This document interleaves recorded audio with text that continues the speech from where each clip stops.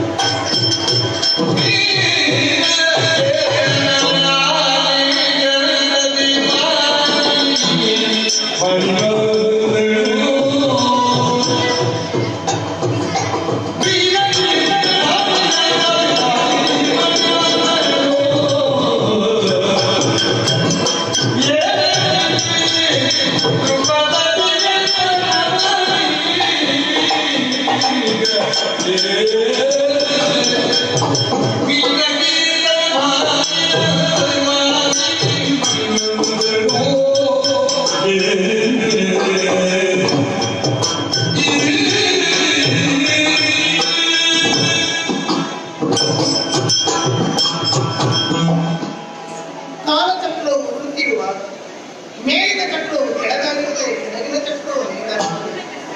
ಬಡವ ಬಲ್ಲಿದನಾಗುತ್ತಾನೆ, ಎಳೆದನು ಎಳೆದಾಗುತ್ತದೆ ಎನ್ನುವಂತಹ ಕವಿವಾಣಿ ಎಷ್ಟೊಂದು ಸತ್ಯವದು.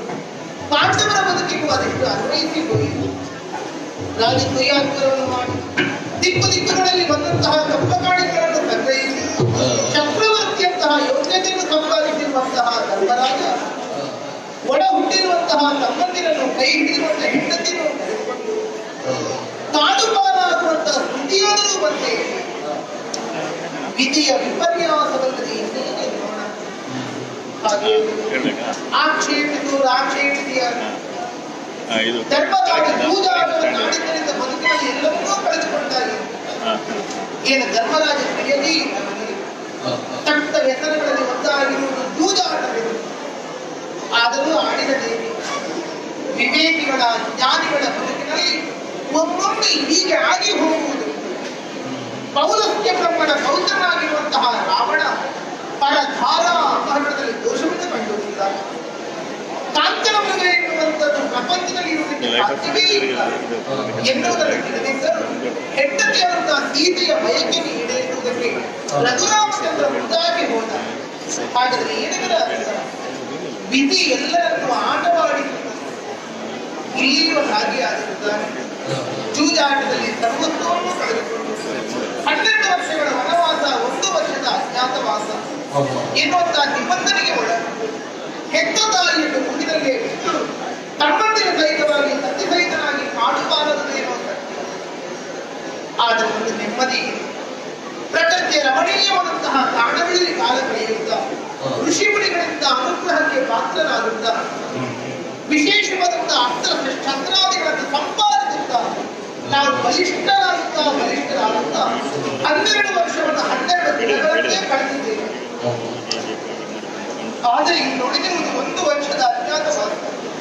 ಎಲ್ಲಿ ಕಳೆಯೋಣ, ಹೇಗೆ ಕಳೆಯೋಣ ಎನ್ನುವ ಹಾಗೆ ನಾವೇ ಚಿಂತೆ ಮಾಡಿ ಆ ಬಳಿಕ ವಿರಾಟ ನಗರದಲ್ಲಿರುವುದೇ ಸೂಕ್ತವಾದದ್ದು ಎನ್ನುವುದನ್ನು ತಿಳಿದು ನಾವೆಲ್ಲರೂ ಒಂದೊಂದು ಬಗೆಯ ವೇಷವನ್ನಾಂತು ವಿರಾಟ ನಗರವನ್ನೇ ಹೋಗಿ ಸೇರಿಕೊಳ್ಳುತ್ತಾ ಇದ್ದೇವೆ. ನೀನು ಹೇಗೆ ಕಾಲ ಕಳೆಯುತ್ತೆ ಎನ್ನುವ ಹಾಗೆ ಕೇಳಿದಾಗ ಸೈರಂಧ್ರಿಯ ರೂಪವನ್ನಾಂತು ನಾನು ಅಲ್ಲಿವರೆಗಾಗಿ ಗಮನಿಸುತ್ತೇನೆ. ಸತ್ಯವಲ್ಲ, ಆ ದಿವಸದ ರಾಜಕೀಯ ಅವಪ್ರದದ ನಾಗರಿಕರಾಗಿ ಪರಿಭೂತವಾಗಿರುವಂತಹ ನಾನು, ಸಾಮ್ರಾಜ್ಯ ಎನ್ನುವಂತಹ ನೆಗಳಿಕೆಗೆ ಪಾತ್ರರಾದಂತಹ ನಾನು ಯಾರದ್ದೂ ಒಬ್ಬಳ ಸೇವೆಯನ್ನು ಮಾಡುತ್ತಿರುವಂತಹ ಹೊತ್ತಿನಲ್ಲಿ ದಾಸಿಯಾಗಿ ಹೋಗುವುದಕ್ಕೆ ಸಾಧ್ಯವಿಲ್ಲ. ಒಬ್ಬಳು ಪರಿಚಾರಕ್ಕೆ ದಾಸಿಯೇ ಹೋಗುತ್ತಾಗಿದ್ದರೆ ರಾಣಿಯ ಕಾಲು ಮುಟ್ಟಬೇಕಾಗುತ್ತದೆ. ಅದು ಸೂಕ್ತವಾದುದಲ್ಲ. ನನ್ನ ಯೋಗ್ಯತೆ ಅದು ಭೂಷಣವಾಗುವುದಲ್ಲ. ಸೈರಂಧ್ರಿಯ ಇವತ್ತೇನಿದಾದರೆ ಕೇವಲ ರಾಣಿಯ ತಲೆ ಮುಟ್ಟುವುದು ಮಾತ್ರ. ಆದ್ದರಿಂದ ರಾಣಿಯ ಕೇಶಾಲಂಕಾರ ಮಾಡಿಕೊಂಡಿರುತ್ತೇನೆ ಎಂಬ ಹಾಗೆ ಹೇಳಿರುತ್ತದೆ. ಹಾಗೆ ಜಗಳಿಗಾಗಿ ನಾನು ದಾರಿ ಬರುತ್ತಿದ್ದರೆ ನನ್ನನ್ನು ಕಂಡಂತ ಒಬ್ಬೊಬ್ಬರು ಒಂದೊಂದು ಬಗೆಯ ಮಾತನಾಡುತ್ತಾ ಇದ್ದಾರೆ. ಅದು ಏನೆಂಬೆ ಧ್ರುಪದರಿಯ ಬರಲ ಎನ್ನುವ ಹಾಗೆ ಒಂದು ಕಾಲದಲ್ಲಿ ಹೇಳಿದೆ.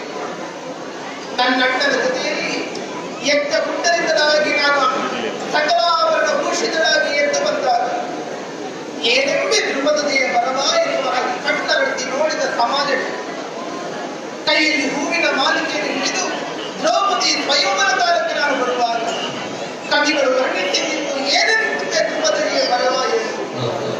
ಅದಲ್ಲ, ರಾಜಕೀಯದ ಕಾಲದಲ್ಲಿ ಧರ್ಮರಾಜನ ಜೊತೆಯಲ್ಲಿ ಗಂಭೀರವಾದ ಹೆಜ್ಜೆಯಿಟ್ಟು ಎದ್ದ ಮಟ್ಟದ ಕಡೆಗಾಗಿ ಬರುವಾಗ ಬಾಯಿ ತುಂಬಿ ಹೇಳಿದ್ದೆ ಏನೆಂಬೆ ಧ್ರುಪದರಿಯ ಬರಲ.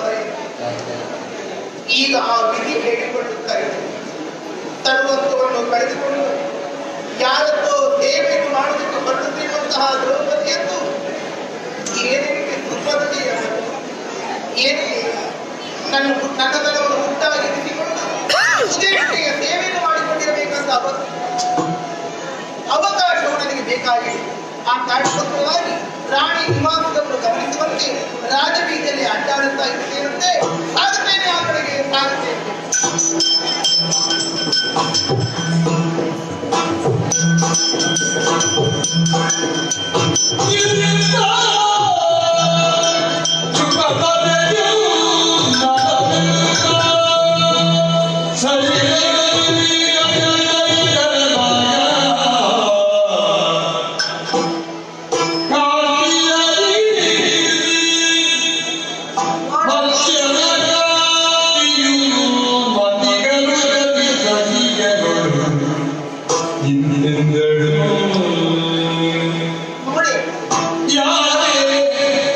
ಬಂದವರು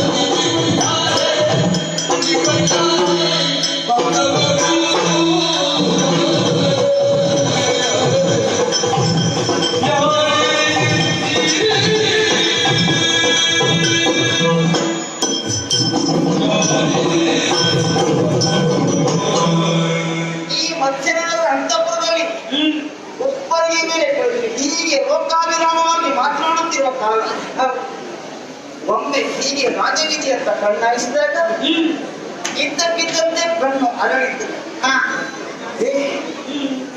ನೋಡಿ ಕಳಿಸಿ ಏನು ಯಾವ ಮುನಿ ಕಡೆಗೆ ಬರುತ್ತಿದ್ದಾಳೆ ನೋಡಿದೆಯಲ್ಲ ಅವಳ ಸೌಂದರ್ಯವನ್ನು ಹೇಗೆ ನೋಡಬೇಕಂತ ಕಳಿಸುತ್ತದೆ. ನಾವು ಇದುವರೆಗೂ ಕಂಡಿದ್ದೇವೆ ಇಲ್ಲ. ಈ ಮತ್ಸ್ಯನಗರದಲ್ಲಿ ಇಷ್ಟು ಮುದ್ದಾದ ಇಷ್ಟು ಚೆಲುವಾದ ಹೆಣ್ಣು ಇರುವುದಕ್ಕೆ ಸಾಧ್ಯವೂ ಇಲ್ಲ. ಯಾರೇ ಬಂದವರು ಯಾರು ಈ ಸುಧಿಷ್ಣಾದೇವಿಯ ಮನಸ್ಸನ್ನು ಸೆಳೆಯುವಂತ ಅಪ್ರತಿಮವಾದಂತ ರೂಪರಾಶಿ ಈ ಕಡೆಯೇ ಬರುತ್ತಿದ್ದಾಳೆ. ಒಮ್ಮೆ ಅವಳ ಗೌರವಿಕೆಯನ್ನು ಕೊಡುತ್ತೇನೆ. ಮದಗಡೆ ಯಾನೆಯಾಗಿ ಹೆಜ್ಜೆಯ ಮೇಲೆ ಹೆಜ್ಜೆ ಇಟ್ಟು ಬರುತ್ತಿರುವಾಗ ಮಾನವ ಮದನಾಮೆಯು ನಮ್ಮ ಅಭಿಮುಖವಾಗಿ ಬರುತ್ತಿದೆಯೋ ಎಂಬಂತ ಭಾವನೆ. ಇದನ್ನು ಯಾರಾಗಿರ್ಬೋದು ಎಲ್ಲಿಯವರಾಗಿರ್ಬೇಕು ಎಲ್ಲಿಯವಳು ಈ ಕಡೆಗೆ ಯಾಕಾಗಿ ಬರ್ತಾ ಇದ್ದಾರೆ ಅವಳನ್ನು ಕಂಡಾಗ ಹೃದಯದ ಆಳದಲ್ಲಿ ನೂರಾರು ಪ್ರಶ್ನೆಗಳು ತಿಳ್ಕೊಳ್ಳಬೇಕೆಂಬಂತ ಆಸಕ್ತಿ. ಒಬ್ಬ ಗಂಡಿನ ಕುರಿತಾಗಿ ಹೆಣ್ಣು ಆಸಕ್ತಿಯನ್ನು ತಿಳಿದರೆ ತಪ್ಪಲ್ಲ, ಅದು ವಿಶೇಷವೂ ಅಲ್ಲ. ಹೆಣ್ಣವಳು ಹೆಣ್ಣಿನ ಬಗ್ಗೆ ಅರಿಬೇಕು ಅಂತ ಕುತೂಹಲಕ್ಕೆ ಮುಂದಾದರೆ ಅವಳಿಗೆ ವಿಶೇಷವನ್ನು ತೋರುತ್ತಾರೆ. ನಿಜ ವಿಶೇಷ ಸೌಂದರ್ಯವನ್ನು ಹೊತ್ತಂತಾಗಿ ಹೆಣ್ಣು ಯಾರು ನಾವು ಇದಕ್ಕೆ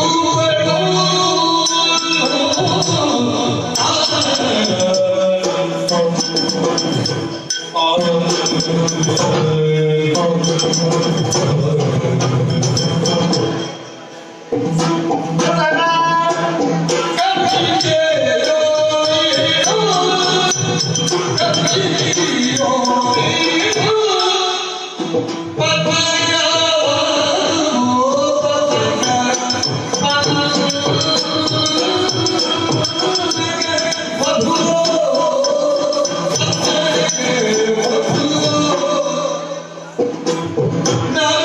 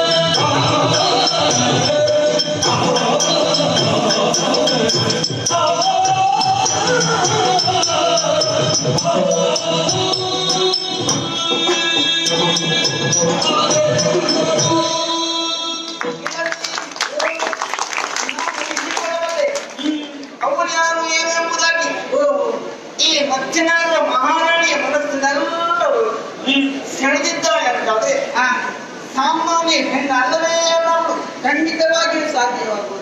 ಎಲ್ಲಿಯವರು? ಇಲ್ಲಿಯವರು ಮೇಲಿನ ಹೆಣ್ಣವರು. ಮೇಲಿನವರಂದ್ರೆ ಸುಮದ ಕನ್ನಿಕೆ. ಓ ಈ ರೀತಿಯಾಗಿ ನಮ್ಮನೆಗೆ ಸಾಗಿ ಹೋಗ್ತಿದ್ದಾಳೆ ಅವಳು. ನೋಡಿ ಆ ಆ ನಟ ಶಿಖಾಂತವಾಗಿ ಎದ್ದಿದ್ದು ದೋಷ ಇಲ್ಲ. ಆ ಮುಖದಲ್ಲಿ ಎಂತ ಬಳ, ಹೌದು. ಪ್ರತಿಯಾಗಿ ಆ ಕಣ್ಣಿನಲ್ಲಿ ಎಂತ ತೀಕ್ಷ್ಣತೆ ಮತ್ತು ಕಾಂತಿ, ಏನೇನೋ ಕಳಕೊಂಡ ಭಾವನೆಗಳಿದ್ದರೂ ಆ ಅವನನ್ನ ಮರೆಮಾಚಿ ಮುನ್ನುಗ್ಗುತ್ತಿದ್ದಾಳೆ. ಹೌದು. ದೇವನಾರಿ ಅನುಮಾನ ಇಲ್ಲ. ಅಮ್ಮ ದೇವನಾರಿ ಆಗುವುದಕ್ಕೆ ಸಾಧ್ಯವೇ ಇಲ್ಲ. ಅವರ ಬಗ್ಗೆ ನಾನು ತಿಳಿದುಕೊಂಡಿದ್ದೇನೆ. ಯಾಕೆ ಕಣ್ಣನ್ನು ಬಿಟ್ಟರೆ ಬಿಸಿಗಣ್ಣೀರು ಕಣ್ಣು ಮುಚ್ಚುವುದೇ ಇಲ್ಲಂತೆ. ಅಷ್ಟೇ ಅಲ್ಲ, ಭೂಮಿಗೆ ಕಾಲೆನ್ನುವುದಾಗುವುದಕ್ಕೆ ಸಾಧ್ಯವಿಲ್ಲ. ದೇವತೆಗಳೆಲ್ಲರೂ ಅನಿಮಿಷವೆಂಬುದಾಗಿ ಅಲ್ವೇ? ಹೌದು. ಭೂಸ್ಪರ್ಶ ಮಾಡುವುದಿಲ್ಲ, ಕಣ್ಣನ್ನು ಮುಚ್ಚೋದಿಲ್ಲ. ಅವರು ಭೂಮಿಗೆ ನಡ್ಕೊಂಡು ಬರ್ತಾ ಇದ್ದಾಳೆ, ಕಣ್ಣನ್ನ ಮುಚ್ಚುತ್ತಾ ಇದ್ದಾಳೆ. ದೇವ ಹಾ ಏನು ಇವಳೆ ಆ ಇವಳೆ ಯಾರು ಹೇಳಿದ್ದು ಆ ಉರಗಲೋಕದ ಕನ್ಯರು. ಓಹೋ ಹಾ ಮತ್ಸ್ಯ ಕನ್ಯರು ಒಂದು ಕಡೆಯಲ್ಲಿ, ಆ ನಾಗ ಕನ್ಯರು ಮತ್ತೊಂದು ಕಡೆಯಲ್ಲಿ. ಇವಳು ನಾಗ ಕನ್ಯೆ ಅನುಮಾನ ಇಲ್ಲ.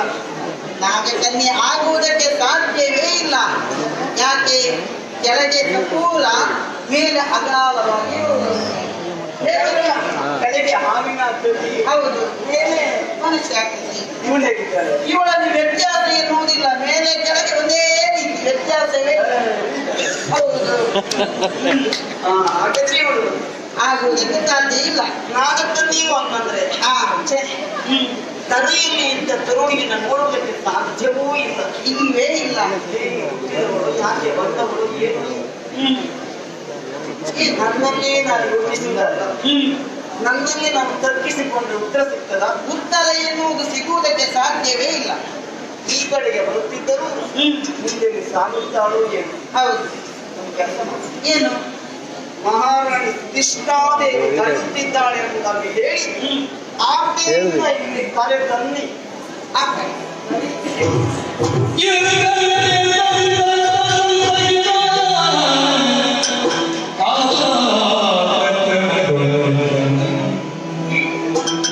ಮಹಾರಾಣಿಯವರ ಅಪ್ಪಣೆಯಾಗಿದೆ. ಆದಷ್ಟು ಬೇಗನೆ ನೀವು ಅಲ್ಲಿಗೆ ಬರ್ಬೇಕಂತೆ. ಬನ್ನಿ.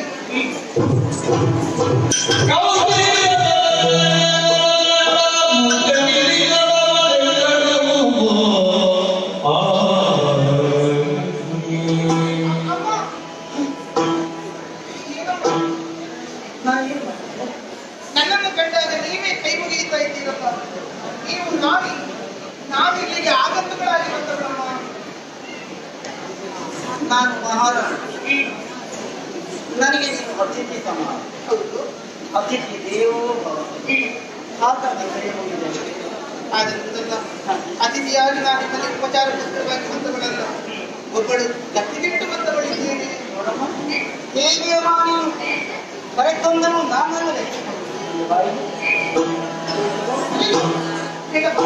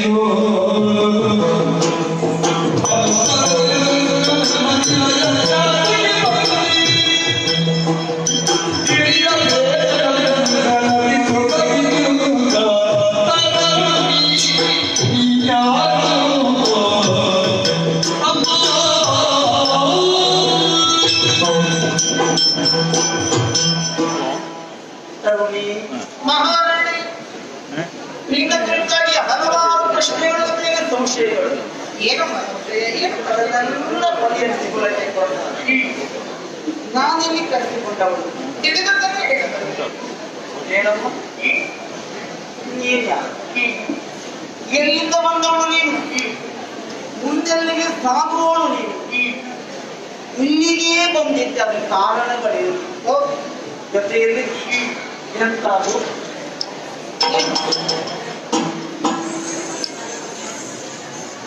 ಏನಮ್ಮ ಇದು? ಯಾವುದು? ನಿನ್ನ ಮೈಯನ್ನು ಮುಟ್ಟಿದಾಗ ಬೆಂಕಿ ಮುಟ್ಟಿದ ಅನುಭವ. ಬೆಂಕಿಯಿಂದ ನೀನು ಎದ್ದು ಬಂದೆಯೋ ಎಂಬಂತ ಭಾವಗಳು. ಇಲ್ಲ ತಾಯಿ. ವರತಾಪಗಳು ಬಂದಾಗಲೂ ದೇಹಗಳು ಹೃದಯದ ತಾಪ ಹೆಚ್ಚಾದರೆ ದೇಹಗಳು ಇರುವಂತ ಅನುಭವ ನನಗೆ ಗೊತ್ತಾಯ್ತು. ಅತಿಯಾದ ದುಃಖ, ಅತಿಯಾದ ನೋವೆಂಬಂತ ಅಗ್ನಿಯನ್ನ ಒಳಗಡೆ ಬಚ್ಚಿಟ್ಟುಕೊಂಡವನು ನೀನು. ಹಾಗಾಗಿ ನೀನೊಳಗೆ ಯಾವ ಹೊತ್ತಿ ಉಳಿಸ ಸತ್ಯ ತಾಯಿ. ಯಾರ ಮನೆ ಸುತ್ತಲೂ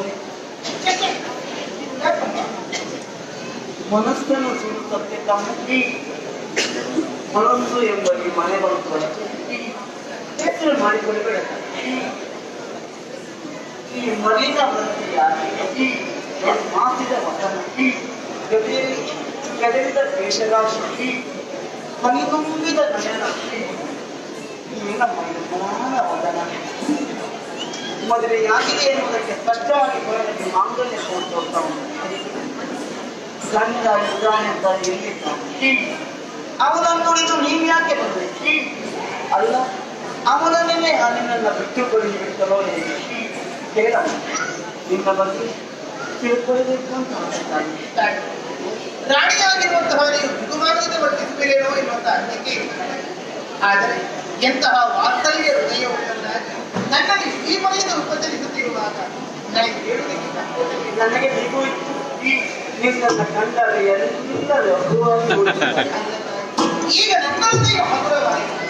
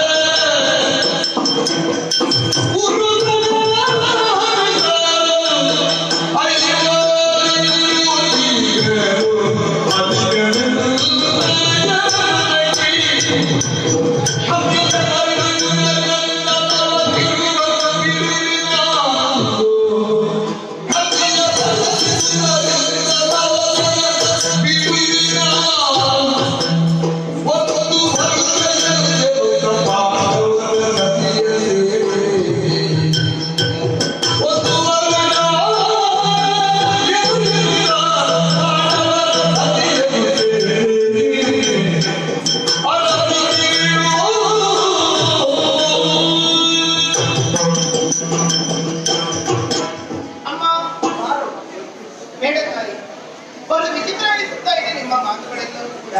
ನಾನು ಅಪರಿಚಿತನಾದರೂ ಕೂಡ ನನ್ನ ಬಗ್ಗೆ ಏನೊಂದು ಸಂದೇಹಗೊಳ್ಳದೆ ಆಶ್ಚರ್ಯಚಕಿತರಾಗಿದ್ದರು ಒಂದು ಬಗೆಯ ಉಪಚಾರವನ್ನು ಮಾಡುತ್ತಾ ಇರುವುದಷ್ಟೇ ಅಲ್ಲ, ನಿಮ್ಮ ಕಲ್ಲಂಗದ ಸನಿಹದಲ್ಲಿ ಕೊಳ್ಳಿರುವುದಕ್ಕೆ ಅವಕಾಶವನ್ನೂ ಮಾಡಿಕೊಡುತ್ತೇವೆ. ಬೇಡಕಾರಿ ನನಗೂ ನನ್ನ ಗರಿವಿಲ್ಲದಾಗಿ ಕೈಗಳು ಒಂದಾದವು. ನನ್ನ ಗರಿವಿಲ್ಲದಾಗ ನಿನ್ನನ್ನು ಕಂಡಾಗ ಸಿಡುಗಾಗಿತ್ತು. ನನ್ನೊಳಗೆ ನಾನು ದೃಷ್ಟಿಸಿಕೊಳ್ತಾ ಇದ್ದೇನೆ. ಈಗ ಏನಮ್ಮ ನಿನ್ನನ್ನು ಕಂಡಾಗ ನನಗೆ ಯಾಕೆ ಈ ಭಾವಗಳು? ಈ ನಿನ್ನನ್ನು ಕಂಡಾಗ ನನಗೆ ಯಾಕೆ ಈ ಮಧ್ಯನಗರಿಯಲ್ಲಿ ಇರುವಂತಹ ಪ್ರತಿಯೊಬ್ಬರು ನಿಮಗೆ ತಲೆಬಾಗುತ್ತಾರೆ. ಆದ್ರೆ ನೀವು ನನ್ನನ್ನು ಕಂಡಾಗ ವಿಚಲಿತರಾಗಿದ್ದೀರಿ. ನಾನೇನು ಗೊತ್ತಿದ್ದಾರೆ, ನಾನು ಈ ಊರಿನವಳಲ್ಲ, ಹೆಚ್ಚಿನ ಈ ಲೋಕದವಳೇ ನಾನಲ್ಲ. ನಾನು ಮಾನವ ಲೋಕದ ಹೆಣ್ಣಲ್ಲ. ನಾನು ಕೆಳಗಿನವಳೆ ಚೈತ್ಯ ಕೆಳಗಿನಿಂದ ಮೇಲಿದ್ದವಳಲ್ಲ. ಹಾಗೆ ಮೇಲಿಂದ ಕೆಳಗೆ. ಹೌದು, ನಾನು ಮೇಲಿನ ಲೋಕದವಳು. ಮೇಲೆ ಹೌದು, ಅಷ್ಟು ಮೇಲಿಂದ ಇಷ್ಟು ಕೆಳಗೆ ಯಾಕೆ ಬರುತ್ತಾಯಿ? ಪ್ರಸಂಗವೇ ಹಾಗೆ ಬರುತ್ತಾಯಿ. ಕೆಲವು ಪ್ರಸಂಗ ಕೆಲವರನ್ನು ಬಹಳ ಮೇಲೆ ಇಟ್ಟಿರುತ್ತದೆ, ಕೆಲವು ಪ್ರಸಂಗ ಕೆಲವರನ್ನು ಬಹಳ ಪ್ರಪಾತಕ್ಕೆ ಕಳ್ಳಿ ಹಾಕುತ್ತಲ್ವ. ನಿನಗೆ ಈ ಪ್ರಸಂಗದಲ್ಲಿ ಯಾರು ಕಂಡಿದ್ದು ಅಥವಾ ನೀನು ಇಳಿದಿದ್ದು? ಇಲ್ಲ ತಾಯಿ, ವಿಧಿಯೇ ನನ್ನನ್ನು ಈ ಬಗೆಯಲ್ಲಿ ಇಳಿಸಿತು ಎಂದರೆ ತಪ್ಪಲ್ಲ. ಇಳಿಯುವುದಕ್ಕೂ ತಳ್ಳುವುದಕ್ಕೂ ವ್ಯತ್ಯಾಸ ಉಂಟು. ಅದು ಇಳಿದವನು ಏರ್ತಾನೆ, ಹಾ ನಿತ್ಯವಾಗಿ ಇಳುವುದು ಕಷ್ಟ. ಕಷ್ಟವಾಗಿದೆ. ಅಮ್ಮ, ನಾನು ಮೇಲ್ಲೋಕದವಳು ಅಂತ ಹೇಳಿ ಸ್ವರ್ಗಧಾಮದವಳಲ್ಲ. ಮತ್ತೆ ನಾನು ಗಂಧರ್ವನ ಹೆಣ್ಣು ಮಗಳು. ಕೇಳೆ ನಾನೇನಿಲ್ವಾ ಸುಲಭವಾಗಿ ಅಂತ ಹೇಳಿದ್ರೆ ನೀನು ಅಲ್ಲ ಅಂತ ಹೇಳಿದ್ದೆ. ಈಗ ನಾನು ಬಹಳ ಬದಲಾಗಿದ್ದೇನೆ. ಮೊದಲವಾಗಿದ್ದು ದೇವತೆಗಳು ಬಿಟ್ಟುವುದಿಲ್ಲ, ಕಣ್ಣು ಮುಚ್ಚುವುದಿಲ್ಲ, ಕಟ್ತಾರೆ ಕಣ್ಣು ಮುಚ್ತಾರೆ. ಹೌದಾ? ಅಮ್ಮ, ಗಂಧರ್ವ ಲೋಕದ ಹೆಣ್ಣು ಅಂತ ಹೇಳಿದರೆ ಈ ಭೂಲೋಕಕ್ಕೆ ನಾನು ವಾಸಿಸುವುದಕ್ಕೋಸ್ಕರವಾಗಿ ಬಂದುದರಿಂದಲೇ ಭೌಮದ ವಾಸನೆಯನ್ನು ತೀರಿಸಿಕೊಂಡಿದ್ದೆ. ಅದು ಈ ಭೂಮಿಯ ಮಣ್ಣನ್ನು ಸ್ಪರ್ಶ ಮಾಡಬಾರ್ದು. ದೇವತೆಗಳಿಗೂ ಮಕ್ಕಳಾಗಿದ್ದೀವಿ ಆಗಿದೆ. ಮತ್ತೆ ಅದು ಸ್ವರ್ಗದ ಮೊದಲಾಗುತ್ತದೆ ಕೇಳಿದ್ರೆ ಇಲ್ಲ. ತಾಯಿ ಗಂಧರ್ವ ಲೋಕದಲ್ಲಿ ಗಂಧರ್ವ ಲೋಕದ ಹೆಣ್ಣಿನ ಮದುವೆಯಾಗಿದೆ. ಗಂಡ ಅಲ್ಲ, ಗಂಡಂತಿರಿದ್ದಾರೆ. ಎಷ್ಟು? ಒಬ್ಬರಲ್ಲ, ಇಬ್ಬರಲ್ಲ, 5 ಜನ ಗಂಡಂತಿರ್ತಾರೆ.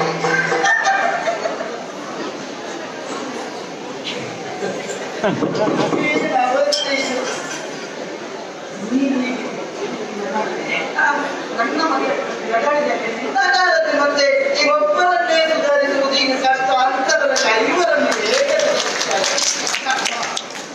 ನಿಮ್ಮ ಒತ್ತಿನಲ್ಲಿರುವಂತೆ ಹೆಣ್ಣು ಮಕ್ಕಳೆಲ್ಲ ನನಗೆ 5 ಜನ ಗಂಡಂದಿರಿದ್ದಾಗ ಬಿದ್ದು ಬಿದ್ದು ನಗಡುತ್ತಾ ಇದ್ದಾರೆ. ಇನ್ನು ಮದುವೆಯಾದ ಹಾಗೆ ಕಾಣುವುದಿಲ್ಲ. ಈಗಲೇ ಸುಧಾರಿಸಿ ಕಷ್ಟ ಆಗಿದೆಯೋ ಏನೋ. ಪ್ರಪಂಚದ ಜ್ಞಾನ ಕಡಿಮೆಯವರಿಗೆ ನಾನು ಬಡ್ಕೊಳ್ತೇನೆ, ಓದಿ ಓದಿ ಓದಿ ಅಂತ ಎಷ್ಟು ಪಡ್ಕೊಂಡು ಓದುತ್ತಿಲ್ಲ. ತಾಯಿ ಭೂಲೋಕವಿಲ್ವ? ವರ್ತಮಾನ ಕಾಲದಲ್ಲಿ ಪಾಂಡವರು 5 ಮಂದಿಗೆ ದ್ರೌಪದಿ ಮತ್ತು ಒಬ್ಬಳು ಹೆಂಡತಿ ಇದ್ದಾಳೆ ಮತ್ತೆ ಎಂಬುದನ್ನು ಮರೆತು ಬಿಟ್ಟರು ಕಾಣುತ್ತದೆ. ಅವರು ಬೇಡವಮ್ಮ, ರಕ್ಷಕನ್ಯಾದಂತ ಮಾರೀಚ ಎನ್ನುವಳು 10 ಜನ ಪ್ರತ್ಯೇಕದಲ್ಲಿ ಒಬ್ಬಳೇ ಹೆಂಡತಿ ಎನ್ನುವುದನ್ನು ಆ ಹೆಣ್ಣು ಮಕ್ಕಳು ತಿಳಿದಿಲ್ಲ ಕಾಣುತ್ತದೆ. ಖಂಡಿತ ಇಲ್ಲ ತಾಯಿ. ಅಂತಹ ಗಂಡರವರು ಫಲಾನ್ವಿತರು. ಅವರ ಜೊತೆಗೆ ಸುಂದರವಾದಂತಹ ಸಂಸಾರವನ್ನು ಕಳೆದುಕೊಂಡು ನಾನಿದ್ದವಳು. ಒಂದು ದಿನ ನನ್ನವರ ಜೊತೆಯಲ್ಲಿ ಹೀಗೆ ವಿಲಾಸದಿಂದ ಇರುವ ಹೊತ್ತಿನಲ್ಲಿ ನನ್ನವರಿಗೆ ಉಣಬಡಿಸುತ್ತಾ ಇರುವ ಹೊತ್ತು ಭೂಲೋಕದ ಗಂಡು ಹೆಣ್ಣಿನ ಕುರಿತಾಗಿ ನಾವು ಮಾತಾಡೋದಕ್ಕೆ ಪ್ರಾರಂಭ ಮಾಡಿದೆವು. ನನ್ನ ಗಂಡಂದಿರಲ್ಲೇ ಹೇಳಿದರು, ಏನು ಭೂಲೋಕದಲ್ಲಿ ಯಾವಳೇ ಒಬ್ಬಳು ಹೆಣ್ಣಾಗಿರಲಿ ಗಂಡಿನ ಆಧೀನದಲ್ಲೇ ಬದುಕಬೇಕೇ ಹೊರತು ಹೆಣ್ಣಿಗೆ ಸ್ವಾತಂತ್ರ್ಯವೆನ್ನುವುದು ಇಲ್ಲ ಅಂತ ಹೇಳಿದರು. ಆಗ ನಾನು ಯೋಚನೆ ಮಾಡಿದೆ, ಹಾಗೇನೂ ಇಲ್ಲ. ಹೆಣ್ಣಾದವಳು ಭೂಲೋಕದಲ್ಲಿ ಸ್ವತಂತ್ರಳಾಗಿ ಬದುಕಬಲ್ಲಳು ಅಂತ ಹೇಳಿದೆ. ನಮ್ಮವರಿಗೆ ಸ್ವಲ್ಪ ಸ್ವಾಭಿಮಾನ ಕೇಳಿದಮ್ಮ. ನಮಗೆ ಹೇಳ್ತಾರೆ ಗಂಡಸರಲ್ವ? ಅಷ್ಟಕ್ಕೆ ಪ್ರಶ್ನೆ ಮಾಡಿದ್ರು. ಸಾಧ್ಯವೇ ಇಲ್ಲ. ಹೆಣ್ಣಾದಳು ದೈಹಿಕವಾಗಿಯೂ ಅಬಲೆ ಇರುತ್ತಾಳೆ. ಅಂತವರಿಗೆ ಪುರುಷನ ರಕ್ಷಣೆ ಬೇಕೇ ಬೇಕು. ಸ್ತ್ರೀಗೆ ಯಾವ ಕಾಲಕ್ಕೂ ಸ್ವಾತಂತ್ರ್ಯವಿಲ್ಲ ಅಂತ ಹೇಳಿದ್ರು. ಮತ್ತೆ ಹೆಣ್ಣಿನಲ್ಲಿ ಹೆಣ್ಣಿನ ಕೀಳನ್ನು ಕಾಣುತ್ತಾರಂತಾದ್ರೆ ಸಮಸ್ತ ಸ್ತ್ರೀಪುರದ ಪ್ರತಿನಿಧಿಯಾಗಿ ನಾನು ಹಾಗೇನೂ ಇಲ್ಲ. ಹೆಣ್ಣಾದಳು ಮಾನಸಿಕವಾಗಿಯೂ ದೈಹಿಕವಾಗಿಯೂ ಪ್ರಾಬಲ್ಯವನ್ನೇ ಹೊಂದಿದವಳಾಗಿರುತ್ತಾಳೆ. ಸ್ವತಂತ್ರವಾಗಿ ಬದುಕಬಲ್ಲಳು ಅಂತ ಹೇಳಿ ಸಂತೋಷವಾದ ನಮ್ಮೆಲ್ಲರ ಧ್ವನಿಯಾಗಿ ನೀವು ಮಾತಾಡಿದೆಯಲ್ಲ, ಅದೇ ನನ್ನ ಬದುಕಿಗೆ ತಿರುವಾಗಿರುತ್ತಾಳೆ. ಅಷ್ಟಕ್ಕೆ ನನ್ನ ಗಂಡಂದರಿಗೆ ಸಿಟ್ಟು ಬಂತು. ಉಳಿದ ಭೂಲೋಕದ ಹೆಣ್ಣು ಮಕ್ಕಳನ್ನು ಬಿಡು, ಅದೇ ಭೂಲೋಕದಲ್ಲಿ ನಮ್ಮನ್ನು ಬಿಟ್ಟು 1 ವರ್ಷ ನೀನು ಸ್ವತಂತ್ರವಾಗಿ ಬದುಕಬಲ್ಲೆಯ ಎನ್ನುವ ಹಾಗೆ ಮತ್ತೊಂದು ಮಾತುಗಳನ್ನು ಆಡಿದರು. ಆವಾಗ ಅಪ್ಪಣೆ ಕೊಡಿ. ಕೇಳಿ, ಇದು ಸ್ವಾಭಿಮಾನ. ನಮಗೆ ಇವನೇ ಆದರ್ಶ. ಅಮ್ಮ, ನಾನೇನೋ ಆ ಬುದ್ಧಿ ಉದ್ವೇಗದಿಂದ ಅಪ್ಪಣೆ ಕೊಡಿ ಅಂತ ಹೇಳಿದ್ದು ಹೌದು. ಆದ್ರೆ ಆ ಬಳಿಕ ಯೋಚನೆ ಮಾಡಿಕೊಂಡಿದ್ದರು.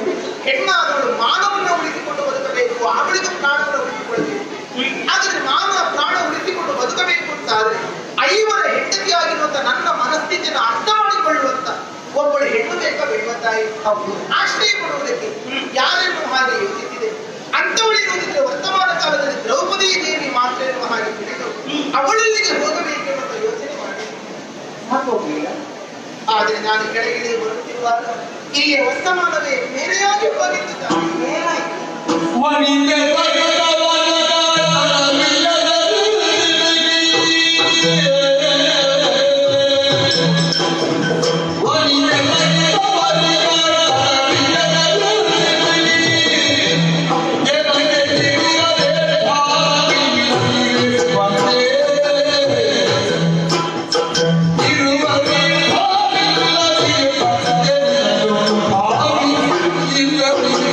Thank you.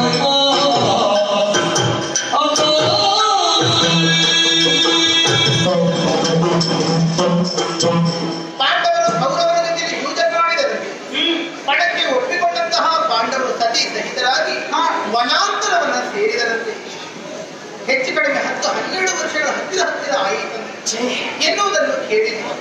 ಹಾಗಾದರೆ ದ್ರೌಪದಿ ದೇವಿಯ ಬಳಿಗೆ ಹೋಗಿ ಆಶ್ರಯ ಪಡೆಯುವಂತಹ ಭಾಗ್ಯ ನನಗಿಲ್ಲದೇ ಹೋಯಿತು. ಹಾಗಾದ್ರೆ ಇನ್ನೇನು ಮಾಡಲಿ ಎನ್ನುವ ಹಾಗೆ ಯೋಚಿಸಿದೆ. ಆಗ 10 ಜನ ನಿಮ್ಮ ಹೆಸರನ್ನು ಹೇಳಿದರು. ಹೌದಮ್ಮ, ಸುದೇಶ್ನ ದೇವಿ ಎಂದು ಹೇಳಿದರೆ ಸಜ್ಜನಿಕೆ ಉಳ್ಳವರು, ಹೆಣ್ಣು ಮಕ್ಕಳ ಕುರಿತಾಗಿ ಕರುಣಾರ್ಥ ಹೃದಯ ಉಳ್ಳವರು, ಆಶ್ರಿತರಿಗೆ ಆಶ್ರಯದಾತರಾದವರು, ಆರ್ತರನ್ನು ಸದಾಕಾಲ ರಕ್ಷಣೆ ಮಾಡುವಂತಹ ಧೀಮಂತ ಮಹಿಳೆ ಎನ್ನುವಾಗಿ ನಿಮ್ಮನ್ನು ಕೊಂಡಾಡಿದರು. ಆ ಕಾರಣಕ್ಕೋಸ್ಕರವಾಗಿ ನಿಮ್ಮಲ್ಲಿಗೆ ಬಂದೆ. ನಮ್ಮ ನಾನು ಯಾಕೆ ಬಂದೆ? ಆಶ್ರಯಕ್ಕೋಸ್ಕರವಾಗಿ. ನನಗೆ ಆಶ್ರಯ ಸಿಗಬೇಕಾದ ಸ್ಥಿತಿ ಪ್ರಾಪ್ತವಾಗಿದೆಯಾಗಿ ನಾನೇನು ಅನಾಥೆ ಅಲ್ಲ. ನನಗೆ ಫಲಾನುಭವಿತರ ಅಂತ ಗಂಡಂದಿರಿದ್ದಾರೆ. ಆದರೂ ನನಗೆ ಆಶ್ರಯ ಬೇಕಾದದ್ದು ಯಾಕೆ? ಕೇವಲ ಒಂದು ಹೆಣ್ಣಿಗಲ್ಲಮ್ಮ ನಿಮಗೆ ಆಶ್ರಯ ಕೊಡಬೇಕಾಗಿದೆ. ಸಮಸ್ತ ಸ್ತ್ರೀ ಕುಲಕ್ಕೆ ನೀವು ಹೊಂದಿ ರಕ್ಷಣೆಯನ್ನು ಕೊಡಬೇಕಾಗಿದೆ. ಸ್ತ್ರೀ ಕುಲದ ಧ್ವನಿಯಾಗಿ ನಾನು ಇಲ್ಲಿವರೆಗಾಗಿ ಬಂದಿದ್ದೇನೆ. ನನಗೆ ನೀವು ಆಶ್ರಯ ಕೊಟ್ಟಿದ್ದಾರೆ. ಹೆಣ್ಣು ಮಕ್ಕಳ ಮಾನವನ್ನು ನೀವು ಉಳಿಸಿಕೊಟ್ಟ ಹಾಗಾಗುತ್ತೆ. 1 ವರ್ಷ ಇಲ್ಲಿ ಉಳಿದುಕೊಳ್ಳುವುದಕ್ಕೆ ನನಗೆ ಅಪ್ಪಣೆ ಕೊಡ್ತೀರಾ ತಾಯಿ? ನನಗೆ ಆಶ್ರಯ ಕೊಡ್ತೀರಮ್ಮ?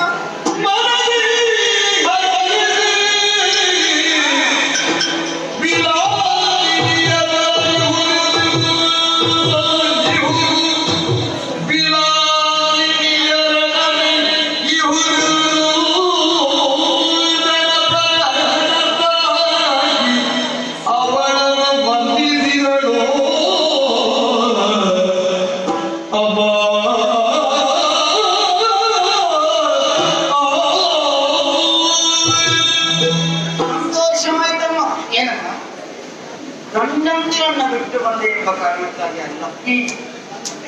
ನಿನ್ನಂತ ಗಂಧರ್ವ ಹೆಣ್ಣಿಗೆ ಅವಕಾಶ ರಕ್ಷಣೆ ಕೊಡುವಂತ ಅವಕಾಶ ಬಂತಲ್ಲ, ಅದಕ್ಕಾಗಿ ಸಂತೋಷಗೊಂಡೆ. ಮಾನವರಿಗಿಂತ ಗಂಧರ್ವರು ಶ್ರೇಷ್ಠರು. ಗಂಧರ್ವರಿಗೆ ನೀವು ಆಶ್ರಯ ಪಡೆದಿರುತ್ತಾರೆ. ನಿಮ್ಮ ಯೋಗ್ಯತೆ ಎಷ್ಟು ದೊಡ್ಡದಾಗಿರ್ತಾರೆ? ನನ್ನ ಯೋಗ್ಯತೆ ದೊಡ್ಡದಾಗುವುದಕ್ಕೋ ಸಣ್ಣದಾಗುವುದಕ್ಕೋ ನಾನು ಇಷ್ಟಪಡುವುದಿಲ್ಲ, ಅದನ್ನು ಬಯಸುವುದಿಲ್ಲ. ಸಂಪತ್ತಿನ 3 ಅವಸ್ಥೆ ಚೆನ್ನಾಗಿ ನಾವು ಬಲ್ಲವರು. ಒಂದು ಭೋಗ, ಇನ್ನೊಂದು ದಾನ ಅಥವಾ ನಾಶ. ಅದು 3 ಆಗಬಾರ್ದು, ಒಳ್ಳೇದೇ ಆಗಬೇಕು ಅಂತ ಒಂದು ದಾನವನ್ನೇ ಮಾಡಬೇಕು. ಒಂದು ಸಂಪತ್ತನ್ನು ದಾನ ಮಾಡುತ್ತಾ ಹೋದರೆ ಕೊಡುವ ದೇವರೇನು ಬರಗಾರಕ್ಕೆ ಬರುವುದನ್ನು ಖಂಡಿತ ಕೊಡ್ತಾನೆ. ಹಾಗಾಗಿ ಮನದೇ ಹರ್ಷಿಸಿ ವಿರಾಸಿಯರೊಡನೆ ಹಾಯಾಗಿ ಕಾಲ ಕಳೆಯುವುದಂತೆ. ಅಮ್ಮ ತಪ್ಪದೇ ಕೂಡ ಗಂಡವಾದಂತ ನಾವು ವಿಲಾಸ ಪ್ರಿಯರೇ ಇವೆ ಹೌದಾಗಿದ್ದರೂ ಕೂಡ ನಾನೀಗ 1 ವರ್ಷದ ತನಕ ಇರುವ ವಿಲಾಸಿಯಾಗಿರುವುದನ್ನು ಆಗ ನಿಮ್ಮಲ್ಲಿ ಒಂದು ಎಚ್ಚರಿಕೆ ಮಾತು ಏನು? 1 ವರ್ಷ ನಾನು ಉಳಿಯಿದ್ದೇನೆ. ಅದಕ್ಕಿಂತ 1 ದಿವಸ ಮೊದಲೇ ಇದು ಹೊರಟು ಹೋಗು ಅಂತ ಹೇಳಿದ್ರೆ ನಾನು ಹೋಗುವುದಲ್ಲ, ಹೇಳುವುದಿಲ್ಲ. 1-2 ದಿವಸ ಹೆಚ್ಚಿಗೆ ಇಲ್ಲಿ ಉಳಿದು ಹೋಗುವಂತ ಪ್ರೀತಿ ತೋರಿಸಿದ್ರು ನಾನು ಉಳಿಯುವುದಲ್ಲ.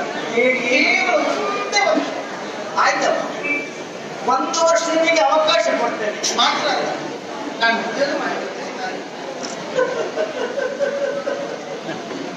ಉದ್ಯೋಗ ನಿಮ್ಮಲ್ಲಿ ಹೆಣ್ಣುಮಕ್ಕಳು ಹೇಗೆ ಕಾಡುತ್ತದೆ? ಹಾಗಲ್ಲ, ಉದ್ಯೋಗ ಇಲ್ಲದೆ ಅಲ್ಲಿ ಗುಸು ಮಾತಾಡುತ್ತಿರುವವರೇ ಹೆಚ್ಚು. ಮತ್ತೆ ನೀನು ಅಂತ ನಿನಗೆ ಏನು ಕೊಡಲಿ ಹೇಳು? ವಿಷಯವು ಉದ್ಯೋಗ ಇಲ್ಲದಿದ್ದು ಇದ್ದ ವ್ಯವಸ್ಥೆಯನ್ನು ಹಾಳು ಮಾಡ್ತಾರೆ. ಅಂತ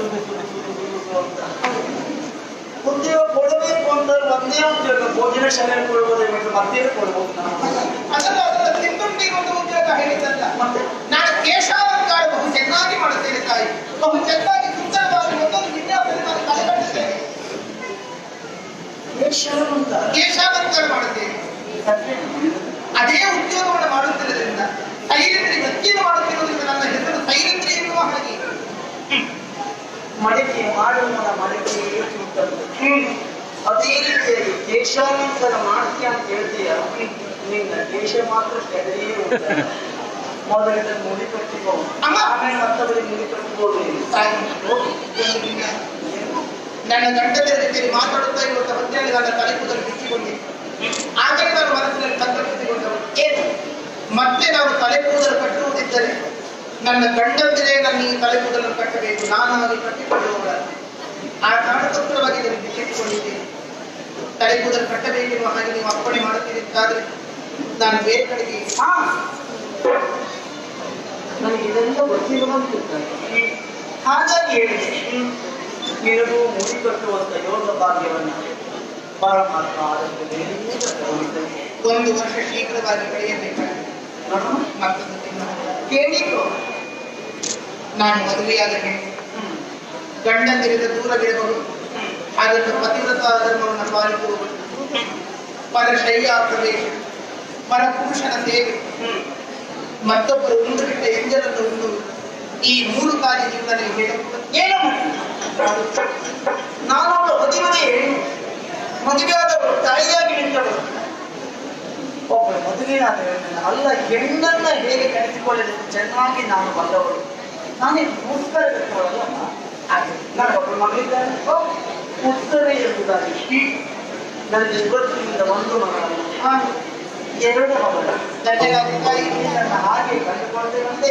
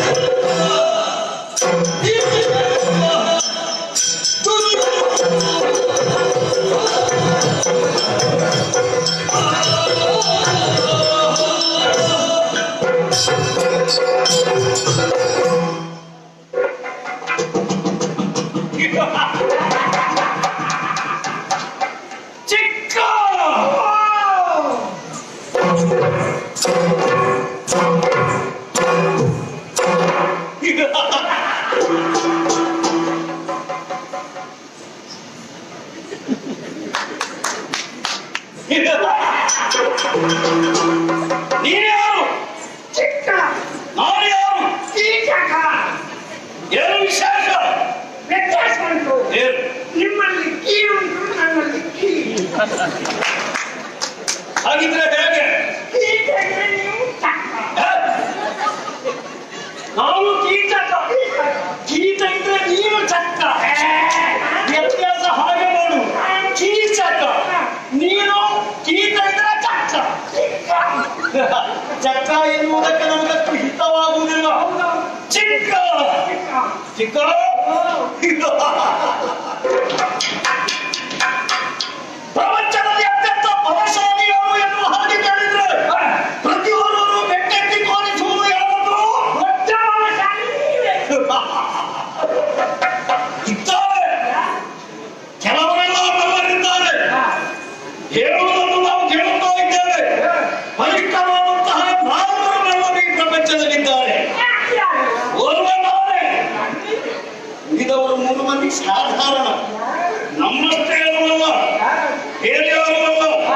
ಜರಾಸಂಧ, ಕೌರವ, ಭೀಮ ನಮ್ಮಷ್ಟೇನೂ ಸಾಮರ್ಥ್ಯ ಅವರಿಗಿಲ್ಲ. ಅವರೇ ಸಾಮರ್ಥ್ಯ ಇದೆ, ಯೋಗ್ಯತೆ ಇದೆ, ಅರ್ಹತೆ ಇದೆ. ಆದ್ರೆ ಏನು ಮಾಡೋಣ? ಏನಿಲ್ಲ. ನಮ್ಮ ಕೇಕೆಯಲ್ಲಿ ಏನಿದೆ? ಏನೂ ಇಲ್ಲ. ಹಾಗೆಂದು ಏನೂ ಇಲ್ಲ ಎನ್ನುವ ಹಾಗೆ ತಿರಸ್ಕಾರ ಮಾಡುವಾಗ ಎಲ್ಲವೂ ನಮಗೆ ಇದೆ. ಅಂದ್ರೆ ಪ್ರಪಂಚದಲ್ಲಿ ಎಷ್ಟು ದಿನದವರೆಗೆ ದುರ್ಬಲವಿರುತ್ತಾರೋ ಅಲ್ಲಿವರೆಗೆ ನಮಗೆ ಎಲ್ಲ ಇದೆ. ಯಾಕೆ ಹೇಳ್ತಾ ಇದ್ದೇನೆ? ವಿರಾಟನವರು ಸಹ ಸಂಬಂಧದಲ್ಲಿ ನಮಗೆ ಭಾವ ಬರೇ ದುರ್ಬಲರಿದ್ದಾನೆ. ಅಕ್ಕನಾದಂತಹ ಸುಧರ್ಷ್ಟ್ರೇ ದೇವಿಯನ್ನು ಅವರಿಗೆ ಮದುವೆ ಮಾಡಿಕೊಟ್ಟವರಿದ್ದೇವೆ. ಆಮೇಲೆ ನಮಗೆ ಏನು ಕೊರತೆ ಇಲ್ಲ ಅಲ್ವಾ? ಅಂದ್ರೆ ನಾವು ಹೇಳಿದ ಹಾಗೆ ನನ್ನ ಅಕ್ಕ ಕೇಳ್ತಾಳೆ, ನನ್ನ ಅಕ್ಕ ಹೇಳಿದ ಹಾಗೆ ಬಾಬಾಗೆ. ಆದ ಕಾರಣ ನಮಗೆ ಏನೂ ಕೊರತೆ ಇಲ್ಲ. ಆದ ಕಾರಣ ನಮಗೆ ಯಾವ ಕೊರತೆಯೂ ಇಲ್ಲ. ಸಂತೋಷದಿಂದ ಜೀವನವನ್ನು ಸಾಗಿಸುತ್ತಾ ಇದ್ದೇವೆ. ಹೌದಾ? ನನ್ನನ್ನು ಈಗ ಪ್ರಪಂಚ ಯಾವ ರೀತಿಯಲ್ಲಿ ಗುರುತಿಸುತ್ತಾ ಇದೆ?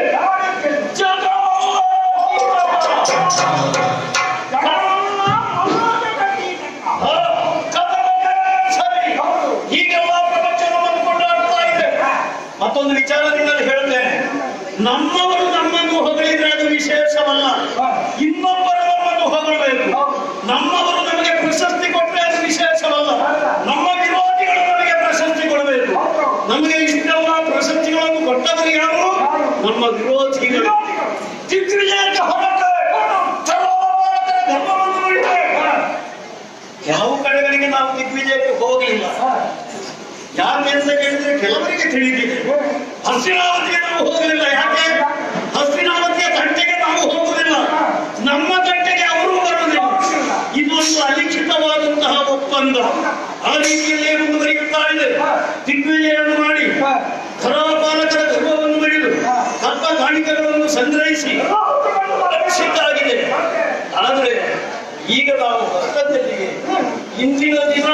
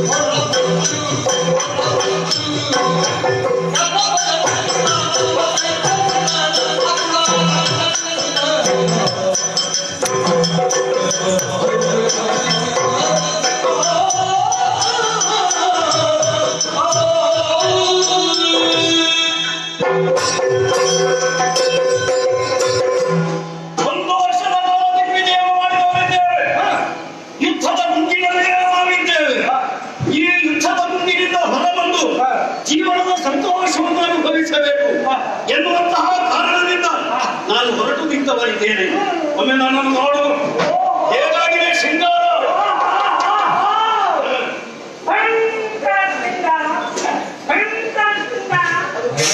ಭಯ ಹುಟ್ಟಿಸ್ತದೇನೋ? ಭಯಂಕರ ಅಂದ್ರೆ ಭಯ ಹುಟ್ಟಿಸಿ. ಹೌದಾ?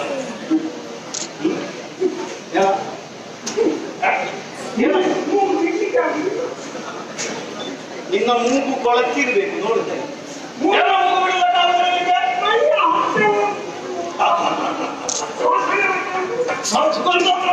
ನಾನು ನೇಮಿಸಿಕೊಂಡವರಿದ್ದೇನೆ. ಎಲ್ಲ ಕಸ್ತೂರಿ, ಕುಣುಕು, ಗಂಧ, ಚಂದನ ಎಲ್ಲ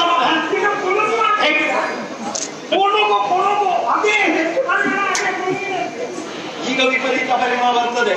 ಕಾರಣ ಉಂಟು, ಸ್ವಲ್ಪ ಹೆಚ್ಚೇ ನಾನು ಹಾಕಿಕೊಂಡದ್ದು. ಇಲ್ಲಿಂದ ನಮ್ಮ ಗಮ್ಯಸ್ಥಾನವನ್ನು ಸೇರುವ ಸಂದರ್ಭದಲ್ಲಿ ಅದೆಲ್ಲ ಕಡಿಮೆಯಾಗಿ ಅಲ್ಲಿರುವವರಿಗೆ ಅದು ಹಿತಮಿತವಾಗುವುದಕ್ಕೆ ಸಾಧ್ಯ. ಮತ್ತೆ ಆಭರಣಗಳೆಲ್ಲ ಹೇಗಾಗಿದೆ ನೋಡು. ನಿನಗಿಂತ ವಿಶೇಷ ಅರ್ಥ ಆಗಿಲ್ಲ. ಹೊರಟು ನಿಂತದ್ದು ಮತ್ತೆ ಎಲ್ಲಿಗೂ ಅಲ್ಲ, ಅಕ್ಕನ ಮನೆಗೆ.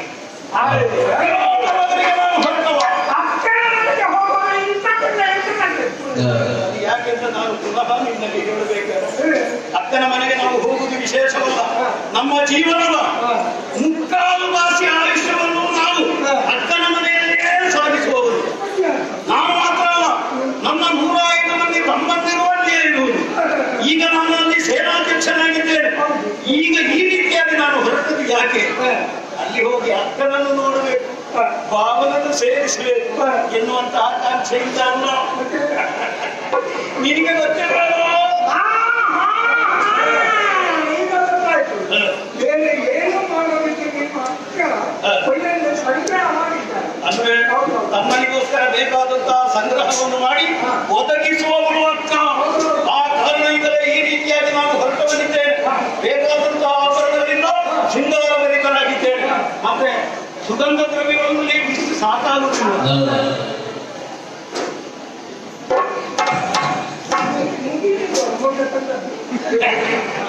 ಅದು ಮುಗಿಲಿಕ್ಕೆ ನಮ್ಮಲ್ಲಿ ಯಾವಾಗ ಬೇಕಾದ್ರೂ ಇರ್ತದೆ, ಯಾವ ದೇಶಕ್ಕೆ ಬೇಕಾದ್ರೂ ಇರ್ತದೆ. ಹೋಗುವುದು ಹೇಗೆ ಅದಕ್ಕೊಂದು ಕ್ರಮ ಉಂಟು.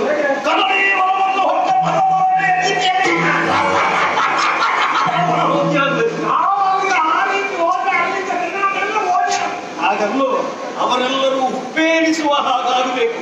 ಯಾವ ರೀತಿಯಲ್ಲಿ ಹೋಗುವುದು ಗೊತ್ತಾ? ಒಂದು ಲೆಕ್ಕಾಚಾರದಲ್ಲಿ ಒಂದು ಬಿರುಗಾಗಿ ಹೋದ ಹಾಗೆ. ಬಿರುಗಾಳಿ ಇದ್ದು ವಿಶೇಷ ಚಂಡ ಮಾರುತ ಹೋದ ಹಾಗೆ. ಪ್ರತಿಯೊಬ್ಬರು ನಮ್ಮತ್ತವೇ ನೋಡಬೇಕು. ನಮ್ಮ ಉದ್ದೇಶವಾಗಿ ಹಾಗಿದ್ರೆ ತಡ ಮಾಡುವುದು ಯಾಕೆ?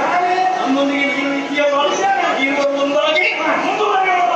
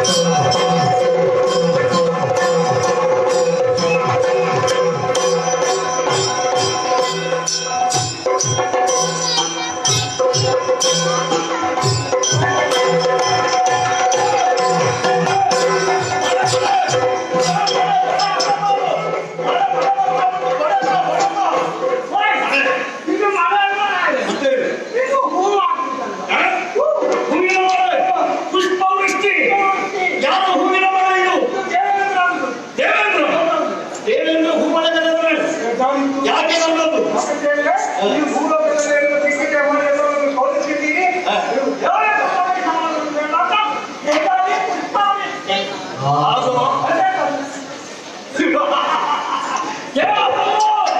ದೇವತೆಗಳ ಪುಷ್ಪವೃಷ್ಟಿಯನ್ನು ಬರೆಯುವುದಲ್ಲ.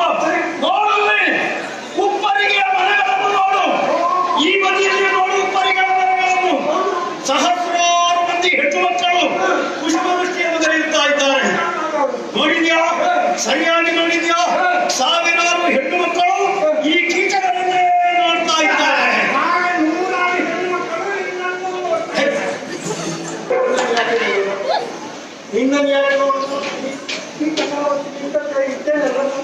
ಆದ್ರೆ ಒಂದು ವಿಷಯ ಹೌದು, ಸಾವಿರಾರು ಮಂದಿಗಳು ನನ್ನನ್ನು ನೋಡ್ತಾ ಇದ್ದಾರೆ.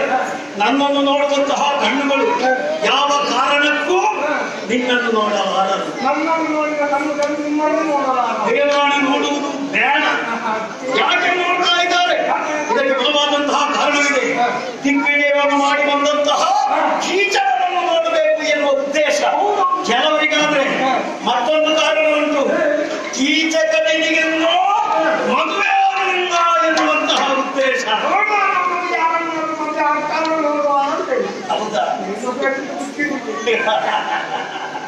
ಹೌದೇನೋ? ಮತ್ತೊಂದು ಕಾರಣ ಉಂಟು. ನಾನು ಮಹಾರಸಿಕ ಎನ್ನುವಂತಹ ವಿಚಾರ ಇಡೀ ರಾಜ್ಯದವರಿಗೆ ತಿಳಿದಿದೆ ಅಲ್ವೇ?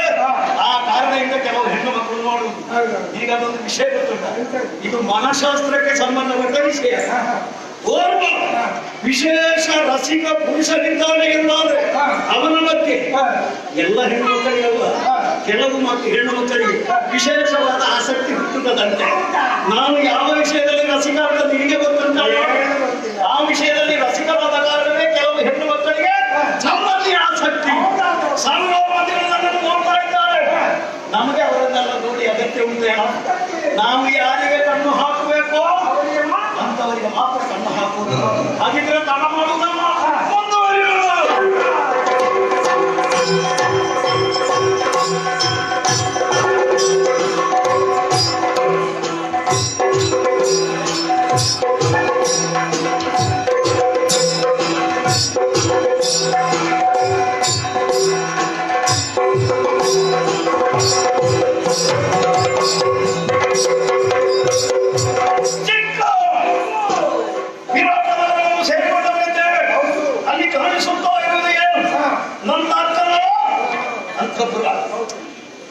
ಇನ್ನು ತಡ ಮಾಡುವುದಲ್ಲ, ಅಕ್ಕನನ್ನು ಕಾಣಬೇಕು ಎನ್ನುವಂತಹ ಆಕಾಂಕ್ಷೆ ಹೆಚ್ಚಾಗುತ್ತಾ ಇದೆ.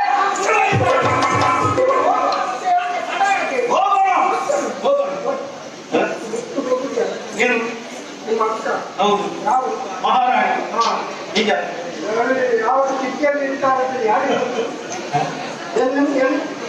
ಯಾವ ಸ್ಥಿತಿಯಲ್ಲಿ ಅಂದ್ರೆ ಅಧಿಕ ಪ್ರಸಂಗ ಮಾತನಾಡಬೇಡ. ನನ್ನ ಹತ್ತಿರ ಯಾವ್ಯಾವ ಸ್ಥಿತಿಯಲ್ಲಿ ಇರುವವರ ಅವರ ಯೋಗ್ಯತೆಯನ್ನು ಗೊತ್ತಾಗಿದೆ. ಮಹಾರಾಣಿ ಎಂದಾದ ಮೇಲೆ ಅದೆಷ್ಟೋ ರಾಜಕೀಯ ಜಂಜಾಟಗಳಿರಬಹುದು, ನಾನಾ ರೀತಿಯ ಯೋಚನೆಗಳಿರಬಹುದು. ಹಾಗೆ ಹೇಳು. ಮತ್ತೆ ನಿಮ್ಮ ಅಕ್ಕ ಯಾವ ಸ್ಥಿತಿಯಲ್ಲಿ ಇರ್ಬೋದು ಅಂತ ಹೇಳುದು ಅಂತ ಹೇಳಿದ್ರೆ ಅಪಾರ್ಥ ಕಲ್ಪಿಸಿದ ಹಾಗಾಗ್ತದೆ. ಹಾಗಿದ್ರೆ ಮಾಡೋಣ, ಹೀಗೆ ಮಾಡೋಣ. ಎಲ್ಲ ಹೋಗಿ ಅಲ್ಲಿ ನೋಡಿ ಪರಿಸ್ಥಿತಿ ಹೇಗುಂಟು ಅಂತ ನೋಡಿ ಬಂದಿದೆ.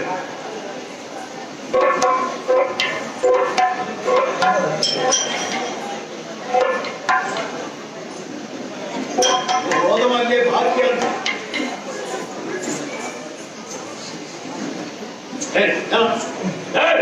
ಯಾಕೆ ಹೇಳ್ತಾ ಇದ್ದೀರಿ? ಅನ್ನುವಂತಹ ಪರಿಸ್ಥಿತಿ ಏನಾಗಿದೆ? ನಿಮ್ಮ ಅಕ್ಕ ಸ್ಥಿತಿ ಗಂಭೀರ ಗಂಭೀರ ಅಂದ್ರೆ ಅರ್ಥ ಆಗಲಿಲ್ಲ ನನಗೆ. ಈಗ ಮತ್ತಿಗೆ ಅಂದ್ರೆ ಭಾರತೀಯ ಪರಿಸ್ಥಿತಿಯಲ್ಲಿ ಬರ್ತಾ ಇದ್ದಾರೆ. ಏನಾಗಿದೆ? ಏನು ಕಟ್ಟೆ ನೀನು? ಏನು ಕಟ್ಟೆ ಹೇಳು? ಮಲಗಿದ್ದಾರೆ. ಕೆಲವು ಹುಡುಗಿಯರು ತಾಳಿ ಹಾಕ್ತಾ ಇದ್ದಾರೆ. ಏನಿಸ್ತಾ ಇದ್ದಾರೆ? ಈ ತಾಳಿ ಎದೆಗೆ ನೀರು ಹಾಕ್ತಾ ಇದ್ದಾರೆ. ಎದೆಗೆ ನೀರು ಹಾಕ್ತಾ ಇದ್ದಾರೆ. ಕುಡಿಯೋದಕ್ಕೆ ನೀರನ್ನು ಏನೇನು ಮಾಡಿದ್ದಾರೆ? ಯಾವತ್ತು ತಾಯಿದ್ದಾರೆ? ಹಾಗೆ ಅವಸರ ಮಾಡಬೇಡ. ಆದಷ್ಟು ಬೇಗನೆ ಅಕ್ಕನನ್ನು ನೋಡಿ ಆಮೇಲೆ ಏನು ಗೆಲ್ಲುವ ಹಾಗೆ ಯೋಚಿಸೋಣ.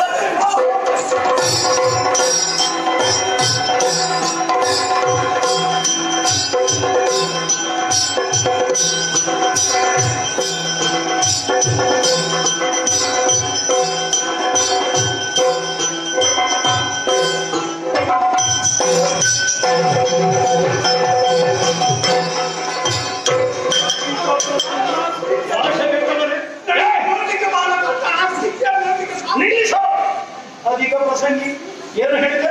ಅಕ್ಕ ಬ್ರಹ್ಮೋತ್ತರ ಸ್ಥಿತಿಯಲ್ಲಿದ್ದಾಳೆ, ಅದೆಷ್ಟೋ ಮಂದಿಗಳು ಬಾಯಿಗೆ ನೀರೇ ಇಡ್ತಾ ಇದ್ದಾರೆ, ಗಾಳಿ ಬೀಸ್ತಾ ಇದ್ದಾರೆ. ನೀನು ಎಣಿಸಿದ್ದು ಹಾಗೆ ನೋಡು, ಅಂತಹ ಪರಿಸ್ಥಿತಿಯಲ್ಲಿ ಇರುವಲ್ಲ ಅಂತವರೊಳಗೆ ಅಕ್ಕ ಕುಳಿತಿದ್ದಾಳೆ. ಅವಳು ಮಹಾರಾಣಿಯವರು ಸಖಿ ವೃಂದವರು ಸೇವೆಯನ್ನು ಮಾಡ್ತಾ ಇದ್ದಾರೆ. ಇಷ್ಟನ್ನು ನಿನಗೆ ಅರ್ಥೈಸಿಕೊಳ್ಳೋದಕ್ಕೆ ಸಾಧ್ಯವಾಗಿರಲಿಲ್ವೇನೋ? ಮತ್ತೆ ಅರ್ಥೈಸಿಕೊಳ್ಳುವುದಕ್ಕೆ ನಿನಗೆ ಆಗಲಿಲ್ಲ. ಎಲ್ಲ ಆಯ್ತು, ಎಲ್ಲವೂ ಆಯ್ತು. ಹೌದಾ? ನೋಡಿದ್ಯೋ ನನ್ನ ಅಕ್ಕ ಕುಳಿತ ಟಿವಿಯನ್ನು ನೋಡಿದ್ಯೋ? ಗಂಭೀರವಾಗಿ ಕುಳಿತಿದ್ದಾಳೆ. ಯಾವ ಟಿವಿ? ಹೌದು. ಈ ತಮ್ಮನಿಗೆ ಇಷ್ಟು ಗತ್ತಿರುವಾಗ ನನ್ನ ಅಕ್ಕನಿಗೆ ಎಷ್ಟು ಇರಬಾರದು? ಎಷ್ಟು ಮಂದಿಗಳಿದ್ದಾರೆ ಸುತ್ತು? 100 ಮಂದಿಗಳಲ್ಲ, 1000 ಮಂದಿಗಳಲ್ಲ, ಅಸಂಖ್ಯ ಸಂಖ್ಯೆಯಲ್ಲಿ ಹೆಣ್ಣು ಮಕ್ಕಳು ನೆನೆದಿದ್ದಾರೆ.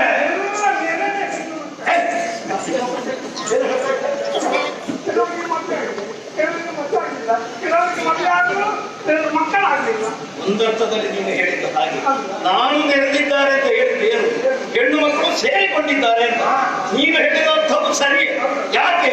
ಎಲ್ಲರೂ ನೆರೆದ ಹೆಣ್ಣು ಮಕ್ಕಳು, ಸಣ್ಣ ಹೆಣ್ಣುಗಳು ಯಾರೂ ಇಲ್ಲ, ವೃದ್ಧೆಯರು ಇಲ್ಲ, ಎಲ್ಲ ಯುವತಿಯರು. ಆ ಮಧ್ಯೆ ನನ್ನ ಅಕ್ಕ ಯಾವ ರೀತಿಯಾಗಿ ರಂಜಿಸುತ್ತಾ ಇದ್ದಾಳೆ ಅವರಿಗೆ ಸರಿಯಾಗಿ. ಹಾಗಿದ್ರೆ ನೀವು ತಡ ಮಾಡುವುದಲ್ಲ, ಮಾತಾಡಿದವರಿಗೆ ಬಡ ಮಾಡಬೇಕು, ಅಡ್ಡ ಬಿಡಬೇಕು, ಅಡ್ಡ ಬಿಡಬೇಕು.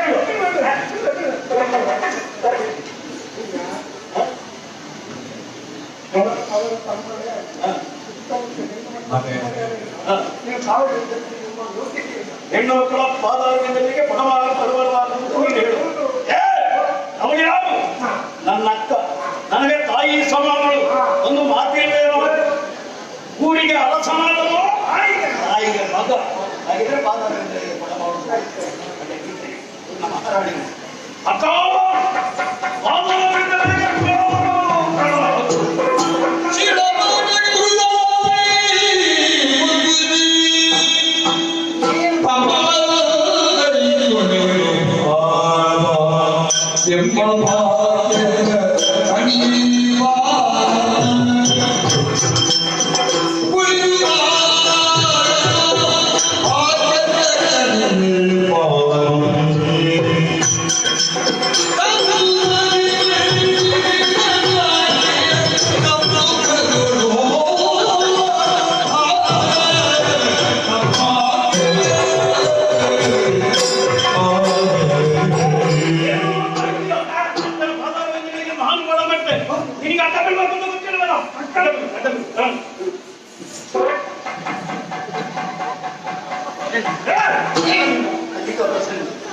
ಇದು ಯಾವ ಕ್ರಮವನ್ನು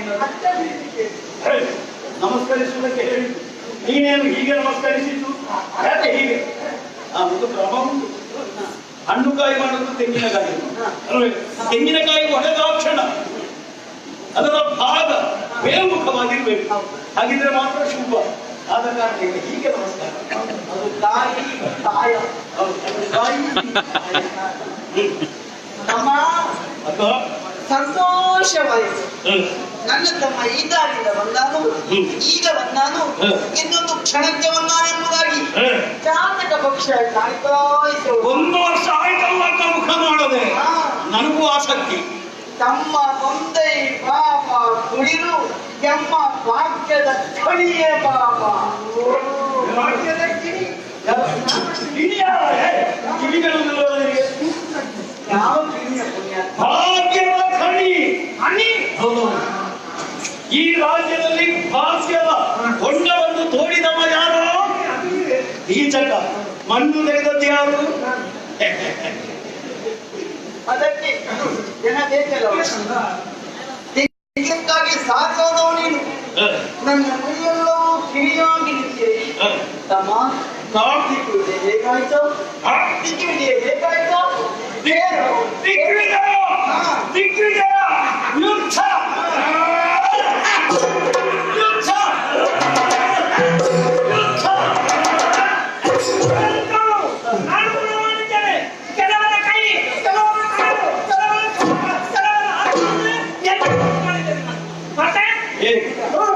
ನನ್ನ ವಿಷಯವನ್ನು ನಾನು ಹೇಳುವುದಲ್ಲ, ಯಾಕೆ ಆತ್ಮ ಪ್ರಶಂಸೆ ಎನ್ನುವುದು ಆತ್ಮಹತ್ಯೆಗೆ ಸಮಾನ.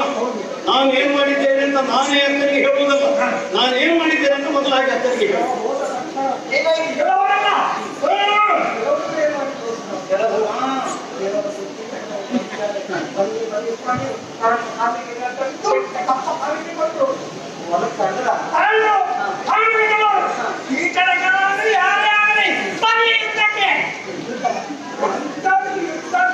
ಹೇಗಾಯ್ತು ಅಂತ ಅವರಿಗಿಂತ ಹೆಚ್ಚು ತುಳಿದವ ನಾವು ಕೆಲವರ ಕೈ ಕಾಲು ಕಣ್ಣು ಮೂಗು ಎಲ್ಲ ಮಾತನಾಡ್ತಿದ್ದೇವೆ.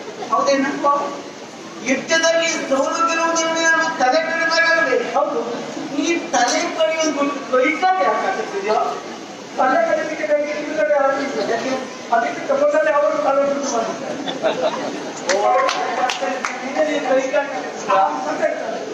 ನಾವು ಮನೆತು ನಿಮ್ಮನ್ನೇ ಇರುವ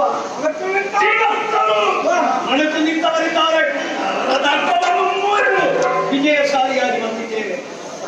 ನಾವೇನು ಮಾಡಿದ್ದೇವೆ? ನಮ್ಮ ಪೌರುಷದ ಪತಾಕೆಯನ್ನು ಹಾರಿಸಿ ಬಂದಿದ್ದೇವೆ. ಸರಿಯಾಗಿದೆ, ಸಂತೋಷ ಆಯ್ತು. ತಮ್ಮ ಸಮ್ಮುಖದಲ್ಲಿ ಆಸನ ಉಂಟು, ನೀನು ವಿರಾಜಿಸಬೇಕು. ಬಂದು ಆಸನದಲ್ಲಿ ಕುಳಿತುಕೊಳ್ಳಬೇಕಂತೆ.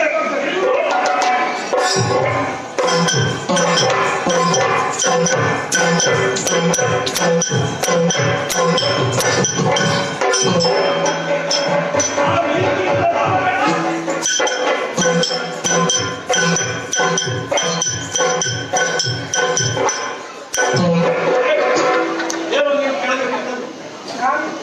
ಮತ್ತೆ ನಾನು ಕೂತ ಮುಂದೆ ಪೀಠ ನಮ್ಮ ಆತ್ಮೀಯ ಜಗನ್ನವರು ಇಲ್ಲಿ ಬಾ. ಮರ್ಯಾದೆ ಹೋಯ್ತಲ್ವಾ?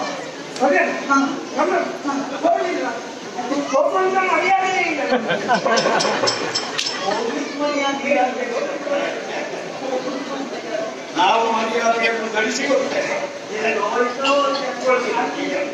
ಸರಿ ತಮ್ಮ, ಆಯಾಸಗೊಂಡವನಿಗೆ ಹೌದು, ನಿನ್ನನ್ನು ನೋಡಿದವನ್ನ ಕೇಳುವುದನ್ನೇ ಮರೆತು ಬಿಟ್ಟು ನಾನು ಏನು ಕುಡಿಯುವುದಕ್ಕೆ ಏನ್ ಬೇಕೋ ಹೇಳು, ಹೇಳು, ಹೇಳು. ನೀನಾದರೂ ಹೇಳಿ.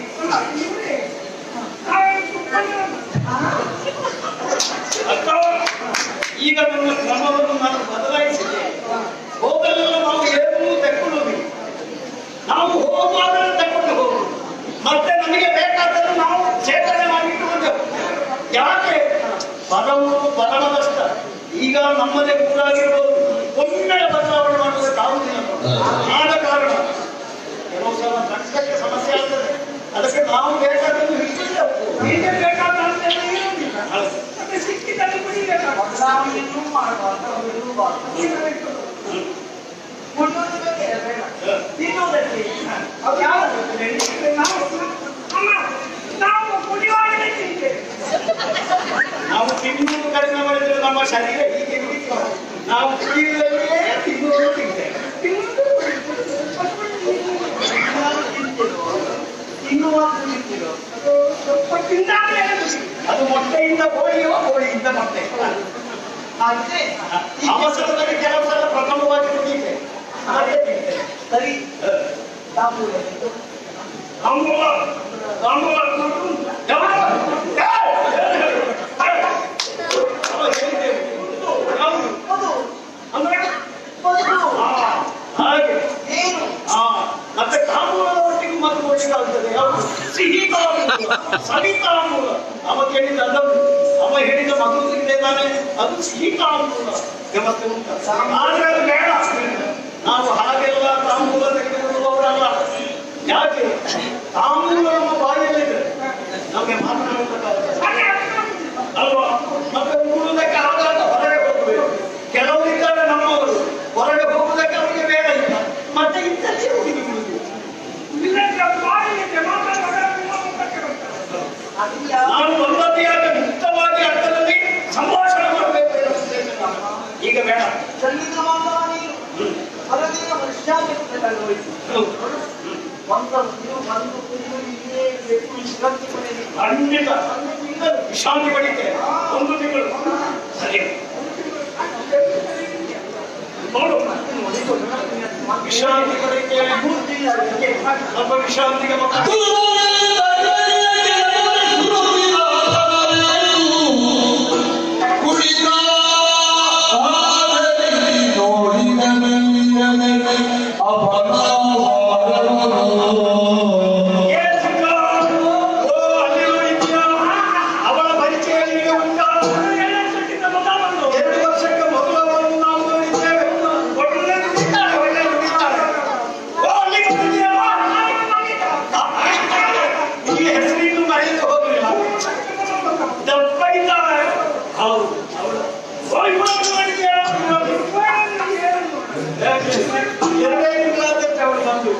ಸ್ವಲ್ಪ ಕುಳ್ಳಗಿದ್ದಾಳೆ ಆದ್ರೂ ಪರವಾಗಿಲ್ಲ ದುಡಿತಾಳೆ ದುಡಿತಾಳೆ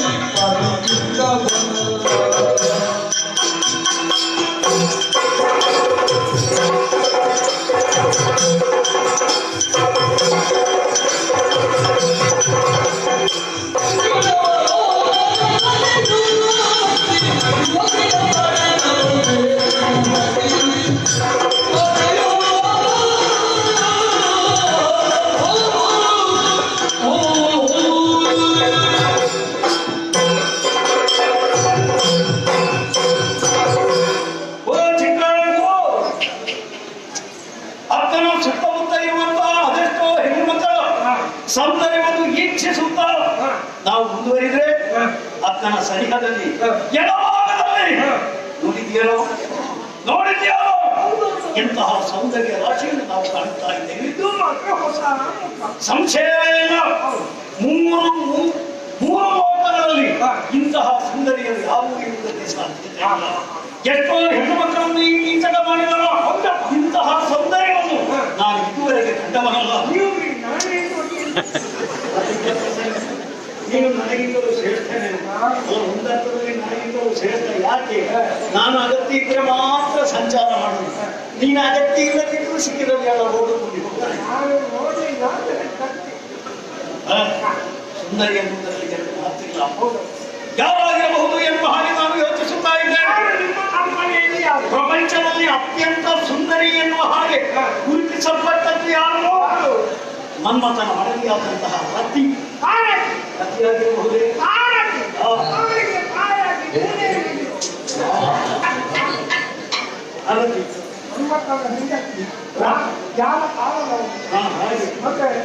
ರತಿ ಖಂಡಿತ ಆಗಿರುವುದಕ್ಕೆ ಸಾಧ್ಯ ಇಲ್ಲ. ಯಾಕೆ?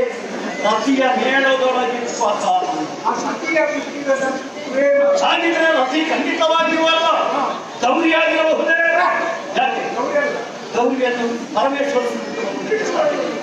ಲಕ್ಷ್ಮಿಯಾಗಿರಬಹುದೇ? ಲಕ್ಷ್ಮಿ ಯಾವ ನಾರಾಯಣನ ಎದೆಯಲ್ಲಿ ಇದ್ದಾಳೆ. ಲಕ್ಷ್ಮೀನಾರಾಯಣ ಉದ್ದಾಗಿರಬೇಕು. ಹಾಗಿದ್ರೆ ವಾಣಿಯಾಗಿರಬಹುದೇ? ಸೃಷ್ಟಿ ಕಾರ್ಯ ಆಗಬೇಕು ಎಂದಾದ್ರೆ ವಾಣಿ ಸರಿಹದಲ್ಲಿ. ಹಾಗಿದ್ರೆ ವಾಣಿಯಲ್ಲ, ಸುರಮಾರಿಯಾಗಿರಬಹುದೇ? ಖಂಡಿತ ಅಲ್ಲ. ಯಾಕೆ?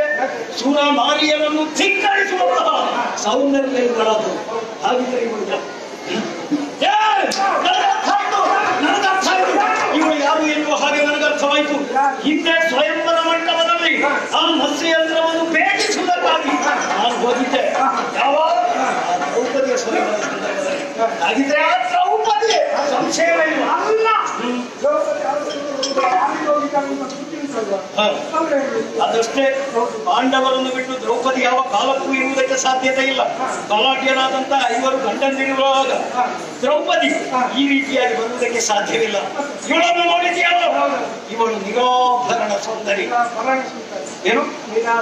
ಭರಣಿ ಅಲ್ಲ, ನಿರಾಭರಣ. ಆಭರಣ ಇಲ್ಲ, ಭರಣಿ ಅಲ್ಲ, ಆಭರಣ ಇಲ್ಲದೆ ಸೌಂದರ್ಯ ಕಾಣಿಸುತ್ತಾ ಇದೆ. ಯಾರಾಗಿರ್ಬೋದು, ಯಾರಾಗಿರ್ಬೋದು, ನನ್ನ ಕುತೂಹಲ ಹೆಚ್ಚಾಗ್ತಾ ಇದೆ. ನನಗೆ ತಡೆಯುವುದಕ್ಕೆ ಸಾಧ್ಯವಾಗುತ್ತಾ ಇಲ್ಲ. ಹೇಳು ಗೊತ್ತಿದ್ರೆ ಮತ್ತೆ ಇಲ್ಲ. ನಿಮ್ಮ ಅಕ್ಕ ಜೀವಂತ ಈಗ ಪ್ರಶ್ನೆ ನನ್ನ ಅಕ್ಕ ಸಾಯ್ಬೇಕು ಅಂತ ಹೇಳ್ತಾನ. ಈಗ ಮತ್ತೆ ಪ್ರತ್ಯಕ್ಷ ಅಲ್ಲಿ ಇರುವಾಗ ಹಾಗೆ ಹೇಳು. ಒಂದು ಶಬ್ದ ವ್ಯತ್ಯಾಸ ಆದಲ್ಲಿಗೆ ಏನು ಅರ್ಥ ಬರ್ತದೆ ಗೊತ್ತುಂಟ? ಜೀವಂತ ಇದ್ದಾರಲ್ಲ ಅಂತ ಹೇಳಿದ್ರೆ ಸಾಯ್ಬೇಕಂತ. ಪ್ರತ್ಯಕ್ಷ ಇದ್ದಾರಲ್ವಾ? ಹಾಗಿದ್ರೆ ಅರ್ಥ ಬಗ್ಗೆ ಅಕ್ಕ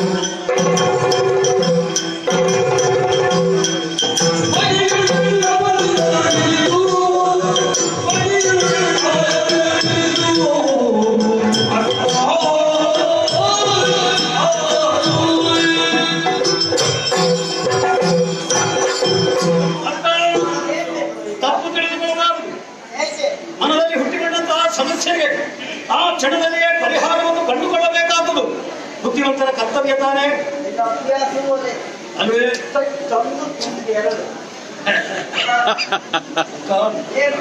ಮತ್ತೇನು ಅಲ್ಲ ಅಕ್ಕ, ಇಲ್ಲಿರುವ ಎಲ್ಲಾ ಹೆಣ್ಣು ಮಕ್ಕಳ ಬಗ್ಗೆ ನನಗೆ ತಿಳಿದಿದೆ. ಇದು ಮೊದಲಲ್ಲ, ನನ್ನ ಜೀವನದ 100ರಲ್ಲಿ 90 ದಿನಗಳು ಕೂಡ ನಾನು ಇಲ್ಲಿಯೇ ಕಳೆದವ. ಇಲ್ಲಿಯ ಪ್ರತಿಯೊಬ್ಬರ ಪರಿಚಯವೂ ನನಗಿದೆ. ಆದ್ರೆ ಇಂದು ಮಾತ್ರ ನನಗೆ ಆಶ್ಚರ್ಯವಾಗುತ್ತಾ ಇದೆ.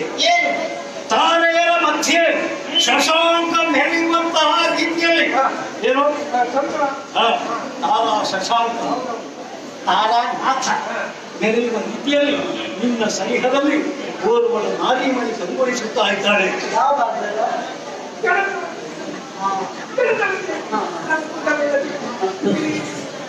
ಅಕ್ಕ, ನನ್ನ ವಿಚಾರ ನಿನಗೆ ನಾನು ಪ್ರತ್ಯೇಕವಾಗಿ ಹೇಳಬೇಕಾದಂತ ಅಗತ್ಯ ಇಲ್ಲ. ಎಷ್ಟೋ ಹೆಣ್ಣು ಮಕ್ಕಳನ್ನು ಜೀವನದಲ್ಲಿ ನಾವು ನೋಡಿದವ ಅಲ್ಲ, ನಾವು ಅನುಭವಿಸಿದವ. ಆದ್ರೆ ಅಕ್ಕ, ನನ್ನ ಜೀವನದಲ್ಲಿ ಇಂತಹ ಹೆಣ್ಣನ್ನು ನಾನು ಇದುವರೆಗೆ ಕಂಡದ್ದಿಲ್ಲ. ನೋಡಬಾರ್ದೆ, ಪಂಚಾಂಗ ಪರಿಪೂರ್ಣವಾದಂತಹ ನಾರಿ. ಏನು ಕಟಿಯೇನು ತುಟಿಯೇನು ಕಂಠವೇನು ಸೊಂಟವೇನು ಎದೆಯೇನು ಹಿಂದೆಯೇನು ಅಕ್ಕ ದೇವರಾಣ ಹೇಳ್ತೇನೆ ಮರುಳಾಗಿದ್ದೇನೆ ನಾನು ಮರುಳಾಗಿದ್ದೇನೆ ಅಕ್ಕ ನೀನು ಎಡಬಾಗುವುದೇ ನೋಡಿ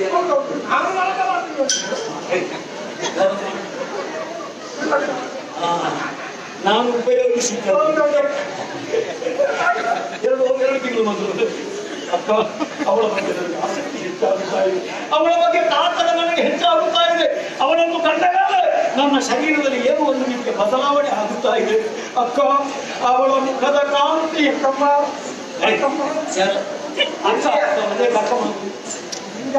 ಹೌದು ಹಾಗೆ ಹಾಗೆ ಅಕ್ಕನ ಹಾಗೆ ಅದ್ಯಾವ ಹಾಗೆ ಮತ್ತೆ ಮಾಯಕ್ಕೆ ಮಹಾ ಅಂದ್ರೆ ದೊಡ್ಡ ಶ್ರೇಷ್ಠ ಅಕ್ಕ. ಆದ ಕಾರಣ ಇವಳ ಬಗ್ಗೆ ನನಗೆ ಆಸಕ್ತಿ ಹೆಚ್ಚಾಗುತ್ತಾ ಇದೆ. ಅವಳನ್ನು ತಿಳಿದುಕೊಳ್ಳಬೇಕು, ಅವಳ ಬಗ್ಗೆ ಆಸಕ್ತಿಯನ್ನು ಹೆಚ್ಚಿಸಿಕೊಳ್ಳಬೇಕು. ಹೇಳಕ್ಕ ಹೇಳು ಆದಷ್ಟು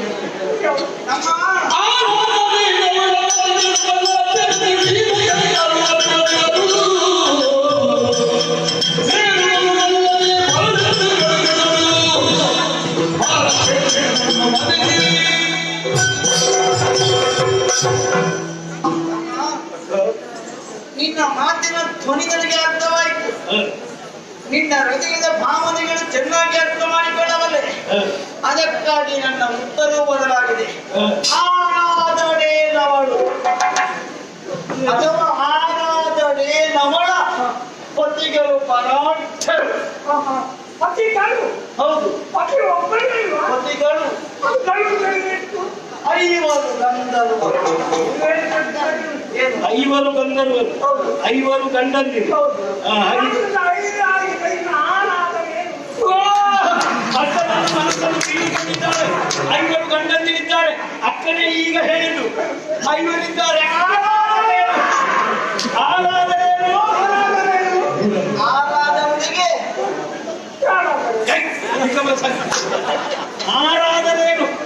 ನನ್ನ ವಿಷಯ. ಯಾರಾದರೇನು ಅರ್ಥ ಹೇಳಿಲ್ಲ, ಅದು ಹೇಳು. ಅದಕ್ಕೆ ಪ್ರಸಂಗಿ ನೀನು ಹೌದವನು ಒಬ್ಬರು ಹೆಂಗಿನ ಕೊನೆಗಿನ ಮಾತನಾಡ್ತಿದ್ದು ಯಾರವರು ಸರಿಯಾಗಿ ಹೇಳು ಬಿಡಿಸಿ. ಮಾನವತ್ತಿದ್ದಾರೆ ಸೈಗಂತ್ರಿ ಎಂಬುದಾಗಿ ಹೆಸರೇ ಉಳಿದು 1 ವರ್ಷಗಳ ಕಾಲ ಆಶ್ರಯಕ್ಕಾಗಿ ಬಂದಿದ್ದಾಳೆ. ಅವರಿಗೆ ಮದುವೆ ಆಗಿದೆ. ಮದುವೆ ಆಗಿದೆ. ಮದುವೆ ಆಗಿದೆ ಅಲ್ವಾ? ಮದುವೆ ಆಗಿದೆ. ಮಕ್ಕಳಾಗಲಿಲ್ಲ ನಾನು, ನಮಗಾಗ್ಬೋದು. ನಿಮಗಾಗಲಿ ಮದುವೆ ಆದ್ಮೇಲೆ ಅವಳು ಚೆನ್ನ ಸೇರುವವಳಲ್ಲ. ನೀನ್ ಹಾಳಲ್ಲ, ಹಾಳು ಮಾಡಿದವ ಮೊದಲೇ ಹಾಳಾಗಿದ್ದಾರೆ ನಿಮಗೆ ಗೊತ್ತಿಲ್ಲ. ಇಲ್ಲ, ನಾನಿಲ್ಲಿಂದ ಹೋಗುವುದೇ ಇಲ್ಲ. ಕೆಲವು ದಿನ ನಿಂತೇ ಹೋಗುವುದು ನಾನು. ಯಾರೇ ಆಗಲಿ 3 ತಿಂಗಳು ಸಾಕಾಗುವುದಿಲ್ಲ. ಅದೇ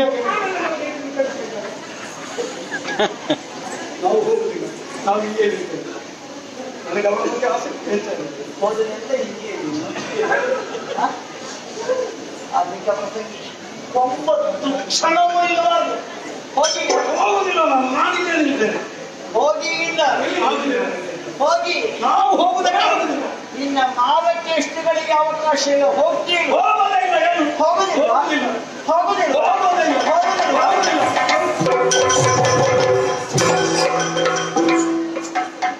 ಮಾನಸತ್ವ ಕಾಮುಕರಾಗಿ ಹೋಗಿಲ್ಲ ನೀನು. ಸಂಪೂರ್ಣ ಅವ್ಯವಸ್ಥೆ ಕಾರಣವ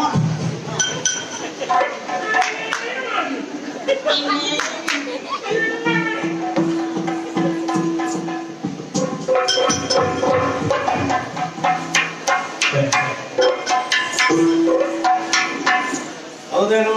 ಇದು ನನಗೆ ಹೊಸ ಅನುಭವ. ಕುತ್ತಿಗೆ ಕೈ ಹಾಕಿ ದೂಡುವ ದೃಶ್ಯವನ್ನು ನೋಡಿದೆ ಬಹಳ ಬೇಸರ ಆಗ್ತಾ ಉಂಟು. ಆ ಕ್ರಿಯೆಗೆ ಮಾತ್ರ ನಿನಗೆ ಬೇಸರ ಅಲ್ವಾ? ಆದ್ರೆ ಅದಲ್ವಾ ನಾನು ಯೋಚಿಸುವುದು ಅದನ್ನಲ್ಲ. ಅವಳ ಕತ್ತು ಇರೋದು ಎಲ್ಲಿ? ನನ್ನ ಕುತ್ತಿಗೆಯ ಮೇಲೆ. ಹೌದೌದು. ನಾನು ಇಲ್ಲಿದ್ದರೆ ಮಾತ್ರ ವಿರಾಟರಾದ ಸುಖದಿಂದ ಇರುವುದಕ್ಕೆ ಸಾಧ್ಯ. ನಾನು ಇಲ್ಲ ಎಂದಾದರೆ ವಿರಾಟ ರಾಜ್ಯವೇ ಇಲ್ಲ. ಆದ್ರೆ ಇವಳೇನು ಮಾಡಿದ್ರು? ನನ್ನ ಕತ್ತಿಗೆ ಕೈ ಹಾಕಿರುವ ಪ್ರಯತ್ನ ಮಾಡಿದ್ರು. ಇಷ್ಟೆಲ್ಲ ಉಪಕಾರವನ್ನು ಮಾಡಿದಂತಹ ಈ ತಮ್ಮನಿಗೆ ಕತ್ತರಿ ಪ್ರಯೋಗ ಮಾಡಿದ್ರು. ಏನು ಮಾಡುದು? ಏನು ಮಾಡುದು ಈಗ? ನಾವು ಮಾನ ಬಿಟ್ಟು ನಮ್ಮ ವ್ಯವಹಾರ ಇಲ್ಲ. ನಮ್ಮ ಮಾನ ಹೋಗಿ ಇನ್ನು ಇಲ್ಲಿ ನಿಲ್ಲುವುದಕ್ಕಾಗ್ತದ? ಅರೆ ಕ್ಷಣವು ನಿಲ್ಲುವುದಲ್ಲ, ನಮ್ಮ ಪುರವನ್ನು ಸೇರಿಕೊಳ್ಳೋಣ.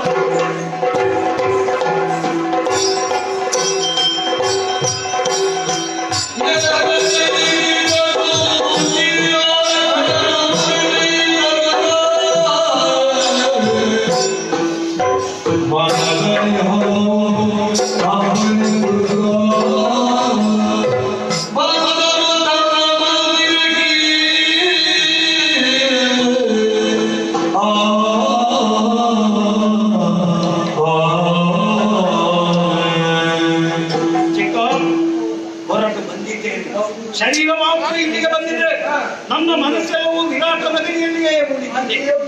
ಮರೆಯುವುದಕ್ಕೆ ನನಗೆ ಸಾಧ್ಯವಾಗುತ್ತಾ ಇಲ್ಲ, ಮರೆಯುವುದಕ್ಕೆ ಸಾಧ್ಯವಾಗುತ್ತಾ ಇಲ್ಲ ಎಂದಾದ ಮೇಲೆ ಮರೆಯದೇ ಇರುವುದಕ್ಕೆ ಸಾಧ್ಯ ಉಂಟೇನೋ? ಅವಳು ನಮಗೆ ಸಿಗುವವಳಲ್ಲ. ಹಾಗಿದ್ರೆ ಮರೆಯುವಂತಹ ಪ್ರಯತ್ನವನ್ನು ಮಾಡೋಣ. ದೇವರು ಕೆಲವರಿಗೆ ಹೊರ ಕೊಟ್ಟಿರ್ತಾನೆ ಮರೆಯುವುದಕ್ಕೆ, ನನಗೆ ಮಾತ್ರ ನೃತ್ಯ ಮಾಡಿ ಏರುವಾಗ ಎಲ್ಲ ಮರೆತು ಹೋಗಿ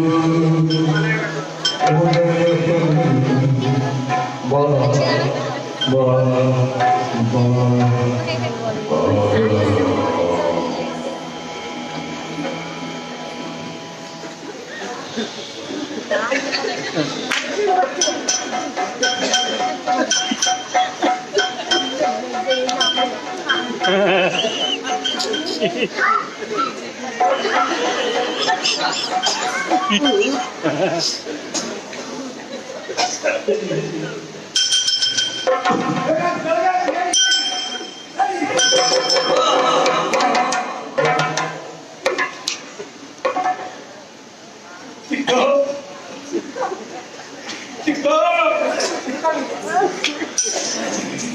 ನಮ್ಮ ಎದೆಗೆ ನಿಂತಿದ್ದವರಿಂದ ನಮ್ಮ ಮಕ್ಕಳಿಗೆ ಕೂಡ ಹೋಯ್ತು. ಯಾರು ನಿನ್ನ ಎದುರಿಗಿರುವವರು? ಯಾರು ನಿನ್ನ ಎದುರಿಗಿರುವವರು? ಹೇಳು ನನಗೆ. ಯಾರ್ಯಾರು ನೀವು? ಅಲ್ಲಿ ನಮ್ಮ ಹಿಂದೆ ಅಲ್ಲಿ ನೀವು ಇಲ್ಲಿ ಒಂದು ಸೈಡ್ ನನಗೆ ವಿರೋಧಲಿಂಗದ ಆಸಕ್ತಿ ಉಂಟು, ಸಲಿಂಗದಲ್ಲಿ ದೇವರೇ ಏನು ನೋಡಿದ್ಯಾ? ನನ್ನ ಶರೀರವನ್ನು ಸ್ಪರ್ಶಿಸಿ ನೋಡಿ, ಬಿಸಿ ಬಿಸಿ ಬಿಸಿ ಬಿಸಿ ಕಾದ ಕೆಂಡದ ಹಾಗಾಗಿದೆ.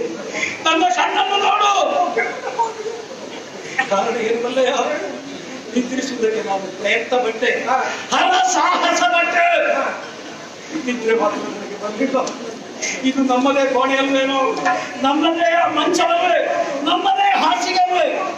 ನನಗೆ ಚೆನ್ನಾಗಿ ಪವಡಿಸುವುದಕ್ಕೆ ಸಾಧ್ಯವಾಗದ ಮುಳ್ಳು ಚುಚ್ಚಿದಂತಹ ಅನುಭವ, ಹರಿತವಾದ ಮುಳ್ಳು ಚುಚ್ಚಿದಂತಹ ಅನುಭವ.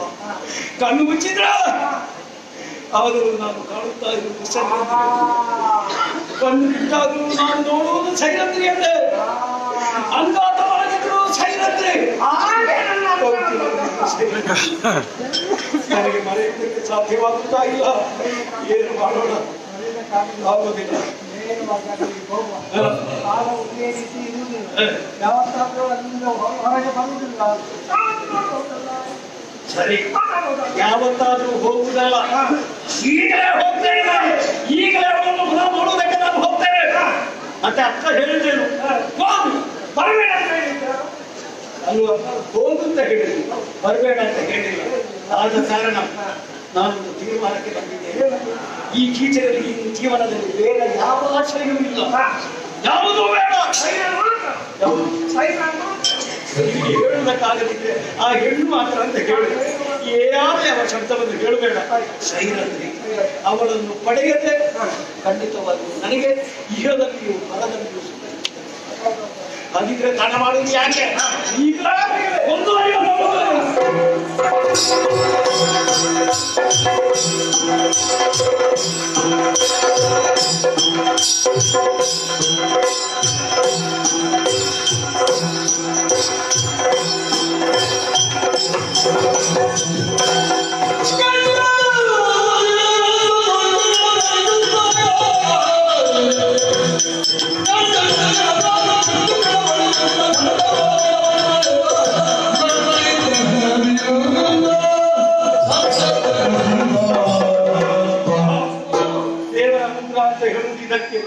ಅಂತಪುರದಿಂದ ನೇರವಾಗಿ ಅಕ್ಕನನ್ನು ಹರಿಸುತ್ತಾ ಇಲ್ಲಿಗೆ ಬಂದ್ರೆ ಕಾಣ ಸಿಕ್ಕಿದ್ದಾಳೆ.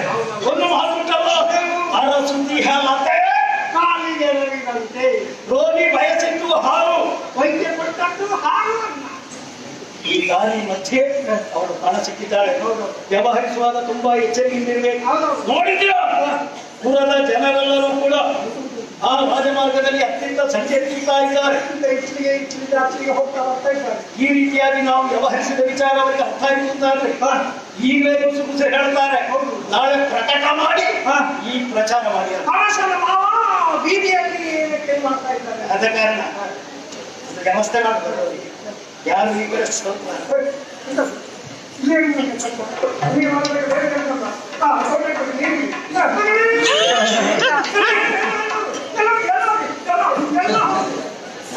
ಏನು ವ್ಯವಸ್ಥೆ ಮಾಡಿ ಯಾರು ಕಾಣಿಸುತ್ತಾ ಇಲ್ಲ. ಈ ಪ್ರದೇಶ ಈಗ ನಿರ್ಜನವಾಗಿದೆ. ನಮ್ಮ ಈ ವ್ಯವಹಾರಕ್ಕೆ ಹಾಗಿದ್ರೆ ಮಾತನಾಡಿ. ಎದಗೆ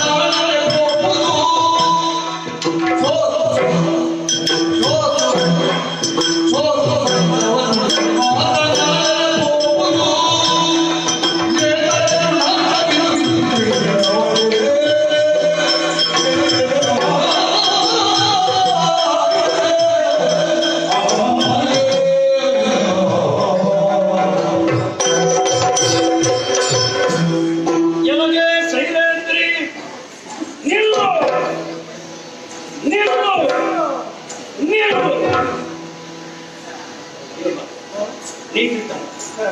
ಇನ್ನು ನಾವು ಮಾತನಾಡಿಸಿರಿ ಹೌದೇನೋ ನಾನು ಮಾತನಾಡಿದ್ದು ಸರಿಯಲ್ಲ. ನನ್ನ ವಿಚಾರವನ್ನು ನಾನೇ ಹೇಳಿದೆ ಎಂದಾದರೆ ಅದು ಆತ್ಮ ಪ್ರಶಂಸೆ ಎಂದಾಗಿ ಹಾಗಿದ್ರೆ ನನ್ನ ವಿಚಾರವಾಗಿ ನೀನು ಹೇಳಬೇಕು. ಯಾವ ರೀತಿಯಲ್ಲಿ ಹೇಳಬೇಕು? ಚಿಕ್ಕನಾಗಿ ಹೇಳುವುದಲ್ಲ, ಕೀಚಕನಾಗಿ ಹೇಳಬೇಕು. ಕೀಚಕದಿಂದ ಶರೀರದಲ್ಲಿ ಬಂದ ಹಾಗೆ ನೀನು ಹೇಳಬೇಕು. ಕೀಚಕ ಜೀವನದಲ್ಲಿ ಏನೆಲ್ಲ ಮಹತ್ಕಾರ್ಯಗಳನ್ನು ಮಾಡಿದ ಇದನ್ನೆಲ್ಲ ಸವಿವರವಾಗಿ ಹೇಳಿ ನನ್ನ ಕಡೆಗೆ ಅವಳ ಮನಸ್ಸು ಆಕರ್ಷಿತವಾಗುವ ಹಾಗೆ ಮಾಡಬೇಕು. ಪ್ರಯತ್ನಿಸ್ತೀಯಲ್ಲ?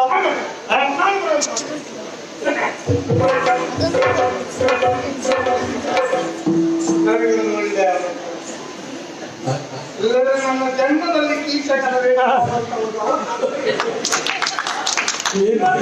ಕೀಚಕನಾಗಬೇಕು ಅಂತ ಹೇಳಿದ್ದಾರೆ.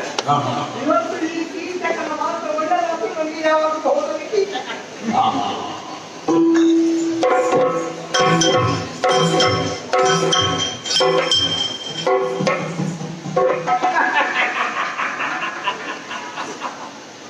ಎಲಗೆ ಸೈಲೇಂದ್ರಿ ನಾನು ಯಾರು ಕೀಚಕ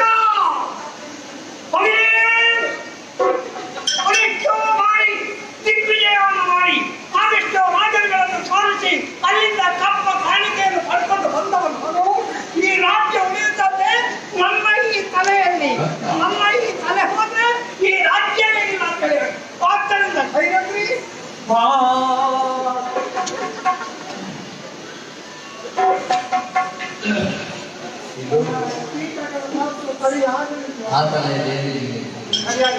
ಕೀಚಕ ಬೇಡ, ನಾನು ಚಿಕ್ಕನಾಗಿ ವ್ಯವಹಾರ ಮಾಡ್ಬೇಕು.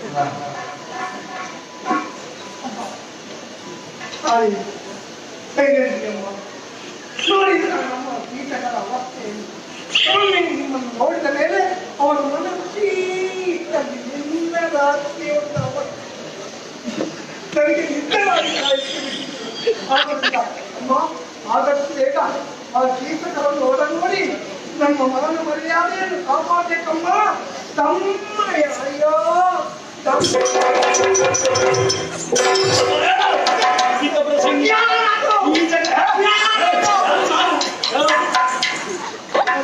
ನಮ್ಮ ಮರ್ಯಾದೆ ತಂದೆಯಲ್ಲ. ಕೀಚಕನಾಗಿ ಹೋಗುತ್ತ ಹೇಳಿದ್ರೆ ಕೀಚಕನಾಗಿ ಅವರಿಗೆ ದಾರಿ ಹಾಕಬೇಕೇನೋ.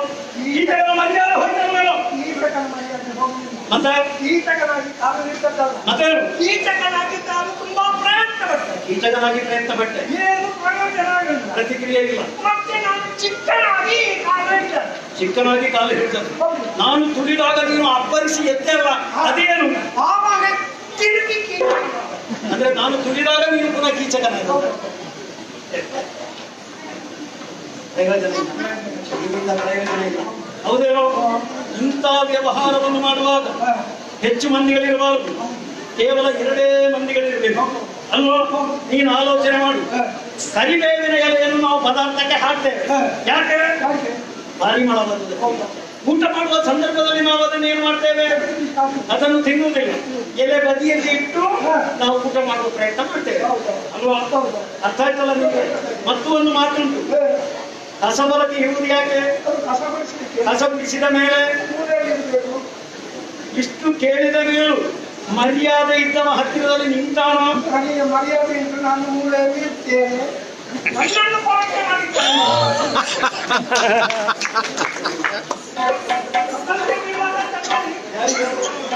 ಅಗತ್ಯ ಇಂಥ ವಿಚಾರದಲ್ಲಿ ನಮಗೆ ಅಗತ್ಯವಿರುವುದಿಲ್ಲ ಹೇಳು. ಸೈರಾಂದ್ರಿ ಅರಕ್ಷಣ ನಿಲ್ಲು. ನಿನ್ನ ಕಣ್ಣ ಮುಂದೆ ನಿಂತವ ಯಾರು ಎನ್ನುವ ಹಾಗೆ ಸ್ವಲ್ಪ ಯೋಚಿಸು. ಮೂರು ಲೋಕಗಳಲ್ಲಿಯೂ ಮಹಾಮಲ್ಲನಿದ್ದಾರೆ, ಸೈಲೇಂದ್ರಿಯ ಅವಿರಾತನಿದ್ದಾರೆ, ಕೀಚಕ ಎನ್ನುವ ಹಾಗೆ ನಮ್ಮ ಹೆಸರು. ದಿಗ್ವಿಜಯವನ್ನು ಗೈದು ಬಂದಂತಹ ಅತುಲ ಪರಾಕ್ರಮಿ ಇದ್ದಾನೆ. ಏನು ಮಾಡೋಣ? ಜೀವನದಲ್ಲಿ ನಾನು ಇದುವರೆಗೆ ಸೋತವನಲ್ಲ, ಈ ಕ್ಷಣದಲ್ಲಿ ನಾನು ಸೋತಿದ್ದೇನೆ. ಎಂತಹ ಪರಾಕ್ರಮಿಗಳ ಮುಂದೆಯೂ ನಾನು ತಲೆಬಾಗಿದವನಲ್ಲ. ಆದರೆ ನಿನ್ನ ಈ ಸೌಂದರ್ಯದ ಮುಂದೆ ನಾನು ಖಂಡಿತವಾಗಿ ಸೋತವನಿದ್ದೇನೆ, ತಲೆಬಾಗಿದವನಿದ್ದೇನೆ. ನಿನ್ನಲ್ಲಿ ನನ್ನ ಪ್ರಾರ್ಥನೆ ಮತ್ತೆ ನಿನ್ನನ್ನು ಸೇರದೆ ನನಗೆ ಜೀವನ ಇಲ್ಲ. ಈ ಕೀಟಕವನ್ನು ಮುರಿಯಬೇಕು ಎಂದಾದರೆ ಸೈನ್ಯ ಸಂಪರ್ಕ ಸಿಗಲೇಬೇಕು. ಒಂದು ಮನಮಾಡು ಅಂತೀರ. ಏನೋ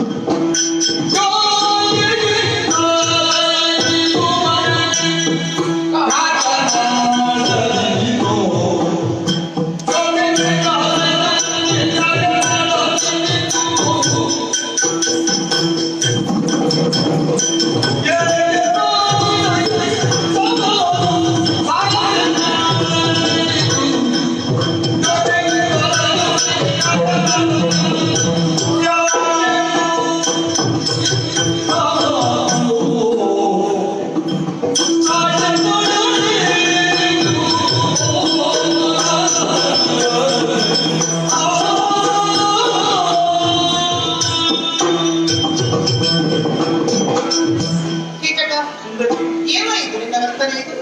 ನಿನ್ನಂತವನಿಗೆ ಇದು ಭೂಷಣವಾಗುವುದು. ನಾನು ಇಲ್ಲಿಗೆ ಬಂದು ಕೆಲ ಸಮಯಗಳೇ ಕಳೆದು ಹೋಯಿತು. ನಿನ್ನ ವಿಚಾರವನ್ನು ನೀನು ಬರುವಕ್ಕಿಂತ ಮೊದಲೇ ಇಲ್ಲಿ ಹೇಳಿಕೊಳ್ಳುತ್ತಾ ಇದ್ದರು. ಈ ವಿರಾಟ ನಗರದ ಆಧಾರ ಸ್ತಂಭ ನೀನು ಎನ್ನುವ ಹಾಗೆ ನಿನ್ನ ಅಂತ ಪೌರುಷ ಪರಾಕ್ರಮಗಳಿಂದಲಾಗಿ ಈ ನಾಡು ಸುಕ್ಷೇಮವಾಗಿರುವುದು ಎಂದು ನಿನ್ನ ಕುರಿತಾಗಿ ತಿಳಿಯದೆ ನಾನೊಂದು ಅಭಿಮಾನವನ್ನು ಇಟ್ಟುಕೊಂಡಿದ್ದೆ. ನನ್ನ ಬಗ್ಗೆ ತಿಳಿದದ್ದಕ್ಕೆ ಸಂತೋಷವೇ. ನಿನ್ನ ಕುರಿತಾದಂತಹ ಪರಾಕ್ರಮಕ್ಕೆ ನನಗೆ ಮೆಚ್ಚುಗೆಯೂ ಇತ್ತು. ಆದರೆ ಇದೇನೋ ವರ್ತನೆಯಲ್ಲಿದ್ದದ್ದು. ಏನಾಗಿದೆ? ಪರಾಕ್ರಮದ ಸ್ವರೂಪ ನಿನ್ನದು ಹೌದಾದರೂ ಇಂಥ ಶೀಲಗೆಟ್ಟ ಸ್ವಭಾವ ನಿನ್ನದು ನನಗೆ ಗೊತ್ತಿಲ್ಲದೆ ಹೋಯಿತು. ಹೇಗೆ ತಾನೇ ಅಪರಾಧ? ನಿಮ್ಮ ಮನೆಯ ಹೆಣ್ಣು ನಾನು. ನನ್ನನ್ನು ಈ ರೀತಿಯಲ್ಲಿ ಬಣ್ಣಪಡಿಸುತ್ತಾ ಇರುವೆಯಲ್ಲ. ಯಾವನೇ ಒಬ್ಬ ಕಾಮುಕ ನನ್ನ ಮೇಲೆ ಕಣ್ಣಿಟ್ಟಂತೆ ಹೊರತಾಗಿದ್ದರೆ ಅವನನ್ನು ನಿವಾರಿಸಿ ನನ್ನನ್ನು ರಕ್ಷಿಸಬೇಕಾದಂತ ಹೊಣೆಗಾರಿಕೆ ನಿನಗೆ. ನಿನ್ನ ಅಕ್ಕನ ಮನೆಯ ಹೆಣ್ಣು ಕೆಲಸಕ್ಕಿರುವಂತ ಹೆಣ್ಣು ನಾನು. ನಿಮ್ಮ ಮನೆಯ ಹೆಣ್ಣನ್ನು ನೀನೇ ಈ ರೀತಿಯಲ್ಲಿ ಭಂಗಪಡಿಸಿದ್ದಾದ್ರೆ ನಿನಗೆ ಒಳಿತಾಗುವುದಲ್ಲ. ಹೋಗು, ನಿನ್ನ ಮನೆಯನ್ನು ಆದಷ್ಟು ಬೇಗ ಹೋಗಿ ಸೇರಿತು. ಇಂಥ ಮಾತಾಡಬೇಡ, ಹೋಗು ನಿನ್ನ ಮನೆಗೆ ಹೋಗು.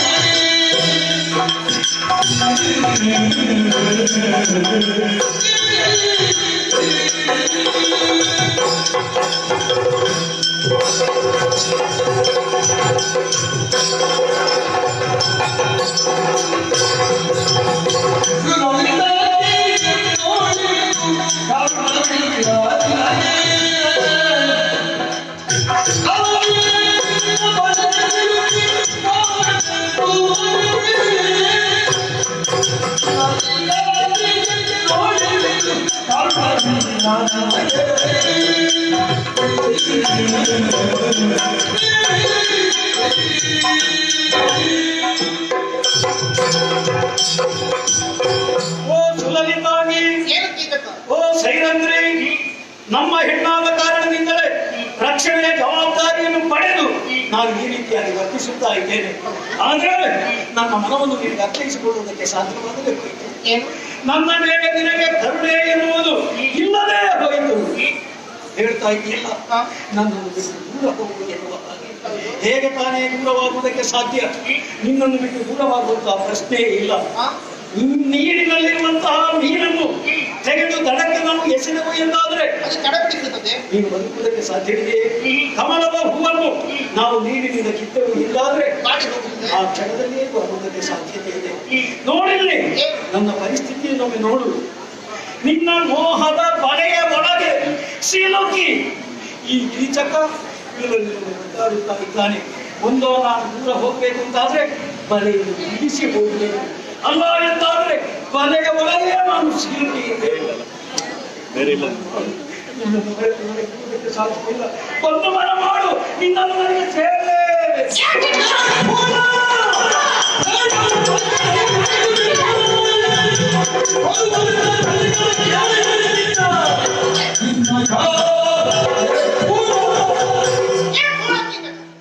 ನಿನಗೆ ಸಮಾಧಾನದಲ್ಲಿ ಹೇಳಿದ್ರೆ ಅರ್ಥವಾಗುದಿಲ್ಲ. ನಿನ್ನ ಅಕ್ಕನ ಮನೆಯ ಕೆಲಸಕ್ಕಿರಬಹುದು ನಾನು, ಹಾಗಂತ ಅನಾಥ ಎನ್ನುವ ಹಾಗೆ ತಿಳಿಯದಿರು, ಅಬಲೆ ಎನ್ನುವ ಹಾಗೆ ಭಾವಿಸಿಕೊಳ್ಳದಿರು. ನನಗೆ ಪ್ರಬಲವಾದ ರಕ್ಷಣೆ ಎನ್ನುವಂಥದ್ದು. ನಾನು ಪರಮಾರಿ ಇದ್ದೆ, ಮದುವೆಯಾದ ಹೆಣ್ಣು ನಾನು. ಒಬ್ಬಳಲ್ಲ ಇಬ್ಬರಲ್ಲ 5 ಮಂದಿ ಸಾಮರ್ಥ್ಯವಂತರಾದಂತಹ ಪ್ರಬಲವಾದ ಗಂಧರ್ವರು ನನ್ನ ಪತಿಗಳಿದ್ದಾರೆ. ಅವರ ಕೈಯಲ್ಲಿ ವಿಶೇಷವಾದ ದಿವ್ಯ ಆಯುಧಗಳಿವೆ. ಆ ಆಯುಧಗಳಿಂದಲಾಗಿ ನಿನ್ನ ಪ್ರಾಣ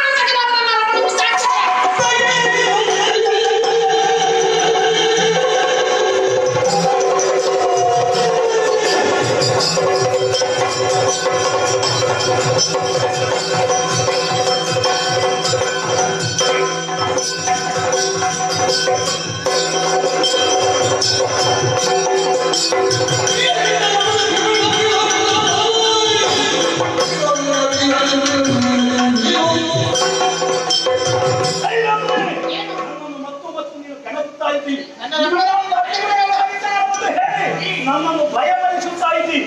10 ಮಂದಿಗಳಿದ್ದಾರೆ, 5 ಮಂದಿಗಳು ಬಿಡು. 10 ಮಂದಿಗಳು ಬಂದರೂ ಕೂಡ ಅವರನ್ನು ಕ್ಷಣಾರ್ಧದಲ್ಲಿ ನಾಶ ಮಾಡಿ ನಿನ್ನನ್ನು ಪಡೆದೇ ಪಡೆಯುತ್ತಾರೆ.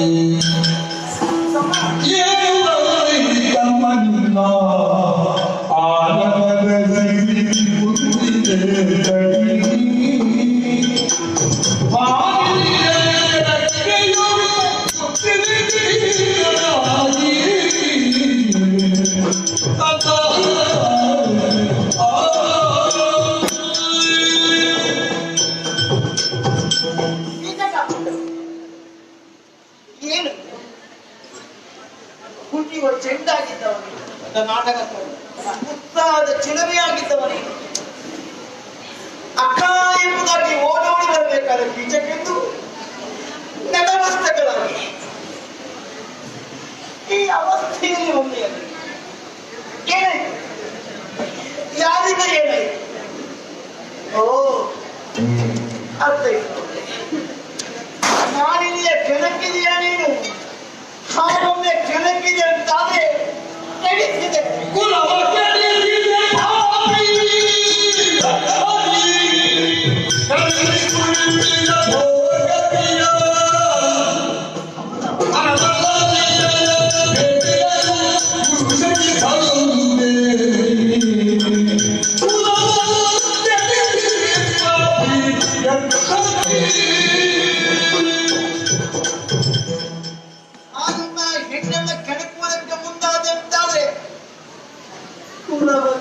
ಕೆಡಿಸಿದೆ. ಪಾಪಿ ನೀನು ಪಾಪಿಯಲ್ಲ, ನನ್ನನ್ನು ಶತಪಾಪಿ ಎನ್ನುವ ಹಾಗೆ ಹೇಳು. ನನಗೆ ಸೈರಂಧ್ರಿ ಬೇಕೇ ಬೇಕು, ಅವಳನ್ನು ಮರೆಯುವುದಕ್ಕೆ ಸಾಧ್ಯವೇ ಇಲ್ಲ. ಬೇಡ ಆಲೋಚಿಸುವ ಪರನಾರಿಯ ಬೇಟೆ ಒಬ್ಬ ಪುರುಷರಿಗೆ ತರವಲ್ಲ. ಈ ಮಧ್ಯದಲ್ಲಿ ಇನ್ನೊಬ್ಬ ಆಧಾರ ಸ್ತಂಭ ಗೊತ್ತುಂಟಲ್ಲ, ನೆನಪುಂಟಲ್ಲ. ನಿನ್ನ ಆಧಾರದ ಅಡಿಯಲ್ಲಿ ನಾವೆಲ್ಲ ಬದುಕುತ್ತಿದ್ದೇವ ತಮ್ಮ. ಈ ದೇಹಕ್ಕೆ ಉಸಿರನ್ನು ಕೊಟ್ಟವ ನೀನು, ಹಾಗಾಗಿ ನೀವೇ ಹೀಗೆ ವರ್ತಿಸಬಾರದು. ಹಾಗೊಮ್ಮೆ ಪರವನೆಯನ್ನು ಬಯಸುವುದಕ್ಕೆ ನೀನು ಮುಂದಾನೆ ಅಂತಾದ್ರೆ ಏನಂತ ಭುಜಸಿರು ಹಿಂದುಗಳು ಹೋಗಿ ಜಯಲಕ್ಷ್ಮಿ ತೊಡಗುವಳು ಯಾರಿಗೆ ಹೋಗಿ ಲಯವಕ್ಕೂ ಸಕಲ ಸಂಪದವು ಅವಳು ಸಿಗ್ತಾಳೆ ಅಂತಂದ್ರೆ ಭಯ ಆಗಲಿ. ಆ ವಿಚಾರ ಬಿಡು. ಅದಲ್ಲ ಯಾಕೆ ಹೀಗಾಯ್ತು ಹೇಳು, ಏನಾಯ್ತು ಏನಾಯ್ತು?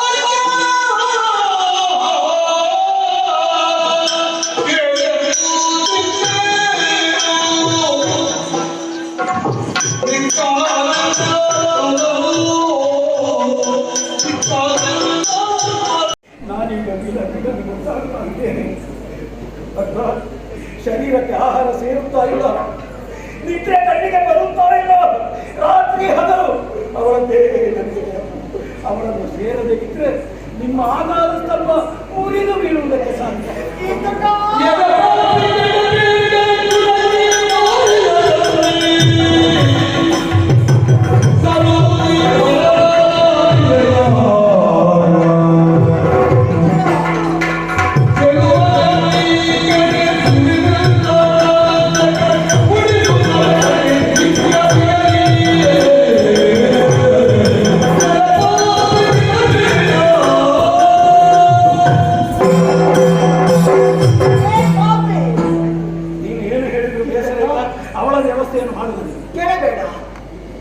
ನಮ್ಮನ್ನು ಕೆಡಿಸಬೇಡ ನೀನು.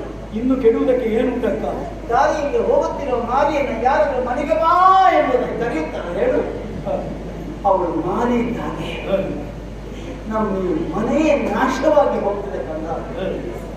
ತಮ್ಮ ಬೇಡ ಬೇಡ. ನನಗೆ ಯಾಕೆ ಅವಳ ಮೇಲೆ ಮನ ಆಯ್ತಕ್ಕ? ನೀನಾದ್ರೂ ಚಿಂತಿಸು. ಯೋಚಿಸಿದೆ. ಆಸಕ್ತಿ ನಮ್ಮ ಹೆಚ್ಚಾಗಲ್ಲ. ಮತ್ತೆ ತಪ್ಪು ನನ್ನದು. ಹೇಗೆ? ನಾನು ಸುಖದಲ್ಲಿ ಕಾಲ ಕಳೆದು ಬಿಟ್ಟರೆ ನಿನ್ನ ಬಗ್ಗೆ ಯೋಚಿಸಿದ್ದು ಕಡಿಮೆಯಾಗಿ ಹೋಗ್ತದೆ. ಹೌದು, ಪ್ರಾಯವಿಲ್ಲ ಈಗ. ಏನು ಯೌವನ ನಿಮಗೀಗ. ನಿಜ. ಅವಳೇನು ಒಳ್ಳೆಯ ಚೆಲುವಾದ ಹೆಣ್ಣನ್ನು ನೋಡಿ ನಾನು ನಿನಗೆ ಮದುವೆ ಮಾಡಿಸ್ತೇನೆ, ಆಯ್ತಾ? ನನಗೆ ನೀನು ಮದುವೆ ಮಾಡಿದ್ದೀಯ ಹೌದು. ಅಕ್ಕ, ಮರುವಾದೆ.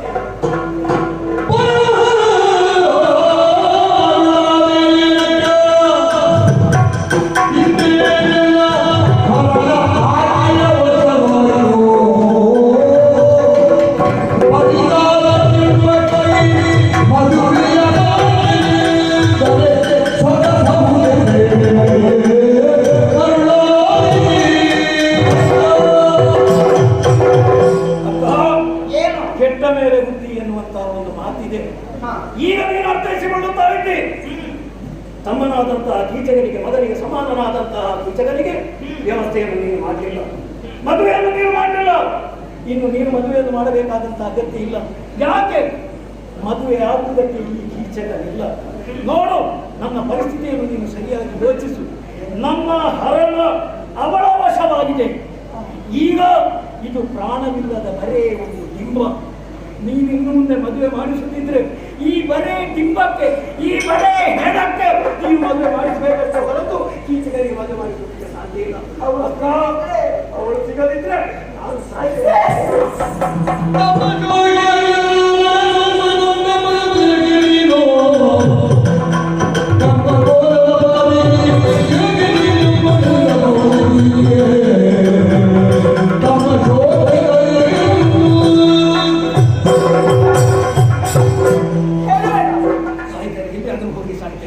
ಯಾಕೆ ಈ ಜೀವನ? ಯಾಕೆ ತಮ್ಮ ತಮ್ಮ, ನಿನ್ನ ಸಾವನ್ನ ಕನಸಿನಲ್ಲಿ ನೀವು ಯೋಚಿಸಲಾರೆ. ನಾನು ನೀನು ಸತ್ತರೆ ಮಧ್ಯ ನಗರವೇ ಸಾಯುತ್ತದೆ ಅಲ್ಲವೇನೋ? ಹೋಗ್ಲಿ, ಎಲ್ಲ ಹೋಗ್ಲಿ.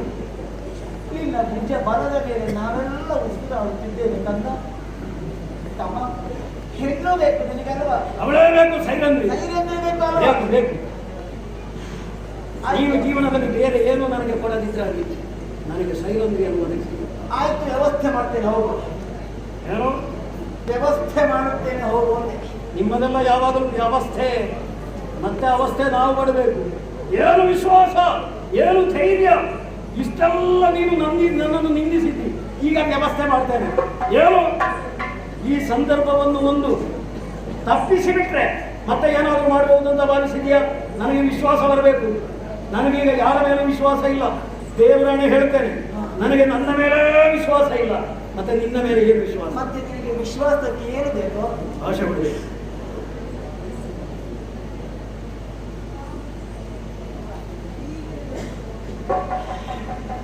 ಏನು ಅಷ್ಟು ಯೋಚನೆ? ಬಲಿ ಕೊಡ್ತೇನೆ. ಇಲ್ಲಿಂದ ಹೋಗ್ತಾ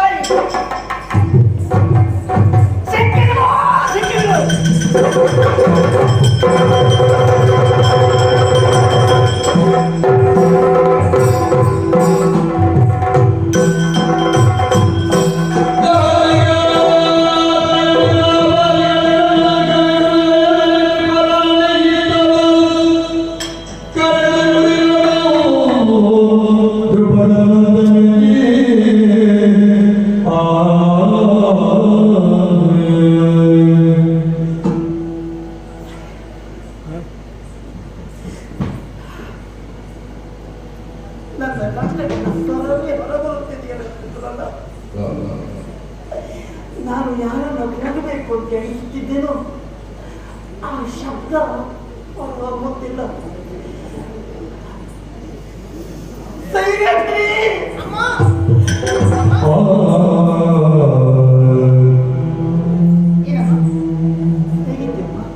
ಚೆನ್ನಾಗಿದ್ದೇನೆ, ನೀವು ನನಗೆ ಚೆನ್ನಾಗಿ ನೋಡಿಕೊಳ್ತಾ ಇದ್ದೀರಿ, ಸುಕ್ಷೇಮವಾಗಿದ್ದೇನಮ್ಮ.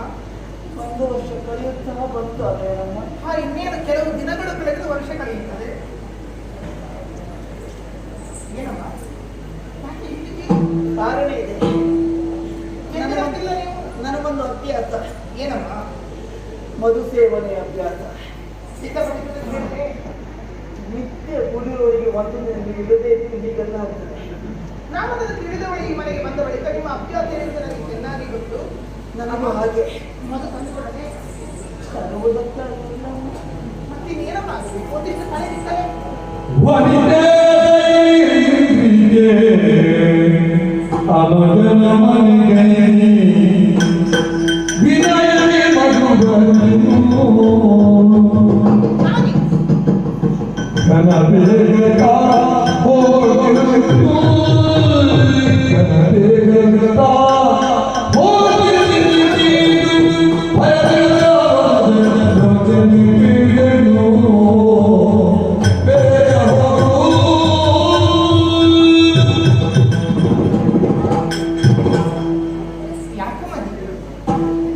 ಮಧು ಸೇವಿಸಬೇಕು ಅಂತ ಹೇಳಿದ್ರೆ ಮನೆಯಲ್ಲಿ ಮದುವೆ ಎಲ್ಲ ಬರಿದಾಗಿ ಹೋಗಿದೆ ತಾಯಿ. ವಿಖ್ಯಾತಮ ಯೋಚನೆ ಮಾಡುತ್ತೀರಿ. ಏನು ವಿರಾಟ ನಗರದಲ್ಲಿ ಮಧು ಬರಿದಾಗಿರುತ್ತದೆ ಹೇಳಿಲ್ಲ. ಎಲ್ಲಿದೆ ಅದು ತಂದ್ರ ಆಯಿತು. ಬರಿದಾಗಿಲ್ಲ. ಮಧು ಇದೆ. ಎಲ್ಲಿದೆ ಹೇಳಿ, ನಾನು ನಿಮ್ಮನ್ನು ತಂದು ಕೊಡ್ತೇನೆ. ಇದು ಯಾವ ಕಾರ್ಯವನ್ನು ನಾನು ಹೇಳಿದ್ದೀಗ ಮನೆಗೆ ಹೀಗೆ ನನಗಾಗಿ ಒಂದು ಕಾರ್ಯ ಮಾಡ್ತೀಯ? ಹೇಳಿ ಅಮ್ಮ, ನಿಮಗೆ ಏನಾಗಬೇಕು ನನ್ನಿಂದ? ನಾನು ಸೇವಿಸಬೇಕಾದ ಮಧು ಎಲ್ಲಿದೆ? ನನ್ನ ತಮ್ಮ ಕೀಚಕನ ಮನೆಯಲ್ಲಿ ಉಂಟು. ಅದನ್ನ ನೀನು ತರಬೇಕಮ್ಮ.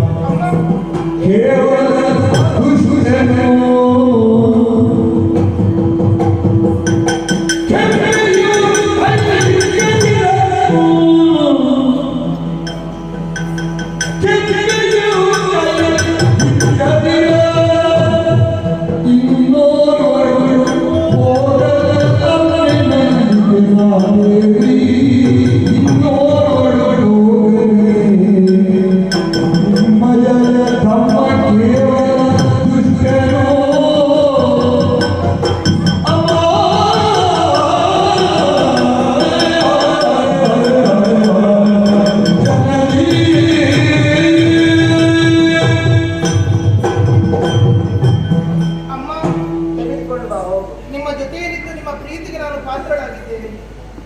ನಿಮ್ಮ ಮನಸ್ಸನ್ನು ಗೆಲ್ಲುವಲ್ಲಿ ನಾನು ಯಶಸ್ವಿಯಾಗಿದ್ದೇನೆ ಎನ್ನುವ ಸಮಾಧಾನ ನನಗಿದೆ ತಾಯಿ. ಆ ಸಲುಗೆಯಿಂದಲೇ ನಿಮ್ಮಲ್ಲಿ ಒಂದಿಷ್ಟು ಮಾತನಾಡೋದಕ್ಕೆ ಅವಕಾಶ ಇತ್ತು. ಏನಮ್ಮ ಏನು? ನೀವು ಹೇಳಿದ ಎಲ್ಲ ಕೆಲಸಗಳನ್ನು ನಾನು ಮಾಡುತ್ತಾ ಬಂದಿದ್ದೇನೆ. ನಾನು ಹಾಗೆ ಕೆಲಸವನ್ನು ಹೇಳಲೂ ಇಲ್ಲ. ಆದರೆ ಒಂದು ತಾಯಿ, ಏನು? ಇವತ್ತು ಮಾತ್ರ ನೀವು ಹೇಳಿರುವಂತೆ ಈ ಕೆಲಸ ನಿಮ್ಮ ತಮ್ಮನಲ್ಲಿಗೆ ಹೋಗುವುದು. ಹೌದು. ಅಮ್ಮ, ಏನು? ನಾನೊಂದು ವಿಚಾರವನ್ನು ನಿಮ್ಮಿಂದ ಮುಚ್ಚಿಟ್ಟಿದ್ದೆ. ಯಾವುದು? ನೀವೆಷ್ಟು ಒಳ್ಳೆಯವರಾಗಿದ್ದೀರೋ ನಿಮ್ಮ ತಮ್ಮ ಅಷ್ಟೇ ಕೆಟ್ಟವ. ನಾನಿದನ್ನು ಹೇಳಲಿಲ್ಲ ಅಮ್ಮ ಕೆಟ್ಟವನು. ನಿನ್ನ ಅನುಭವಕ್ಕೆ ಹೇಗೆ ಬಂದದು? ಈ ಕೆಲವು ದಿವಸಗಳಿಂದ ನನ್ನ ಬೆನ್ನ ಬಿದ್ದಿದ್ದಾರೆ. ನನಗೆ ಎಲ್ಲಿಯೂ ಓಡಾಡೋದಕ್ಕೆ ಅವಕಾಶವಿಲ್ಲ. ನಾನು ರಾಜಬೀದಿಯಲ್ಲಿ ಹೋಗುತ್ತಿದ್ದರೆ ಬಂದು ಅಡ್ಡ ನಿಲ್ಲುತ್ತಾರೆ. ಅವಾಚ್ಯ ಮಾತುಗಳನ್ನು ಆಡುತ್ತಾನೆ, ಅಶ್ಲೀಲವಾಗಿ ವರ್ತಿಸುತ್ತಾನೆ. ಈ ವಿಚಾರವನ್ನು ನಾನು ಮೊದಲೇ ನಿಮಗೆ ತಿಳಿಸಬೇಕಾಗಿದೆ. ಯಾಕೆ ಹೇಳಿಲ್ಲ? ನಾನಿಲ್ಲಿ ಬಂದು ಉಳಿದ ದಿನಗಳೇ ಹೆಚ್ಚು. ಇನ್ನು ಕಳೆಯುವುದಕ್ಕಿರುವಂತಹ ದಿವಸಗಳು ಬಹು ಕಡಿಮೆ ಮಾತ್ರ. ಹೌದು. ಈ ಅಲ್ಪ ಅವಧಿಯಲ್ಲಿ ಅಕ್ಕ ತಮ್ಮನಾದಂತಹ ನಿಮ್ಮ ಮಧ್ಯೆ ನಾನು ಈ ವಿಚಾರವನ್ನು ಹೇಳಿ ನಿಮ್ಮ ಮಧ್ಯೆ ನಾನು ಯಾಕೆ ವೈಮನಸ್ಸು ತಂದಿಡಲಿ ಎನ್ನುವ ಕಾರಣಕ್ಕೋಸ್ಕರವಾಗಿ ತಿಳಿಸಲಿಲ್ಲ ತಾಯಿ. ದಾರಿಯಲ್ಲಿ ಅಡ್ಡಗಟ್ಟಿದ, ಅಡ್ಡಗಟ್ಟಿದ ಸಭೆಯಲ್ಲಿ ಮಾತಾಡಿಸಿದ. ಹೌದು. ಅವನ ವರ್ತನೆ ಸರಿ ಇಲ್ಲ. ಮೈ ಮೇಲೆ ಕೈ ಇಕ್ಕುವುದಕ್ಕೂ ಮುಂತಾದ. ಇಕ್ಕಿದರೆ ಏನಾಗ್ತದೆ? ಅಮ್ಮ ಬೇಡ ತಾಯಿ, ಕೈ ಇಟ್ಟರೆ ಏನಾಗ್ತದೆ? ನಾನಿವತ್ತು ಏಕಾಂಗಿಯಾಗಿ ಅವನ ಮಂದಿರಕ್ಕೆ ಹೋದೆ ಅಂತಾದ್ರೆ ಹೋದೇನು? ಅವ ಮನುಷ್ಯ, ನೀ ಮನುಷ್ಯರಲ್ವಾ? ಅಷ್ಟಕ್ಕೆ ಅನುಬಲ ತಾಯಿ. ನಾನು ಅವರೊಳು ಮದುವೆಯಾದ ಹೇಳಿ ಪತಿವ್ರತ ಧರ್ಮವನ್ನು ಪಾಲಿಸುತ್ತಿರುವವಳು. ನಿಮ್ಮ ತಮ್ಮ ನನ್ನ ಮೈ ಮೇಲೆ ಕೈ ಇಕ್ಕುವುದಕ್ಕೆ ಮುಂದಾದ ಅಂತಾದ್ರೆ ಏನಾದೀತು ಅಲ್ಲ, ಏನೂ ಆದೀತು. ಅಮ್ಮ ತಪ್ಪಾಯ್ತು ತಾಯಿ. ಏನಾದೀತು? ನನ್ನ ಗಂಡಂದಿರು ಪ್ರಬಲರಿದ್ದಾರೆ ಎನ್ನುವ ಹಾಗೆ ನಾನು ನಿಮಗೆ ಮೊದಲೇ ಸೂಚನೆಯನ್ನು ಕೊಟ್ಟಿದ್ದೇನೆ. ನನ್ನ ತಮ್ಮ ದುರ್ಬಲ ಅಲ್ಲ. ಎಷ್ಟೇ ಪ್ರಬಲನಾಗಿರಲಿ ಆತ ನನ್ನ ಮೈ ಮೇಲೆ ಕೈ ಇಕ್ಕುವುದಕ್ಕೆ ಮುಂದಾದಂತಾದರೆ ಅವ್ಯಕ್ತರಾದಂತಹ ನನ್ನ ಗಂಡಂದಿರು ವ್ಯಕ್ತರಾಗುತ್ತಾರೆ. ಅವರಲ್ಲಿರುವಂತಹ ಆಯುಧಗಳಿಗೆ ನಿಮ್ಮ ತಮ್ಮನ ಪ್ರಾಣ ಬಲಿ ಕೊಡುತ್ತಾರೆ. ನಿಮ್ಮ ತಮ್ಮ ಅಳಿದು ಹೋದಂತಾದರೆ ನನಗೆ ಅಪವಾದ ಬರುತ್ತದೆ.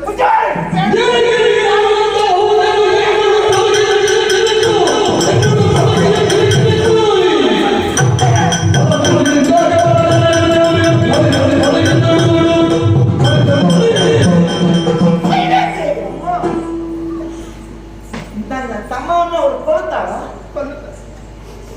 ಅವನು ಸಾಯಬೇಕಿದೆ. ಅಯ್ಯೋ, ನಿನಗೆ ನಷ್ಟ ಉಂಟಾ? ನಾನು ಈ ಮನೆಯಲ್ಲಿ 1 ವರ್ಷ ಕಾಲಕ್ಕೆ ಊಟಕ್ಕಾಗಿ ಇದ್ದವನು. ನನ್ನ ಹುಡುಗಿದ ಆಳು. ನಮ್ಮ ಮನೆತನದ ಬಗ್ಗೆ ಮಾತಾಡ್ತಾ ಇರುವ ನೀವು. ಅವ ಕೈ ಹಾಕಿ. ಅಯ್ಯೋ,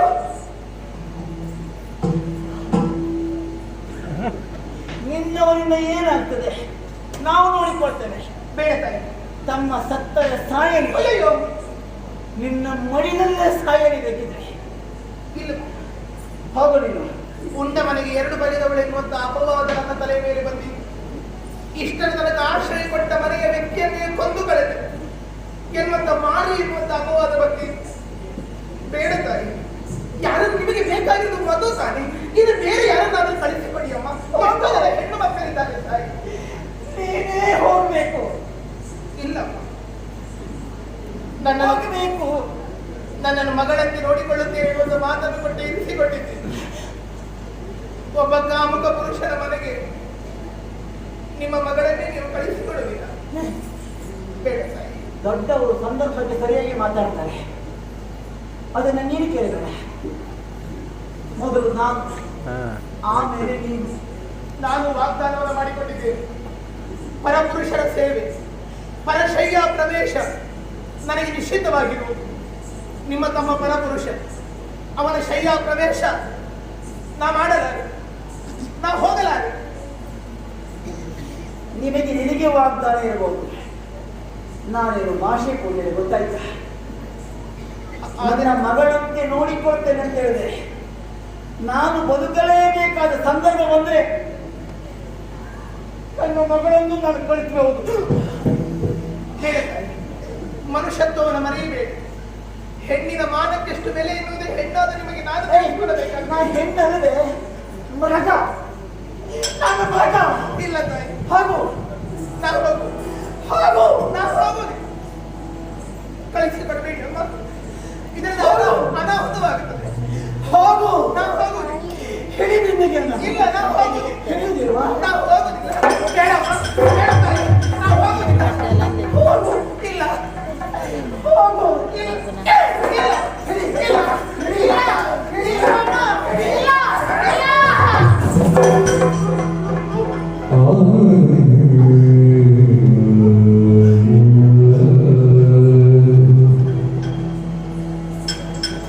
Oh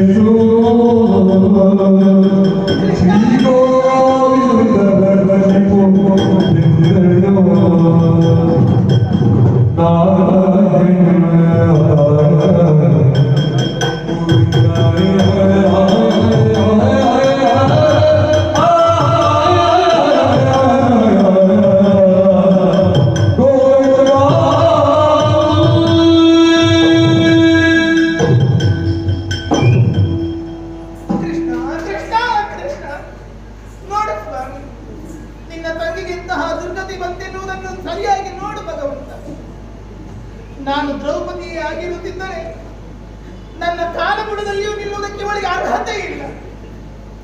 ಅಂತ ನಿಕೃಷ್ಟಳಿಗಳು. ಆದರೆ ಇವತ್ತು ನನ್ನ ಕುತ್ತಿಗೆಗೆ ಕೈಗೆ ದೂಡಿ ಬಿಟ್ಟಳು ಕೃಷ್ಣ. ಸಹಿಸಲಾರೆ. ಈ ಅವಮಾನವನ್ನು ನಾನೆಂದು ಸಹಿಸಲಿ ಭಗವಂತ. ಆಡಿದ ಮಾತಿಲ್ಲದೆ ಇರುವಂತ ಕುಡುಕರ ಮನೆಯವರು. ಸಾಕು ಕೃಷ್ಣ, ಸಾಕು. ಈ ಹೆಂಡ ಕುಡುಕರ ಮನೆಯ ಸಹವಾಸ ಸಾಕು ಸ್ವಾಮಿಯೇ, ಸಾಕು. ನೋಡು, ರಾಜಸೂಯದ ಕಾಲದಲ್ಲಿ ಋಷಿ ಮುನಿಗಳು ಸೇರಿರುವಂತ ಯಜ್ಞ ಮಂಟಪದಲ್ಲಿ ಯಜ್ಞ ಯಾಗಾದಿಗಳಿಗೆ ಬೇಕಾಗಿರುವಂತಹ ಪುರೋಡ, ಶಚರು, ತುಪ್ಪವನ್ನು ಬಂಗಾರದ ಪಾತ್ರೆಯಲ್ಲಿ ಹಿಡಿದ ಕೈ ಇದು.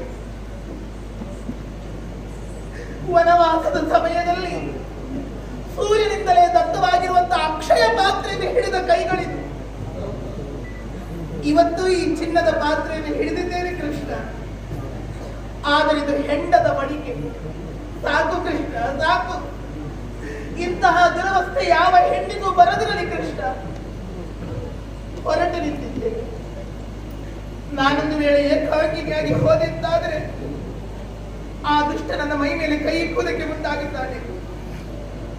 ಇಲ್ಲ ಸ್ವಾಮಿ, ನನ್ನನ್ನು ಕೆಡಿಸುವುದಕ್ಕೆ ಮುಂದಾದಂತಾದ್ರೆ ಆ ಕ್ಷಣದಲ್ಲಿ ನಾನು ಪ್ರಾಣವನ್ನು ಕಳೆದುಕೊಳ್ಳುತ್ತೇನೆ.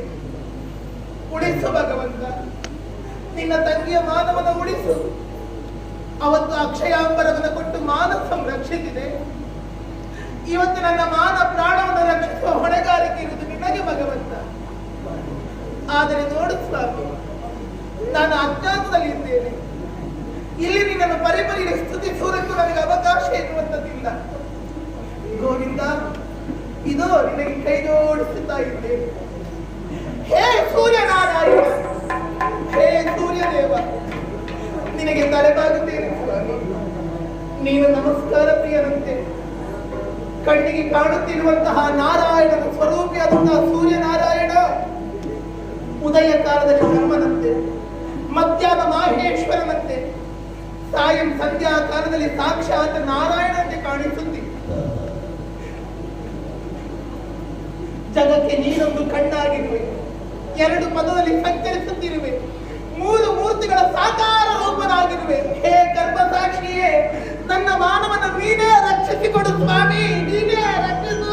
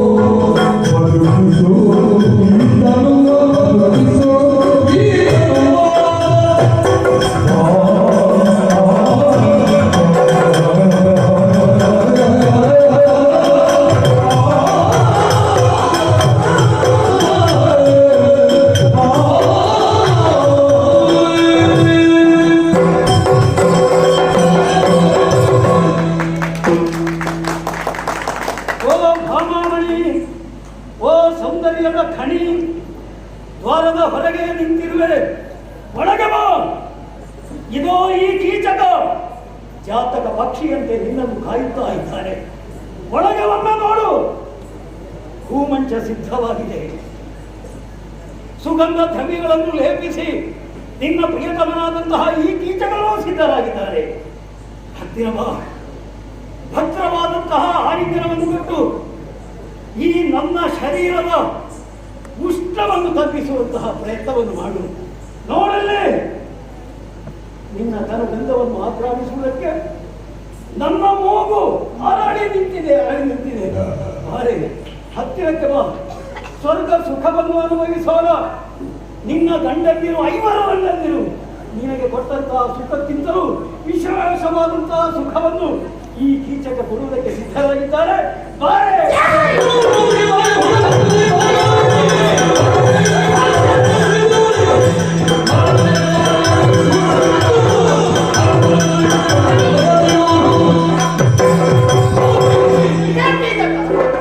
ನಿನಗೆ ಪ್ರಾಣ ಹೆಚ್ಚಾಗಿರಬೇಕು. ನಿನ್ನ ನಾಲಿಗೆಗೆ ಹುಳ ಬೀಳುವುದಕ್ಕೆ ಇಂಥ ಮಾತುಗಳನ್ನು ಆಡುತ್ತಾ ಇದೆಯಲ್ಲ. ನಿನ್ನಲ್ಲಿ ಸಲಹೆ ಮಾಡುವುದಕ್ಕೋಸ್ಕರವಾಗಿ ನಾಲಿಗೆಯವರಿಗಾಗಿ ಬಂದಿರುವುದಲ್ಲ. ನೀವು ಸಿಕ್ಕಿದ ಮೇಲೆ ಶರೀರ ಇಡೀ ಹುಳವಿದೆ. ಬೀಳುತ್ತದೆ ನಿನಗೆ. ನಿನ್ನ ಅಕ್ಕನನ್ನು ಇಲ್ಲಿಯವರೆಗಾಗಿ ಕಳಿಸಿಕೊಟ್ಟಿರುವುದು. ಅವಳಿಗೆ ಇದು ತಲೆನೋವಂತೆ ಕುಡಿದು ಮತ್ತೇರಬೇಕೆಂದು. ಅವಳಿಗೆ ಅಲ್ಲಿ ತಲೆನೋವು. ಇಲ್ಲಿ ಬಂದು ನೋಡಿದ್ರೆ ನೀನು ತಲೆ ಕೆಟ್ಟವನು ಹಾಗೆ ವರ್ತಿಸುತ್ತಾ ಇದ್ದೀಯ. ಒಂದು ಸತ್ಯ ಆಯ್ತು ಇವತ್ತಿಗೆ. ಏನು? ನಿಮ್ಮ ಕುಟುಂಬಕ್ಕೆ ತಲೆ ಸರಿಯಿಲ್ಲ ಎನ್ನುವಂಥದ್ದು. ನಿನ್ನ ಅಕ್ಕನಿಗೆ ಕುಡಿದು ಮತ್ತೆ ಇರುವುದಕ್ಕೆ ಮದು ಬೇಕಾಗಿದೆ. ನನ್ನಲ್ಲಿ ಇಂಥ ಹೊಲಸು ಮಾತುಗಳನ್ನು ಆಡಬೇಡ. ನಿನಗೆ ಪ್ರಾಣ ಕಳೆದುಕೊಳ್ಳುವುದೇ ಇಷ್ಟ ಇದ್ದರೆ ಹಾಗಿದ್ರೆ ನನಗೆ ಸುಖ ಕೊಡುವುದಕ್ಕೆ ನೀನು ಬಂದದ್ದಲ್ಲ. ನೋಡಲಿ, ಪಾಪಿಗಳನ್ನು ನರಕಕ್ಕೆ ಗಳಿಸುವುದಕ್ಕಾಗಿ ಶೂಲ ಇಟ್ಟಿದ್ದಾರೆ. ಆ ಶೂಲದ ಮೇಲೆ ಬಿದ್ದು ಸಾಯು. ನಿನ್ನ ಅಕ್ಕನಿಗೆ ಕುಡಿದು ತೇಗುವುದಕ್ಕೋಸ್ಕರವಾಗಿ ಮದು ಬೇಕಾಗಿದೆ. ಆ ಶೂಲವನ್ನು ನೀನು ತೋರಿಸುತ್ತಾ ಇದ್ದಿ. ಆ ಶೂಲದ ಮೇಲೆ ಬಿದ್ದು ಸಾಯುವುದಕ್ಕೆ ನಾನು ಸಿದ್ಧರಿಲ್ಲ. ಮತ್ತೆ ನಿನ್ನ ಶರೀರದಲ್ಲಿ ಹರಿತವಾದಂತಹ 2 ಶೂಲಗಳಿವೆಯಲ್ಲ, ಅವುಗಳ ಮೇಲೆ ಬಿದ್ದು ನಾನು ಸಾಯ್ತೇನೆ. ನಿನಗೆ ಬೇಕಿರುವುದು ಮಧು ತಾನೆ. ನಿನಗೆ ಬೇಕಿರುವುದು ಮಧು ತಾನೆ. ನಿನಗೆ ಆ ಮಧು ಅಲ್ಲ, ನಿನಗೆ ಅದರ ಮಧುವನ್ನು ಕೊಡ್ತೇನೆ.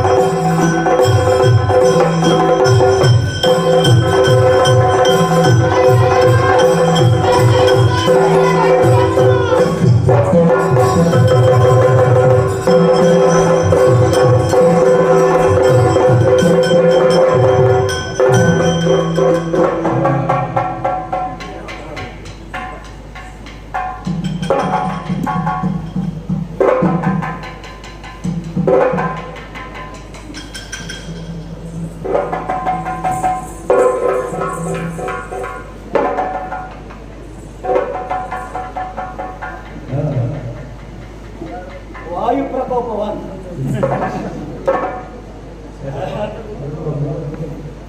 ಯಾರೋ ಬಡಿದತ್ತ ಒದೆದತ್ತ ಅಂತ ತಿರುಗಿ ನೋಡ್ತಾನೆ, ಯಾರು ಕಾಣಿಸ್ತಾ ಇಲ್ಲ. ಇನ್ನೊಂದು 15 ದಿನಕ್ಕೆ ಎಂಥದ್ದು ಮಾಡಲಿಕ್ಕೂ ಸಾಧ್ಯ. Oh,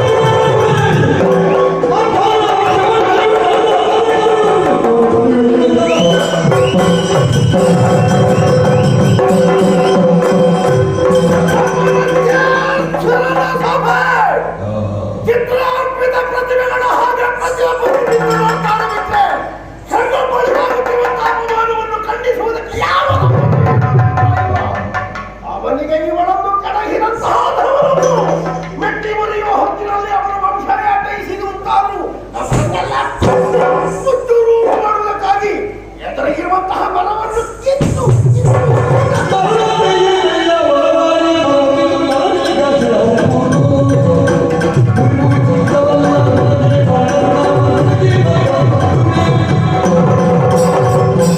ಅಡಿಗೆ ಭಟ್ರೆ, ಪರಿಸ್ಥಿತಿಯನ್ನು ಸ್ವಲ್ಪ ಅವಲೋಕಿಸಿಕೊಂಡು ಕಾರ್ಯಕ್ಕೆ ಕೈ ಇಡಬೇಕು. ಈ ಮರವನ್ನು ಮುರಿಯುವುದಕ್ಕೆ ಹೊರಟ್ರಲ್ಲ ನೀವು.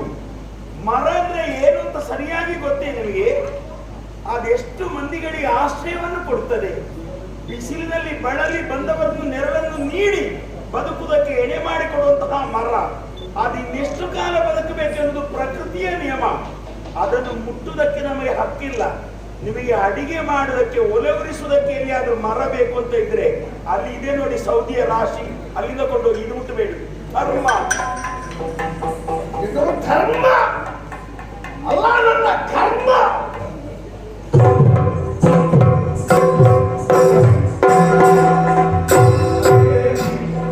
ಹಾಗಾಗಿ ಏನು ಪ್ರಯೋಜನ ಇಲ್ಲ. ಅವರವರ ಕರ್ಮ ಹೋಗುವುದು. ಅವರಷ್ಟೇ. ನಿಮ್ಮೊಟ್ಟಿಗೆ ನಾನು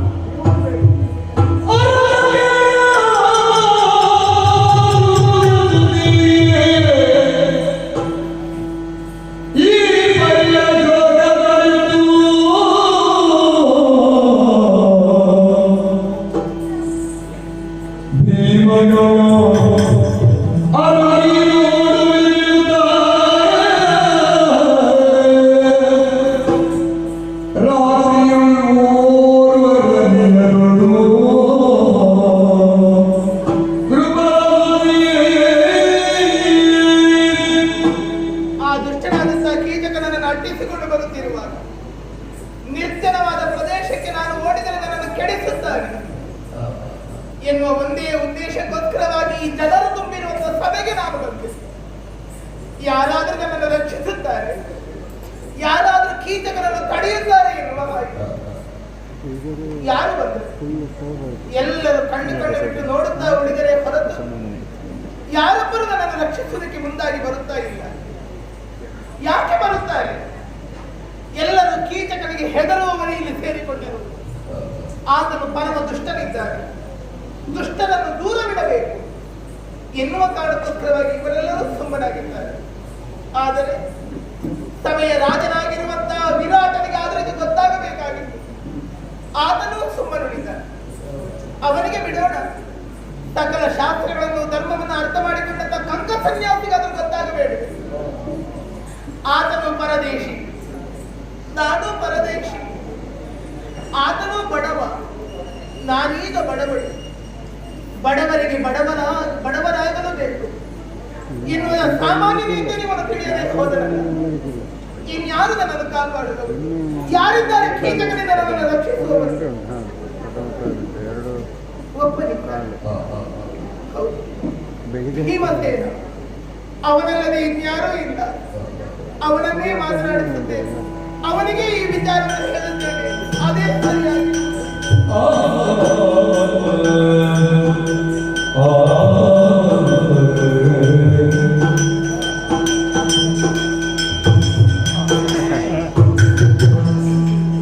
ಯಾವ ಕೆಲಸ ಆದ್ರೂ ಅದಿತ್ತು. ಅಡುಗೆಯ ಕೆಲಸವನ್ನು ದೇವರಾಣಿಗೂ ಬೇಡ. ಯಾರಿಗೂ ಎಷ್ಟೊತ್ತಿಗೆ ಊಟಕ್ಕೆ ಬರ್ತಾರೆ, ಎಷ್ಟೊತ್ತಿಗೆ ಬಡಿಸಬೇಕು, ಏನು ಬಡಿಸಬೇಕು ಎಂಥದ್ದು ಅರ್ಥ ಆಗುವುದಿಲ್ಲ. ಕೆಲವರಿಗೆ ಉಪ್ಪು ಹೆಚ್ಚಾಗುವುದು, ಕೆಲವರಿಗೆ ಉಪ್ಪು ಕಡಿಮೆ ಆಗುವುದು. ಕೆಲವರಿಗೆ ಊಟ ಮಾಡುವಾಗಲೇ ನೀರು ಕುಡಿಬೇಕು, ಕೆಲವರಿಗೆ ಊಟ ಮಾಡಿದ ಮೇಲೆ ನೀರು ಕುಡಿಬೇಕು, ಕೆಲವರಿಗೆ ಮೊದಲೇ ಕುಡಿಬೇಕು. ಕೆಲವರೆಲ್ಲ ಕುಡ್ಕೊಂಡೇ ಬರ್ತಾರೆ. ಯಾವೊಬ್ಬ ತಲೆ ಕೆಟ್ಟವ ಉತ್ತರ ಕುಮಾರ, ನನಗೆ ಬಿಸಿ ಆಗ್ತದೆ. ಮೊನ್ನೆ ಒಲಲ ಮಟ್ಟ ಅಂತ ನನ್ನ ಹೆಸರು, ಅವ ಎಲ್ಲ ಮಟ್ಟ ಅಂತ ಕರೀತಾರೆ. ತೆಗೆದು ನೆಲಕ್ಕೆ ಬಾರಿಸಬೇಕು ಅಂತ ಆಗ್ತದೆ ಕೆಲಸ. ನಿತ್ಯಂತ ಅಡುಗೆ ಭಟ್ರು ಊಟ ಮಾಡಿ ಬರುತ್ತಾರೆ ಅಂತ. ಎಷ್ಟು ದಿವಸ ಅಡುಗೆ ಭಟ್ರು ಊಟ ಇಲ್ಲದೆ ನೀರು ಕುಡಿದು ಮಗನ ದಿವಸ ಬರುತ್ತಾ. ಇದು ಕಟ್ಟಿಗೆ, ಅದು ತಲೆ. ಮನೆಯಲ್ಲಿ ಇವಾಗ ದಿಂಬಿ ಇದ್ರೆ ನಿದ್ದೆ ಬರ್ತದೆ. ಇಲ್ಲಿ ದಿಂಬೆಲ್ಲಿದೆ ಕಟ್ಟಿಗೆಯಿಂದ ಕಟ್ಟಿಗೆ ಒಟ್ಟಿಗೆ ಅದಕ್ಕೆ ತಲೆ ಇಟ್ಟು ಮಲಗಿದ್ರೆ ಒಳ್ಳೆ ನಿದ್ದೆ ಬರ್ತದೆ, ಗೊತ್ತುಂಟ. ಮತ್ತೆ ಇವು ಕಟ್ಟಿಗೆಯಲ್ಲೇ ಮಾಡುವುದಲ್ಲ.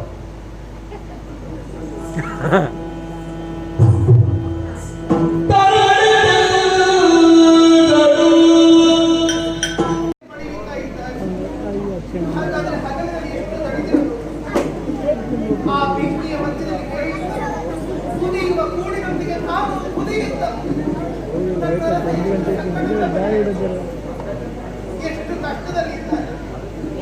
ಇವನ ಈ ಕಷ್ಟಕ್ಕೆ ನನ್ನ ಕಷ್ಟವನ್ನು ನಾನು ಹೇಳಿಕೊಳ್ಳುವುದೇ ಬೇಡ. ಅವರ ಕಷ್ಟವೇ ಕಾಡುವುದಕ್ಕಾಗುವುದಿಲ್ಲ. ನನ್ನ ಕಷ್ಟ ನಾನು ಹೇಳಿ ಹೇಳಿಕೊಳ್ಳಲಿ.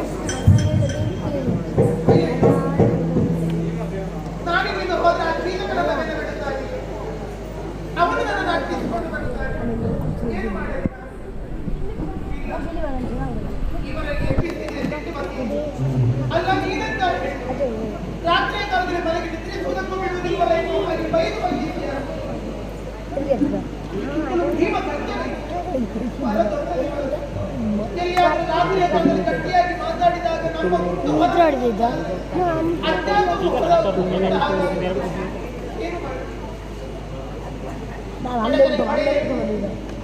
ಕೈ ಹಿಡಿದ ಗಂಡ ಬೈದ್ರೆ ಬೈಯಲ್ಲಿ ಕೈ ಹಿಡಿದ ಗಂಡ ಯಾರ್ಯಾರು ಪೆಟ್ಟು ತಿನ್ನುತ್ತೇವೆ ಮತ್ತೆ ಕೈ ಹಿಡಿದ ಗಂಡ ಹೊಡೆದ್ರೆ ಅಂತ ಏನೇ ಬರಲಿ ಏನೇ ಬರಲಿ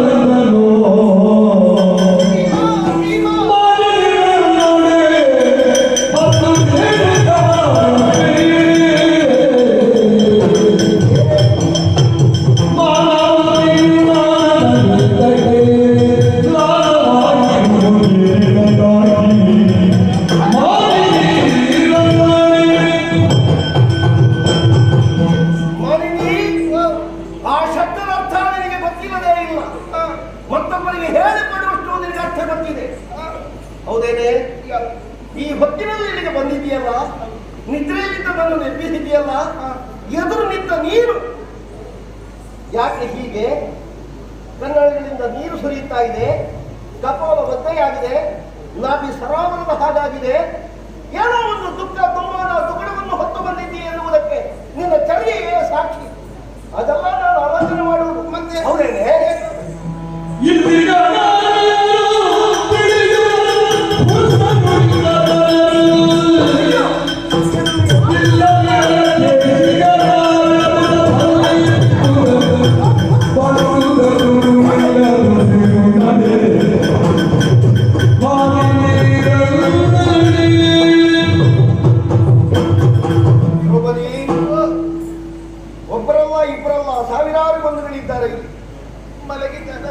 ನಿದ್ರೆ ಬಂದಿದೆ ಅಂತ ನಾವು ಎಣಿಸಬಹುದು. ಎಷ್ಟು ಮಂದಿಗೆಲ್ಲ ಎಚ್ಚರ ಉಂಟು ಅಂತ ನಾವು ಗೊತ್ತೇನೆ. ಕೆಲವರೆಲ್ಲ ನಿದ್ದೆ ಬಂದಂತೆ ನಟಿಸ್ತಾರೆ, ಬಿದ್ದುಕೊಂಡಿರ್ತಾರೆ, ಅವರಿಗೆ ನಿದ್ದೆ ಬಂದಿರುವುದೇ ಇಲ್ಲ.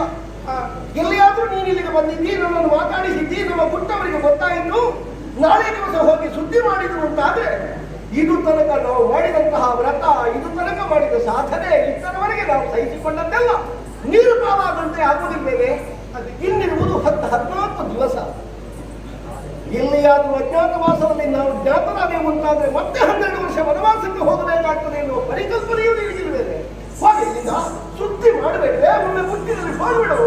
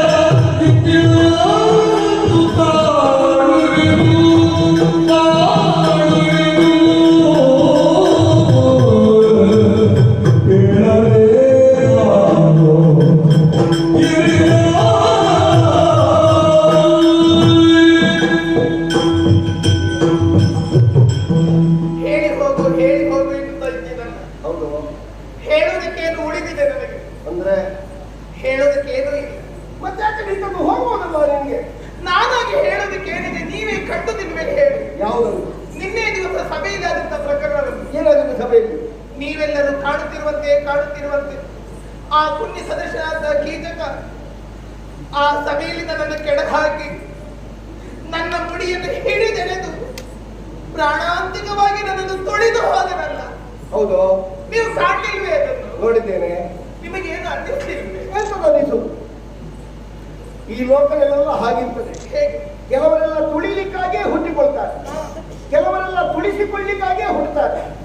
ಯಾಕೆ ಬಂತು? ಮತ್ತೆ ಅವನು ತುಳಿದ, ಹೌದು. ನೀನು ತುಳಿಸಿಕೊಂಡೆ, ಹೌದು. ಅದಕ್ಕೆ ನಾನೇ ಮಾಡುದು. ಮತ್ತೆ ನೀನ್ ಯಾಕಿರುವುದು? ಒಂದು 4 ಜನ ಆದ್ರೂ ನೋಡ್ಲಿಕ್ಕೆ ಜನ ಬೇಡವಾ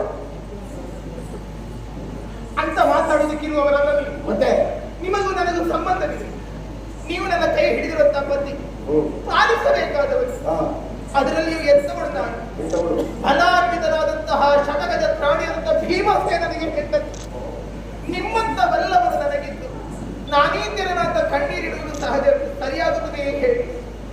ಏನು ಕೈಲಾಗದೇ ಇರುವಂತ ಒಬ್ಬ ಹೇಳಿ ಒಬ್ಬ ನಪುಂಸಕರ ಹೆಂಡತಿಗೂ ಇಂಥ ಸ್ಥಿತಿ ಬರಕೂಡದು. ಬಲಾನ್ವಿತರಾದಂತಹ ನಿಮ್ಮ ಹೆಂಡತಿ ಸ್ಥಿತಿ ಬರುತ್ತಂತಾದ್ರೆ ಪ್ರಪಂಚದಲ್ಲಿ ನಾನು ಉಳಿಯಬೇಕೇನು? ಸಾಧ್ಯ ಇಲ್ಲ ನನ್ನಿಂದ. ಆ ಕೀಟಗಳ ಉಪಟಳ ಅತಿಯಾಗುತ್ತಾ ಇದೆ. ಬೇಡಿಕೊಳ್ತೇನೆ, ನೀವು ಅಂತ ಅವನನ್ನು ಕೊಂದು ನಿವಾರಿಸಿಕೊಡಬೇಕು, ನನಗೆ ರಕ್ಷಣೆ ಕೊಡಬೇಕು. ಅದಲ್ಲ ಅಂತಾದರೆ ನಾನು ಪ್ರಾಣ ಕಳೆದುಕೊಳ್ಳುತ್ತೇನೆ. ಆತ್ಮಹತ್ಯೆ ಮಾಡಿಕೊಳ್ಳಕೂಡದು. ಆತ್ಮಹತ್ಯೆ ಮಹಾಪಾಪ. ಆದರೆ ನಾನು ಆತ್ಮಹತ್ಯೆ ಮಾಡಿಕೊಳ್ಳುವುದು ಮಾನ ಉಳಿಸಿಕೊಳ್ಳುವುದಕ್ಕೋಸ್ಕರವಾಗಿ. ಆದರೊಂದು ಮಾನ ಉಳಿಸಿಕೊಳ್ಳುವುದಕ್ಕೋಸ್ಕರವಾಗಿ ಆತ್ಮಹತ್ಯೆ ಮಾಡುವಾಗ ನಿಮ್ಮ ಹೆಸರು ಹೇಳಿಕೊಂಡು ಸಾಯ್ತೇನೆ. ಆವಾಗ ಆ ಪಾಪ ನನಗಿಲ್ಲ, ಆ ಪಾಪ ನಿಮ್ಮನ್ನು ಸೇರಿಕೊಳ್ಳುತ್ತದೆ. ಕೀಚಕರಿಂದ ನನ್ನನ್ನು ನಿವಾರಿಸಿಕೊಡಿ, ನನಗೆ ರಕ್ಷಣೆ ಕೊಡಿ.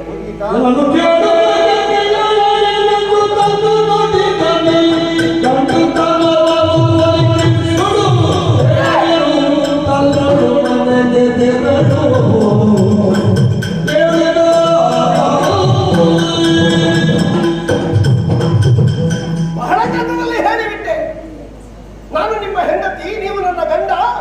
ನನ್ನ ದುಃಖವನ್ನು ನೀವು ನೋಡಿದ್ದೀರಿ, ನಾನು ನೋಡಿದ್ದೇನೆ. ಹೌದು, ಏನ್ ಮಾಡ್ಲಿಕ್ಕೆ ಬರ್ತದೆ ನಮಗೆ? ನಾ ಗಂಡ ಹೌದು, ನಿನಗೆ ಗಂಡನು ಹೌದು. ಆದ್ರೆ ನನ್ನ ಗಂಡಸು ತರ ಇವತ್ತು ಉಳಿಲಿಲ್ಲ, ಅದು ಸತ್ತಾಗಿದೆ. ನೀನನ್ನಲ್ಲಿ ಎಷ್ಟು ಅಂಗಾಲ ಹಾಕಿದ್ರು, ಗೋಕರಿದ್ರು, ಕಣ್ಣೀರು ಸುರಿಸಿದ್ರು, ಆ ಕಣ್ಣೀರಿನ ಮೌಲ್ಯ ಏನು ಅಂತ ನನಗೆ ಈಗ ಅರ್ಥ ಆಗದ ಸ್ಥಿತಿಯಲ್ಲಿ ನಾನಿದ್ದೇನೆ. ನಿನಗೆ ಹೇಳಿಕೊಳ್ಳುವುದಕ್ಕೆ, ಸಂಕಟವನ್ನು ವಿಚಾರಿಸುವುದಕ್ಕೆ, ನಿನ್ನ ಕಣ್ಣೀರು ತೋರಿಸುವುದಕ್ಕೆಲ್ಲ ನಾನೇ ಸಿಕ್ಕುವುದ ನಿನಗೆ? ನಿಮ್ಮಲ್ಲದಿದ್ರೆ ಇನ್ಯಾರಲ್ಲಿ ಹೇಳಿಕೊಳ್ಳಬೇಕು? ನಾನು ಒಬ್ಬನೇ ಇರುವುದಾ?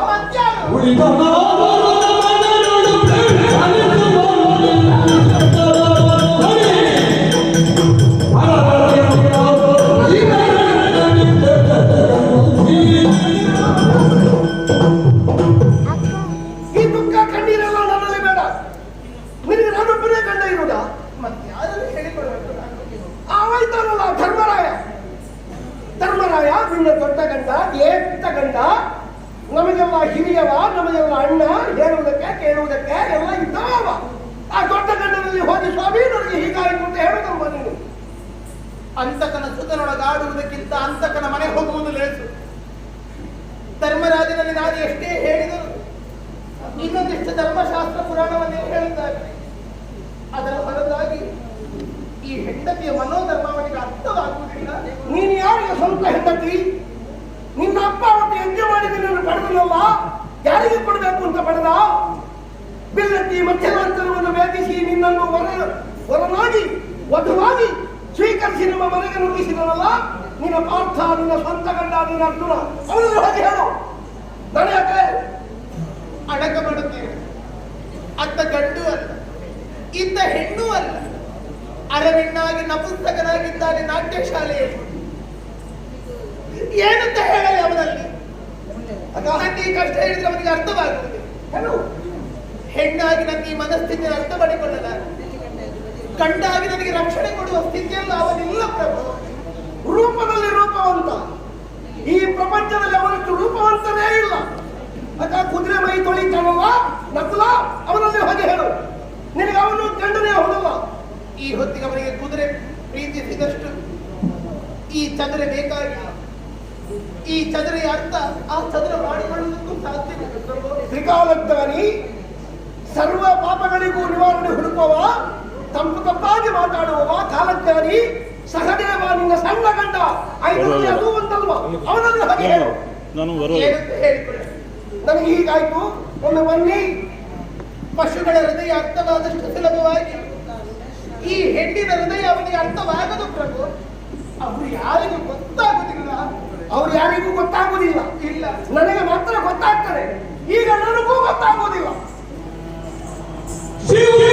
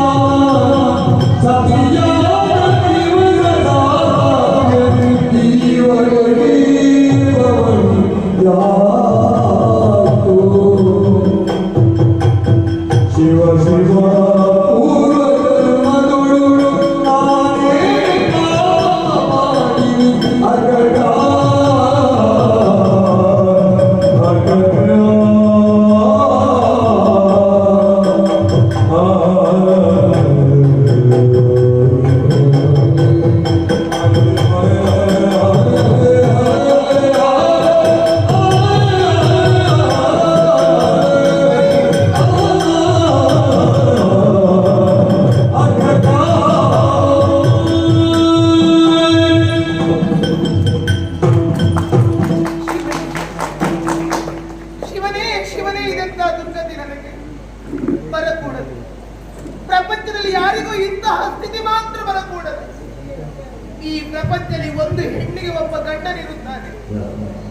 ಆ ಹೆಣ್ಣಿಗೆ ಎಂತ ಕಷ್ಟವೇ ಬರಲಿ, ತನ್ನ ಪ್ರಾಣ ಕೊಟ್ಟಾದ್ರೂ ಆ ಹೆಂಡತಿಯ ರಕ್ಷಣೆ ಮಾಡುವುದಕ್ಕೆ ಗಂಡನಾದವನು ಮುಂದಾಗುತ್ತಾನೆ. ಆದ್ರೆ ನನ್ನ ಪಾಲಿಗೆ ಮಾತ್ರ ಹಾಗಲ್ಲ. ಒಬ್ಬರಲ್ಲ, ಇಬ್ಬರಲ್ಲ, 5 ಜನ ಪತಿಯಂದಿರು ನನಗೆ. ಆದರೆ ನನಗೆ ಈ ಬವಣೆಗಳು ಮಾತ್ರ ತಪ್ಪಿದ್ದಿಲ್ಲ. ಅವನಲ್ಲಿ ಹೇಳಿದರೆ ಇವ, ಇವನಲ್ಲಿ ಹೇಳಿದರೆ ಅವ, ಅವನಲ್ಲಿ ಹೇಳಿದರೆ ಮತ್ತೊಬ್ಬ, ಹೀಗೆ ಸಾಗ ಹಾಕುತ್ತಾರೆ ಹೊರತು ಯಾರೊಬ್ಬರೂ ನನ್ನ ಕಷ್ಟವನ್ನು ಕೇಳುವವರಿಲ್ಲ, ನನ್ನ ಕಷ್ಟವನ್ನು ಪರಿಹರಿಸುವವರಿಲ್ಲ. ಯಾವತ್ತಿನಿಂದ ನನಗೆ ಈ ಕಷ್ಟಗಳು? ನನ್ನ ಅಪ್ಪನ ಮನೆಯಲ್ಲಿ ನಾನು ಸುಖವಾಗಿ ಕಾಲವನ್ನು ಕಳೆದವಳು. ನನ್ನ ತಂದೆಯ ಮನೆಯಲ್ಲಿ ನನಗೆ ಯಾವ ದುಃಖವೂ ಬದ್ದುದಿಲ್ಲ. ನಾನೇನು ಬಾಲ್ಯಾವಸ್ಥೆಯಲ್ಲಿ ಇದ್ದವಳಲ್ಲ. ಎದ್ದ ಗುಂಟದಿಂದ ಯೌವನವತಿಯಾಗಿ ನಾನು ಹುಟ್ಟಿ ಬಂದವಳು. ನನಗೆ ಚೆನ್ನಾಗಿ ನೆನಪಿದೆ, ನಮ್ಮಪ್ಪ ನನ್ನನ್ನು ಪ್ರೀತಿಯಿಂದಲೇ ನೋಡಿಕೊಳ್ಳುತ್ತಿದ್ದ. ಯಾವಾಗ ನಾನು ಈ ಪಾಂಡವರಿಗೆ ಹೆಂಡತಿಯಾದೆನೋ ಅವತ್ತಿನಿಂದ ನನಗೆ ಈ ಕಷ್ಟಗಳು ಬರುವುದಕ್ಕೆ ಪ್ರಾರಂಭವಾಗಿರುವುದು. ನಾನು ಇವನಿಗೆ ಹೆಂಡತಿಯಾದ ಮೇಲೆ ಮದುವೆಯಾಗಿ ಕರೆತಂದ ಪ್ರಥಮ ರಾತ್ರಿಯೇ ಬರೀ ನೆಲದಲ್ಲಿ ನನ್ನನ್ನು ಮಲಗಿಸಿದವರು. ಹೆಚ್ಚೇನು, ಆ ದುಷ್ಟನಾಗಿರುವಂತಹ ಕೌರವ ನನ್ನಲ್ಲಿ ದ್ವೇಷವನ್ನು ಸಾಧಿಸುತ್ತಾ ಇರುವುದು ನಾನು ಪಾಂಚಾಲ ರಾಜಕುಮಾರಿ ಎಂದಲ್ಲ, ನಾನು ಪಾಂಡವರಿಗೆ ಹೆಂಡತಿ, ಇವರಿಗೆ ಹೆಂಡತಿ ಎನ್ನುವ ಕಾರಣಕ್ಕೋಸ್ಕರವಾಗಿ ಉಂಟೆ. ಸತ್ತ ಹೆಣಕ್ಕಾದರೂ ಒಂದು ತುಂಡು ಬಟ್ಟೆಯಿಂದ ಮುಚ್ಚುತ್ತಾರೆ. ಜೀವಂತ ಇರುವವರ ಮೈ ಮೇಲಿನ ಬಟ್ಟೆಯನ್ನು ಯಾರೂ ಸೆಳೆಯುವುದಿಲ್ಲ. ಆದರೆ ತುಂಬಿದ ಸಭೆಯಲ್ಲಿ ನಾನುಂಟಂತ ಏಕವಚನವನ್ನು ಸೆಳೆಯುವಂತ ಯತ್ನ ನಡೆಯಿತು. ಆಗಲೂ ಈ ಗಂಡಂದಿರು ಕಣ್ಣು ಬಿಡುತ್ತಾ ಕುಳಿತರೆ ಹೊರತು ನನ್ನ ಮಾನ ರಕ್ಷಣೆಗೆ ಬರಲಿಲ್ಲ. ಮೊನ್ನೆ ದಿವಸ ಸೈಂಧವ ನನ್ನನ್ನು ಎತ್ತಿಕೊಂಡು ಹೋದ. ಈಗ ಈ ಕೀಚಕ ನನ್ನನ್ನು ಬದ್ಧಪಡಿಸುತ್ತಾ ಇದ್ದಾರೆ. ಯಾಕಾಗಿ? ನಾನು ಪಾಂಡವರಿಗೆ ಹೆಂಡತಿ. ಆ ಕಾರಣಕ್ಕೋಸ್ಕರವಾಗಿ ನನಗಿಂತ ಕಷ್ಟಗಳು. ಕೈಯಲ್ಲಿ ಆಗದೇ ಇದ್ದವರುಂತಾದರೆ ನಾನು ಪ್ರಶ್ನಿಸುತ್ತಾ ಇರಲಿಲ್ಲ. ಸಾಮಾನ್ಯದವರಲ್ಲ ಇವರು. ಪತಿಗಳಾರೇನೆ ಗೀರ್ವಾಣರಿಗೂ ಸರಿಮಿಗಿಲು, ದೇವತೆಗಳಿಗಿಂತಲೂ ಸರಿಮಿಗಿಲಾಗಿರುವಂತಹ ಶೌರ್ಯ ಸಾಹಸಗಳನ್ನು ಹೊಂದಿಕೊಂಡವರು. ಪ್ರಯೋಜನ ಏನು? ಹೆಂಡತಿಯ ಮಾನ ರಕ್ಷಣೆಯನ್ನು ಮಾಡುವುದಕ್ಕೆ ಸಾಧ್ಯವಾಗದೇ ಇದ್ದರೆ ಇವರ ಪೌರುಷಕ್ಕೆ ಧಿಕ್ಕಾರವಿರಲಿ. ಬೇಡ. ಜನನವೇ ಪಾಂಚಾಲ ರಾಯನ ಅರಮನೆ, ಪತಿಗಳಾರನೇ ಗೀರ್ವಾಣರಿಗೂ ಸರಿಮಿಗಿಲು. ಆದರೂ ನನ್ನ ತಲೆ ಕೂದಲನ್ನು ಬಿಚ್ಚಿಕೊಂಡಿದ್ದರು ನಾನು ಈ ವಿರಾಟನ ಹೆಂಡತಿಯ ತಲೆ ಕಟ್ಟುತ್ತಾ ಇದ್ದೇನೆ. ಯಾಕಾಗಿ? ನನ್ನ ಗಂಡಂದಿರ ಮಾತು ಉಳಿಯಬೇಕು, ನನ್ನ ಗಂಡಂದಿರು ಸತ್ಯವಚನ ಭ್ರಷ್ಟರಾಗಕೂಡದು, ನಾನು ಅವರಿಗೆ ಉಪಕಾರಿಯಾಗಬೇಕು ಎನ್ನುವ ಒಂದೇ ಕಾರಣಕ್ಕೋಸ್ಕರವಾಗಿ. ಆದರೆ ನನ್ನ ಗಂಡಂದಿರೇ ನನ್ನ ಮಾನ ಪ್ರಾಣ ರಕ್ಷಿಸುತ್ತಾ ಇಲ್ಲ. ನಾನು ಯಾಕೆ ಇವರಿಗೆ ಹೆಂಡತಿಯಾಗಬೇಕಾಯಿತು? ಇಂಥ ಷಂಡರಿಗೆ, ಇಂಥ ಬಂಡರಿಗೆ, ಇಂಥ ನಪುಂಸಕರಿಗೆ ನಾನು ಯಾಕೆ ಹೆಂಡತಿ ಆಗಬೇಕಾಯಿತು? ಶಿವನೇ, ನಾನು ಯಾಕೆ ಹೆಂಡತಿ ಆಗಬೇಕಾಯಿತು?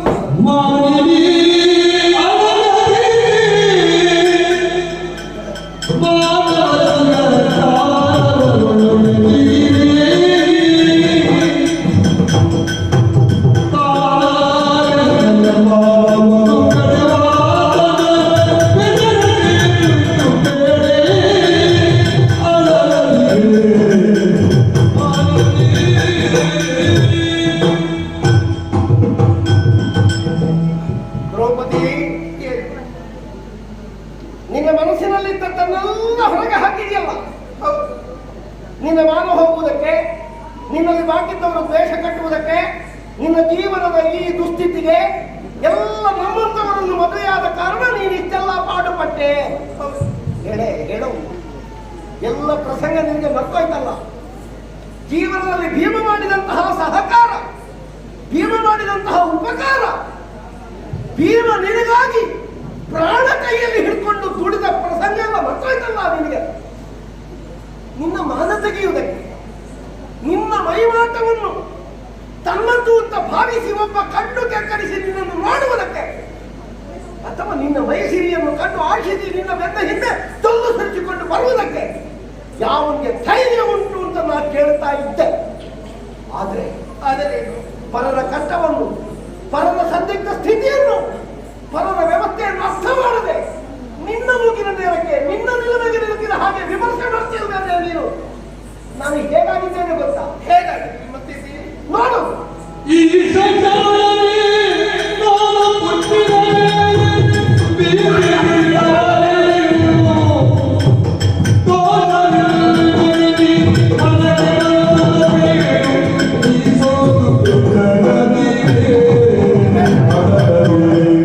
ನನಗೆ ಬೇಸರ ಇಲ್ಲದೆ ನಾ ಮೂಗು ಸತ್ತವ. ನನಗೆ ಬೆಂಕಿಯೂ ಒಂದೇ, ನೀರು ಒಂದೇ, ಗಾಳಿಯೂ ಒಂದೇ. ನಾ ಎಲ್ಲ ಬಿಟ್ಟಿದ್ದೇನೆ. ಮಾನ ಮರ್ಯಾದೆ ಎಲ್ಲ ಹಿಡ್ಕೊಳ್ಳುವುದಕ್ಕೆ ಜಾಗ ಅಲ್ಲ ಇದು. ಶತಗಜತ್ರಾಣಿಯಾದ ಭೀಮಸೇನ ಒಲಲ ಅಂತ ಹೆಸರು ಪಡೆದು ವಿರಾಟನ ಮನೆಯಲ್ಲಿ ಅಡುಗೆಯ ಉಪ್ಪು ನೋಡುವುದಕ್ಕೆ ಕೂತಿದ್ದೇನೆ. ಆದರೂ ನನ್ನ ಮನಸ್ಸಿನಲ್ಲಿ ಒಂದಲ್ಲ ಒಂದು ದಿವಸ ಕವರವನ್ನು ನೋಡಿ ಏನು ಅಂತ ಇತ್ತು. ಈಗೀಗ ನನಗೂ ಆಗಿದೆ. ಏನ್ ಮಾಡಿದ್ರು ಪ್ರಯೋಜನ ಇಲ್ಲ, ಎಂತದ್ದು ಮಾತಾಡಿದ್ರು ಪ್ರಯೋಜನ ಇಲ್ಲ. ನಿನ್ನನ್ನು ತುಳಿದನಲ್ಲ ಅವ, ಹಾಗೆ ನಾನು ಎದ್ದಿದ್ದೆ. ನಿನ್ ಗೊತ್ತಿತ್ತಾ? ಇಲ್ಲ. ನಾನು ಬಂದಿದ್ದೆ ಸಭೆಗೆ. ಎದಿರುವಂತಹ ಮರವನ್ನು ಕಿತ್ತುವನ ತಲೆಗೆ ಬಡಿಯುತ್ತೇನೆ ಅಂತ ಆಗುವಾಗ ಆ ಕಂಕ ಸನ್ಯಾಸಿ ಹೇಳಿದ, ಭಟ್ರೆ ಅಡುಗೆಗೆ ಇದೆಲ್ಲ ಕಟ್ಟಿಗೆ ಒಳಗುಂಟು, ಇದು ಧರ್ಮ ವೃಕ್ಷ ಅಂತ ಹೇಳಿದ. ನನ್ನ ಕರ್ಮ ಅಂತ ನನ್ನ ತಲೆಗೆ ಬಡ್ಕೊಂಡು ನಾನು ಹೋದೆ. ಎಷ್ಟು ಪ್ರಸಂಗದಲ್ಲಿ ಅಪಮಾನ ಆಗುವಾಗ ಹೇಳಿಲ್ಲ ನಾನು. ನಿನಗೆ 10 ಘಟನೆಗಳನ್ನು ನಾನು ನೆನಪಿಸುವುದಿಲ್ಲ, ಕೇವಲ ಒಂದನ್ನು ನೆನಪಿಸ್ತೇನೆ ನಿನಗೆ. ನೀ ಇದ್ದೀಯಲ್ಲ, ಬನ್ನಿ ಮರಕ್ಕೆ ನಮ್ಮ ಆಯುಧಗಳನ್ನು ಬಿಗಿದ, ಹೆಣನಾಕಾರದಲ್ಲಿ ಕಟ್ಟಿದ್ರು, ದೇವತೆಗಳಲ್ಲಿ ಪ್ರಾರ್ಥನೆ ಮಾಡಿದ ಧರ್ಮರಾಯ. ಅರ್ಜುನ ಬಂದು ಕೇಳಿದ್ರೆ ಕೊಡಿ, ಆದರೆ ಮೂರ್ಖನಾದ ಭೀಮಸೇನೆಯಲ್ಲಿ ಆದರೂ ಬಂದರೆ ಕೊಟ್ಟು ಬಿಡಲಾಡಿ ಅಂತ ಹೇಳಿದ. ಎಲ್ಲಿಯವರೆಗಿನ ತಲೆತಮ್ಮ ಭಾವ ನೋಡು. ಅರ್ಜುನನಿಗಾದರೂ ಉಂಟು ಆಯುಧ ಕೇಳಿದ್ರೆ. ಭೀಮ ಮೂರ್ಖ. ಈ ಮನೆಗಾಗಿ, ಮನೆತನಕ್ಕಾಗಿ, ಬಾಕಿದ್ದವರಿಗಾಗಿ ನುಡಿದನಲ್ಲ ಅವ ಮೂರ್ಖ. ಅವನಿಗೆ ಮೌಲ್ಯ ಇಲ್ಲ. ನಾನೊಬ್ಬ ಸಿಟ್ಟಿನವ, ನಾನೊಬ್ಬ ಅಧಿಕ ಪ್ರಸಂಗಿ, ನಾನು ಇಲ್ಲ ಸಲ್ಲದ ಜಾಗದಲ್ಲೆಲ್ಲ ಹಾರಾಡುವವ. ಈ ಷಂಡರೊಟ್ಟಿಗೆ ಹುಟ್ಟಿ ಉಂಟಲ್ಲ, ನನ್ನ ಗಂಡಸುತನವು ನಟ್ಟಾಗಿ ಹೋಗಿದೆ.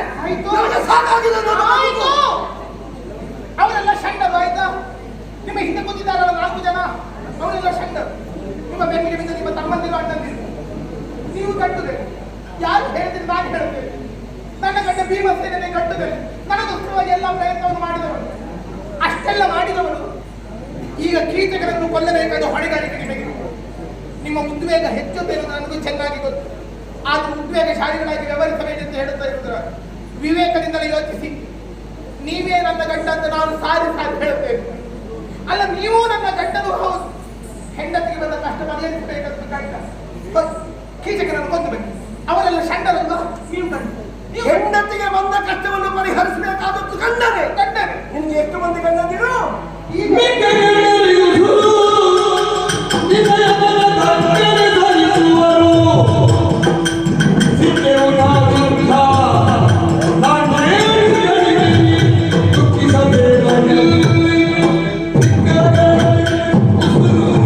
ಬೇಡ, ಬೇಡದ ರೂಪದಲ್ಲಿ ನೀವು ನನ್ನನ್ನು ಹುರಿದುಂಬಿಸುವುದು ಬೇಡ. ಈ ಪ್ರಸಂಗದಲ್ಲಿ ನಾನು ಕೆಲಸ ಮಾಡುವುದು ಬೇಡ. ಅವರನ್ನು ಕೊಂದು ಹೆಚ್ಚಿನ ಪಟ್ಟ ನನಗುಂಟು ಅಂತ ತುಪ್ಪ ನನ್ನ ಮೀಸೆಗೆ ಸವರುವುದು ಬೇಡ. ನಿನಗೆ ಗಂಡಂದಿರು ಎಷ್ಟು ಮಂದಿ? 5 ಮಂದಿ. 1 2 ಭೀಮಸೇನ, ಅದು ಬದಿಗೆ 3 ಅರ್ಜುನ ದೇವ, 4 ನಕುಲ, 5 ಸಹದೇವ. ನಿನಗಿನ್ನು ಗಂಡಂದಿರು 4. 5ರಲ್ಲಿ ಭೀಮ ಸತ್ತ.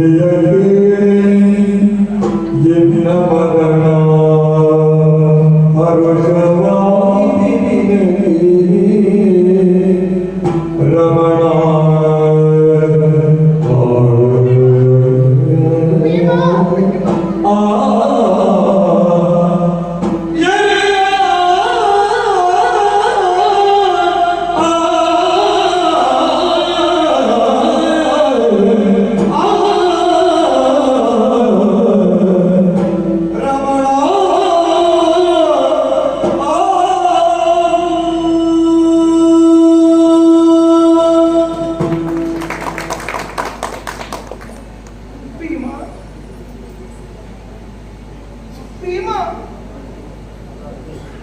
ಭೀಮಸೇನ, ಭೀಮ ಕ್ಷಮಿಸಿ ಬಿಡು ಭೀಮ, ಕ್ಷಮಿಸಿ ಬಿಡು. ಉದ್ವೇಗವಶರಾಗಿ ನಾನೇನೋ ದುಃಖದಿಂದ ನಿನಗೆ ಮನ ನೋಯುವ ಮಾತುಗಳನ್ನು ಆಡಿಬಿಟ್ಟೆ. ನನ್ನ ಮಾತುಗಳನ್ನು ಕೇಳಿ ಮನ ನೊಂದಿರುವಂತಹ ನೀನು ಇಂದಿನಿಂದ ನಾನು ನಿನಗೆ ಹೆಂಡತಿಯಲ್ಲ, ನೀ ನನಗೆ ಗಂಡನಲ್ಲ. ಹೇಳದಿರು ಭೀಮ, ಹೇಳದಿರು. ತಪ್ಪಾಯಿತು, ತಪ್ಪಾಯಿತು ಭೀಮ, ತಪ್ಪಾಯಿತು, ತಪ್ಪಾಯಿತು. ನಾ ಏನು ಕೇಳಿದೆ ನಿನ್ನಲ್ಲಿ? ನನಗೆ ಉಡುವುದಕ್ಕೆ ಬಟ್ಟೆ ಸೀರೆ ಬೇಕು, ನನಗೆ ಉಣ್ಣುವುದಕ್ಕೆ ಭ್ರಷ್ಟಾನ್ನ ಬೇಕು, ನನಗೆ ತೊಡುವುದಕ್ಕೆ ಚಿನ್ನದ ಆಭರಣ, ಅದನ್ನೆಲ್ಲ ನಾನು ಕೇಳಿದ್ದೆ. ನನ್ನ ಮಾನ ಉಳಿಸಿ ಅಂತ ನಾನು ಬೇಡಿಕೊಂಡೆ. ಯಾವುದು ಕಳೆದು ಹೋದರೆ ಮತ್ತೆ ಸಂಪಾದಿಸುವುದಕ್ಕೆ ಸಾಧ್ಯವಿಲ್ಲ ಅಂತ ನನ್ನ ಮಾನ ಉಳಿಸಿ ಅಂತ ಬೇಡಿಕೊಂಡರೆ ಇಂಥ ಮಾತಾಡುವೆಯ? ಬೇಡ, ನೀವೆಲ್ಲರೂ ಜೊತೆಯಾಗಿ ಸುಖದಲ್ಲೇ ಕಾಲ ಕಳೆಯಿರಿ. ನಾನೇ ನಿಮ್ಮ ಹೆಂಡತಿಯಾಗಬಾರದಾಗಿ. ಆದರೆ ಭೀಮಸೇನ, ಕೈ ಮುಗಿದು ಕೇಳಿಕೊಳ್ಳುತ್ತೇನೆ, ಹಿಂದೆ ಅರ್ಜುನ ದೇವನನ್ನು ಗೆದ್ದಾಗ ನೀವೆಲ್ಲರೂ ನಿಮ್ಮ ತಾಯಿಯ ಮಾತಿನಂತೆ ನಿಮ್ಮ ಕೈಗಳನ್ನು ಮುಂದೊತ್ತಿ ನನ್ನನ್ನು ಮದುವೆಯಾಗುವುದಕ್ಕೆ ಬಂದಾಗ ನನ್ನಪ್ಪನಾದ ಧ್ರುಪದ ರಾಜ ನಿಮ್ಮ 5 ಮಂದಿಗೆ ಮದುವೆ ಮಾಡಿಕೊಡುವುದಕ್ಕೆ ಹಿಂಜರಿದ. ಆಗ ಭಗವಾನ್ ವೇದವ್ಯಾಸರೇ ಆದ ಬುದ್ಧಿಯನ್ನು ಮಾತಾಡಿದ್ದರು. ದ್ರೌಪದಿ ಅಗ್ನಿ ಸಂಭವೆ, ಪಾಂಡವರು ದೈವಾಂಶ ಸಂಭೂತರು. ಇವರ ವಿಲನದಲ್ಲಿ ವಿಶಿಷ್ಟವಾದ ಅರ್ಥವಿದೆ. ಆದ್ದರಿಂದ ಯೋಚಿಸಬೇಡ ಧ್ರುಪದ ರಾಜ. 5 ಜನ ಪಾಂಡವರಿಗೂ ಒಬ್ಬಳೇ ಹೆಂಡತಿ ದ್ರೌಪದಿ ಇದೆ. ಇಂದಿನಿಂದ ಈ ಪಾಂಚಾಲೆ ಪಂಚವರ್ಣ ಹೀಗೆನ್ನು ಹಾಗೆ ಋಷಿಗಳಾಡಿದ ಮಾತು. ಆದರೆ ಇವತ್ತು ನಿನ್ನನ್ನು ಕಳೆದುಕೊಂಡು ನಾನು ಚತುರ್ವಲ್ಲಭೆಯಾಗಿ ಬದುಕಿರಲೇನು? ಬೇಡ ಭೀಮ, ಬೇಡ. ನನಗೊಂದು ಉಪಕಾರ ಮಾಡು ಭೀಮಸೇನ. ಯಾವ ಕೈಗಳಿಂದ ನನ್ನ ಕೊರಳಿಗೆ ಮಾಂಗಲ್ಯವನ್ನು ಬಂಧಿಸಿದೆಯೋ ಅದೇ ಆ ನಿನ್ನ ಕೈಗಳಿಂದ ಮಾನವತಿಯಾಗಿ ಪ್ರಾಣ ಬಿಡು. ಮಾನಿನಿ ರಂಗಳೆ ಅಂತ ಬಾಯಿ ತುಂಬ ಕರೆದೇ ಇಲ್ಲ ಭೀಮಸೇನ. ಮಾನಿನಿ ಮಣಿ ಬಾಯಿ ಎನ್ನುವ ಹಾಗೆ ಹೇಳಿದೆ ಇಲ್ಲ ಭೀಮಸೇನ. ಮಾನವತಿಯಾಗಿ ಪ್ರಾಣ ಬಿಡು ಎಂದು ನನಗೊಂದು ದೊಡ್ಡ ವಿಷ ಕೊಡು ಭೀಮ, ನನಗೊಂದು ದೊಡ್ಡ ವಿಷ ಕೊಡು ಭೀಮ, ವಿಷ ಕೊಡು. ಜನರು ಕೇಳಿದ ಭೀಮ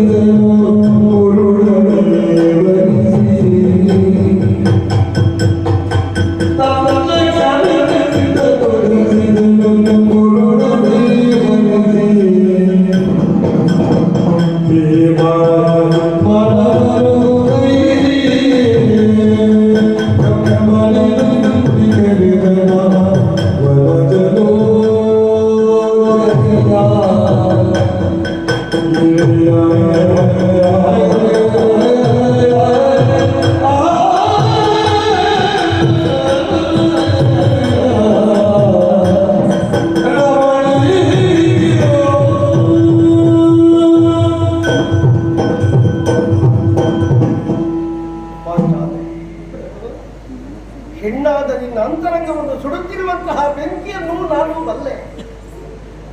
ಅಸಹಾಯಕರಾಗಿದ್ದೇನೆ ಅಂತ ಒಂದು 4 ಕಠಿಣವಾದ ವಾಕ್ಯಗಳನ್ನು ನಿಂದಿದ್ರು ಆಡಿ. ಯಾಕೆ ಬಲ್ಲೆ? ಒಮ್ಮೆ ಬಂದಿರುವಂತಹ ಒಂದು ಆಪತ್ತನ್ನು ನೀ ಮರೆತು ಉಳಿದ ಅಜ್ಞಾತ ಮಾಸವನ್ನಾದರೂ ಕಳೆಯುವುದಕ್ಕೆ ಅವಕಾಶವನ್ನು ಕೊಡ್ತೀಯಾ ಅಂತ ನಾನು ಇಷ್ಟು ದೀರ್ಘ ಎಳೆದು ಬಿಟ್ಟೆ. ಹೆಂಡತಿಯಾದ ನಿನ್ನ ಅಂತರಂಗವನ್ನು ಅರ್ಥ ಮಾಡಿಕೊಳ್ಳುವುದಕ್ಕೆ ಅಸಾಧ್ಯನಾಗಿ ನಾನು ಮಾತಾಡಿದ್ದಲ್ಲ. ಎಂತಹ ಕುಂಟನೇ ಆಗಲಿ ಕುರುಡನೇ ಆಗಲಿ ಹೆಂಡತಿಯ ಮಾನದ ಮೇಲೆ ಮತ್ತೊಬ್ಬ ಕಣ್ಣು ಹಾಯ್ತಾನೆ ಅಂತ ಆದ್ರೆ ಸಹಿಸಲಾರ, ನೋಡಿ ತಿಳಿದು ಅದನ್ನು ಸೂಚನೆ ಒಪ್ಪಿಗೆ ಅಂತ ಒಪ್ಪಲಾಗದು. ಕನ್ಯೆಯಾದ ನೀನು ಕಂಬನಿ ಸರಿಸುವಾಗ ನನಗಾಗುತ್ತಿರುವಂತಹ ನೋವು ಅಷ್ಟಿಟ್ಟಲ್ಲ. ಹೌದೇ, ಶತಗಜತ್ರಾಣಿಯಾದ ಭೀಮಸೇನನ ಹೆಂಡತಿಯಾಗಿ ಕನ್ಯೆ ಅಳಬೇಡ, ಅಳಬೇಡ.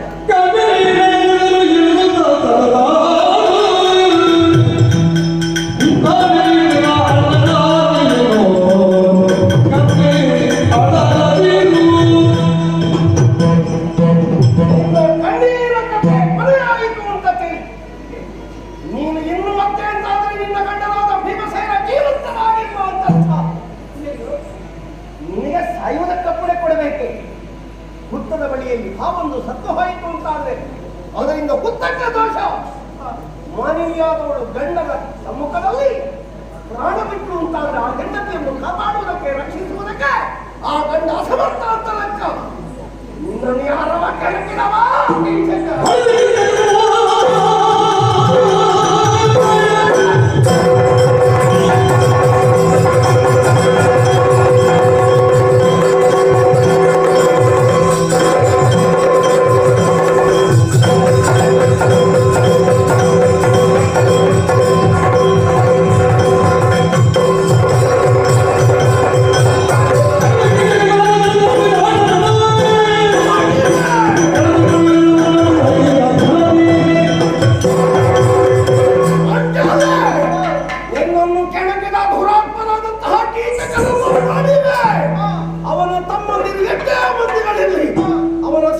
ಅಡ್ಡವಾಗಿ ಬಂದರು ನಿಂತು ಅಂತ ಇದ್ರೆ ಅವರನ್ನೆಲ್ಲ ಖಾಸಿ ಬಿಡುತ್ತೇನೆ. ಅಯ್ಯೋ, ನಾವು ಅಜ್ಞಾತದಲ್ಲಿದ್ದೇವೆ, ಕೌರವರಿಗೆ ಗೊತ್ತಾಗ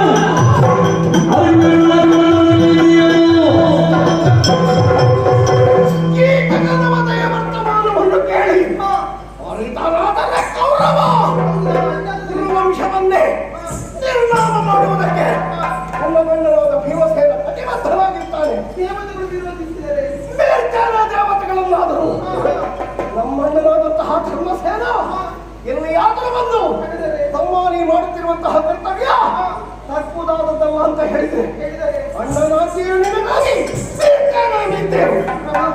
ನಿಮ್ಮ ಪತಿ ಪ್ರೇಮ ಎಷ್ಟು ದಿನದಿಂದಲೇ ವ್ಯಕ್ತವಾಗಿದ್ದರು. ಹೇಗೂ ನಾವು ಮನ ಮಾಡಿದ್ದೇವೆ, ಉಪಾಯದಿಂದಲೇ ಕಾರ್ಯವನ್ನು ಸಾಧಿಸುವುದು ಒಳಿತಾದ ಹೌದೇ ಅಲ್ವೇ ಹೇಳಿ.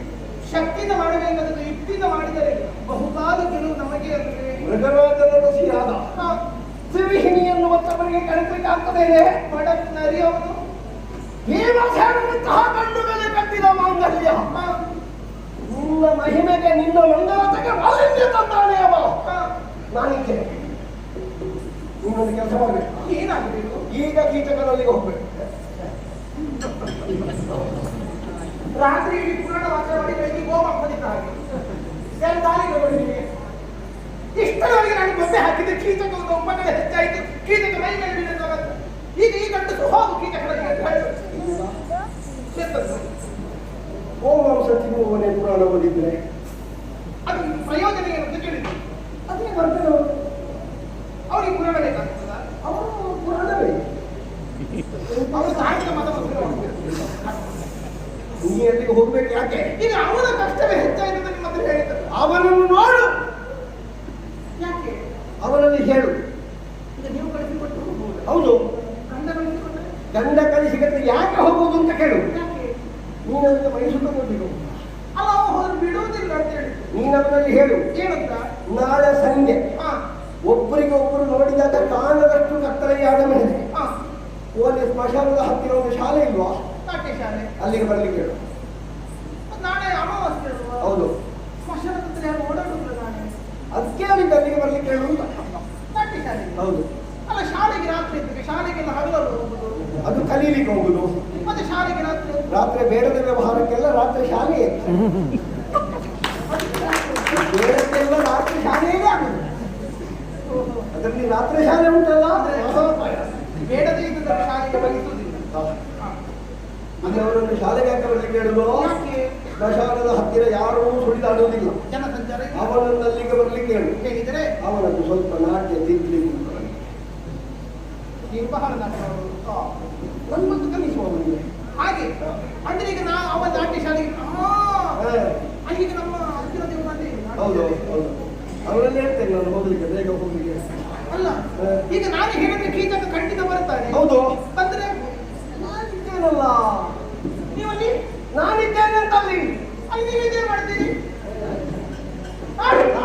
ಕೀಚಕನನ್ನು ಕುತ್ತಿಗೆಯನ್ನು ಇಟುಕಿ ತಿರುಗಿಸಿ ಕೀಚಕನನ್ನು ಕೊಲ್ಲುತ್ತೀರಿ.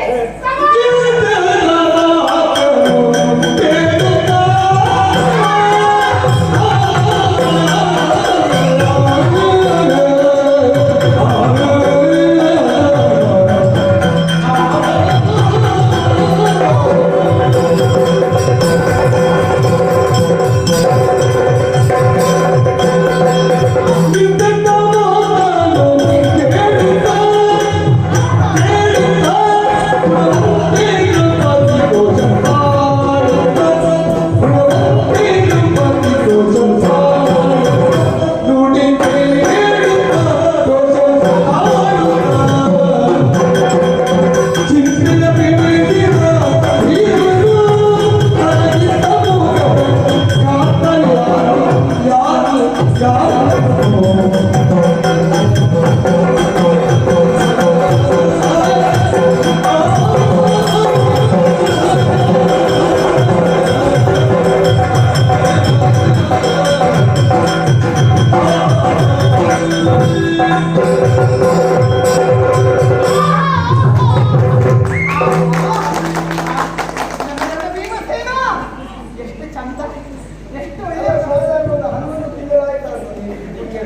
ವರ್ಷಗಳಲ್ಲಿ ಪ್ರಭು ಪ್ರಭು ಪ್ರಭು ನಿಮಗೆ ನನ್ನ ಎಷ್ಟು ಪ್ರೀತಿ, ನನ್ನ ಗಂಡ ಎಷ್ಟು ಒಳ್ಳೆಯವರು. ಈ ಲೋಕದಲ್ಲಿ ಹೆಂಡತಿಯ ಮಾತನ್ನು ನಡೆಸುವ ಗಂಡ ಮಾತ್ರ ಹೆಂಡತಿಗೆ ಪ್ರೀತಿಯಾಗುವುದು. ಎಲ್ಲಿಯಾದ್ರೂ ಒಂದು ದಿವಸ ಆಗುವುದಿಲ್ಲ ಅಂತ ಹೇಳಿದ್ರು ಅವರ ಜನ್ಮಜಾಲ ಆಡಿಸ್ತಾಳೆ ಅವಳು. ನಿಮ್ಮನ್ನು ಮದುವೆಯಾದ ಮೇಲೆ, ನಿಮ್ಮ ಮನೆಗೆ ಬಂದ ಮೇಲೆ, ನಿಮ್ಮ ಅಪ್ಪನ ಮುಖ ನೋಡಿದ ಮೇಲೆ, ನಾನು ಬಲಗಾಲಿಟ್ಟು ಒಳಗೆ ಪ್ರವೇಶ ಮಾಡಿದ ಮೇಲೆ ನನ್ನನ್ನು ತಡಿತೇನೆ, ನಾನು ಅಡಿಸಲಿಲ್ಲ. ಒಂದು ಮಾತು ಹೇಳಿದ, ಹೆಂಡತಿ ಗಂಡನಿಗೆ ಬೈತಾಳ, ಗಂಡನಿಂದ ಇಂಥದ್ದು ಕೆಲಸ ಮಾಡಿಸಿಕೊಳ್ಳಿಕ್ಕೆ ಉಂಟು. ನೀವು ಗಂಡಸರೇನು ಸಂಭವಿತರಲ್ಲ. ಗಂಡ ಹೆಂಡತಿಯನ್ನು ಹೊಗಳ್ತಾನ, ಹೆಂಡತಿ ನಿಂತದ್ದು ನಿಮಗೆ ಉಪಕಾರ ಆಗಲಿಕ್ಕೆ ಉಂಟು. ಸಂಸಾರದ ಇಷ್ಟೇ, ಅದಕ್ಕಿಂತ ಹೆಚ್ಚೆಂತದ್ದು ಅಲ್ಲ. ಯಾಕೆ ನನಗೆ ಸಂತೋಷ ಆಯಿತು? ಯಾಕೆ? ಕೀಚಕ ಸಾಯಿಲ್ಲ. ನಿನಗೆ ಬರೀಲಿಕ್ಕೆ 5 ಜನ ಇದ್ರು ನಾನು ಒಬ್ಬನೇ ಸಿಕ್ಕುವುದಲ್ವ? ಅದು ಯಾವಾಗಲೂ ಯಾರಿಗೆ ಪ್ರೀತಿ ಹೆಚ್ಚು ಅವರಿಗೆ ನಾವು ಒತ್ತಿಟ್ಟು ಮಾಡೋದು ಬೈ. ಅಯ್ಯೋ, ಎಷ್ಟು ಸಲ ಆಯ್ತು ನೀನು ನನ್ನನ್ನು ಬೈಯುವುದು. 12 ಸಲ. ಇರಲಿ, ಅದಲ್ಲ. ಕೀಚಕ ಸಾಯಿದ್ರೆ ನನಗೆ ಸಂತೋಷ ಯಾಕೆ? ಕೆಲವರಲ್ಲಿ ಹೇಳಿದರೂ ಕೆಲಸ ಮಾಡುವುದಿಲ್ಲ, ಕೆಲವರು ಹೇಳದೇ ಮಾಡುತ್ತಾರೆ. ಅಂತಹ ವರ್ಗಕ್ಕೆ ಸೇರಿದವರು ನೀವು. ಹೇಳದೆ ಕಾರ್ಯ ಸಾಧಿಸುವನು ಭೀಮಸೇನ. ಅದರಲ್ಲಿ ಈಗ ನಿಮ್ಮ ಬಾಯಿಂದಲೇ ಬಂದಿದೆ. ಕೀಚಕರನ್ನು ಕೊಂದು ಮುಗಿಸ್ತೇನೆ ಅಂತ ಹೇಳಿ ಅವರನ್ನು ಲೆಕ್ಕದಿಂದ ಹೊರಗಿಡು. ಇನ್ನು ಕೀಚಕ ಇದ್ದರೂ ಸತ್ತ ಹಾಗೆ. ಒಂದು ಮಾತು ಹೇಳ, ಗಂಡರಲ್ಲಿ ಗಂಡ ಭೀಮ ಬರಾಬರಿ, ಕುನ್ನಿ ಕೀಚಕರ ಹೆಣ ನಾಯಿನಲ್ಲಿ. ಅವನ ಹೆಣ ನಾಯಿನಲ್ಲಿ ತಿನ್ನುವುದೇ. ಎಂತದ್ದು 5 ಜನರಲ್ಲಿ ತೋರ ಆಗಲ್ಲ ಇದ್ದೇನೆ ಅಂತಲ್ಲ? ಅಲ್ಲಿ ಎಲ್ಲದರಲ್ಲಿಯೂ ಅಂತ ಮನಸ್ಸು ಹಳಗುಂತ. ಈಗ ಹೋಗಿ ಹೇಳಿ ಬರ್ಬೇಕಲ್ಲ, ಆದಷ್ಟು ಬೇಗ ಹೋಗಿ ಹೇಳಿ ಬರ್ತೇನೆ. ತಡ ಮಾಡಬೇಡ ಇನ್ನು. ನಾಳೆ ಸಂಜೆ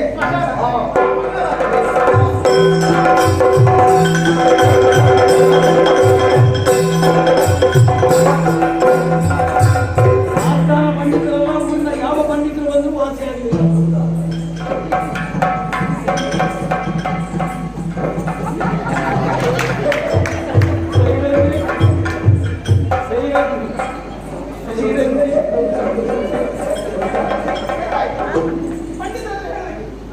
ನಾನು ಭರತನಾಟ್ಯ ಕಲಿಯುವುದು, ತತ್ವಾಂಗ ದಿಕ್ಕುತಕ್ಕ ಕೈಯ ಕೊನೆಯ ತಾಂಡವ ಎಂದು ಹೇಳಿದರು.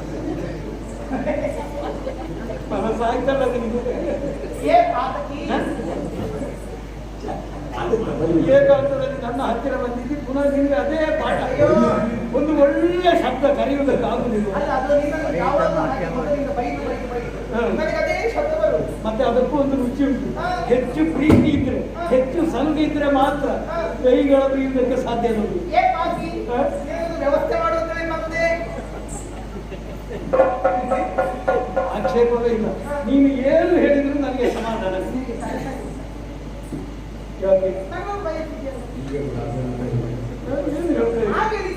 ನೀನೆಲ್ಲೋ ದಾರಿಯಲ್ಲಿ ಎಲ್ಲೆಲ್ಲೋ ಜನಲಿರುವಂತ ಬಸ್ಸಿನಲ್ಲಿ ಬಂದು ಸುಖ ಕೊಡುವುದು ಕೇಳಿದರೆ ಸುಖ ಕೊಡ್ತಾರೆ.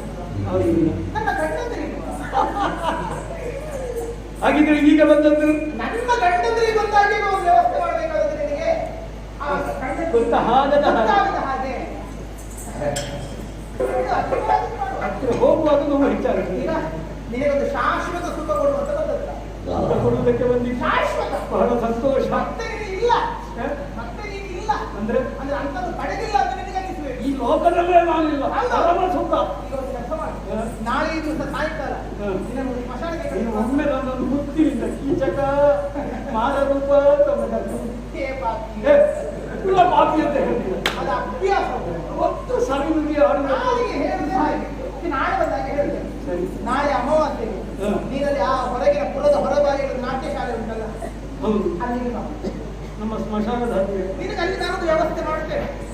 ಸ್ಮಶಾನದ ಹತ್ತಿರ ಅಮಾವಾಸ್ಯೆ ದಿನ ಎಲ್ಲಿಗೆ ಬರಬೇಕು? ಅಂದ್ರೆ ನಾಟ್ಯ ಮಂದಿರಕ್ಕೆ. ನಾಟ್ಯ ಮಂದಿರ ನಿನಗೂ ಊರಿನಲ್ಲಿ ಗೌರವ. ಹೌದು. ನಾನು ಮದುವೆಯಾದ ಹೆಣ್ಣು, ಈಗ ನಾನು ನಿನ್ನ ಜೊತೆಯಾದ ನಾಳೆ ಕಂಡ ಕಂಡು ಏನು ಹೇಳುವುದಿಲ್ಲ. ಪರಿಹಾಸ್ಯ ಮಾಡುವುದಕ್ಕೆ ಸಾಧ್ಯ. ನಿನಗೂ ಮರ್ಯಾದೆ ಇರುತ್ತೆ, ನನಗೂ ಗೌರವ ಇಲ್ಲ. ಹೌದು. ಈಗ ನನ್ನ ವ್ಯವಹಾರ ನನ್ನ ಗಂಡನ ನನ್ನ ವ್ಯವಹಾರವೂ ಅವರಿಗೆ ಅರ್ಥ ಆಗ್ತದೆ. ಅದಕ್ಕೆ ಹೇಳಿದ್ರು, ಊರಿನವರು ಬರದೇ ಇರುವಂತಹ ಸ್ಮಶಾನ ಹತ್ತಿರಕ್ಕೆ ಬಾ, ನಿನಗೆ ಅಲ್ಲಿ ನಾನು ವ್ಯವಸ್ಥೆ ಮಾಡ್ತೇನೆ.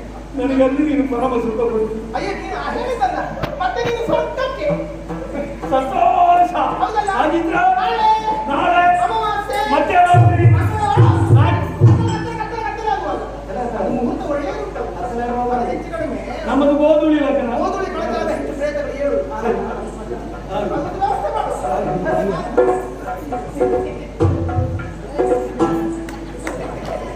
ನಮ್ಮ ಯೋಗದ ಬಗ್ಗೆ ನಾನು ಆಲೋಚನೆ ಮಾಡುವುದು.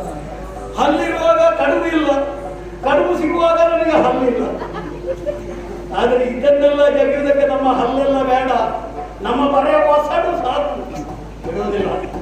ಸರಿ, ಸುಗಂಧ ದ್ರವ್ಯಗಳನ್ನೆಲ್ಲ ವೇಗಿಸಿ ಸರ್ವಾಲಂಕಾರ ಭೂಷಿತವಾಗಿ ನಾಟ್ಯ ಮಂದಿರವನ್ನು ಸೇರಿಕೊಳ್ತೇನೆ.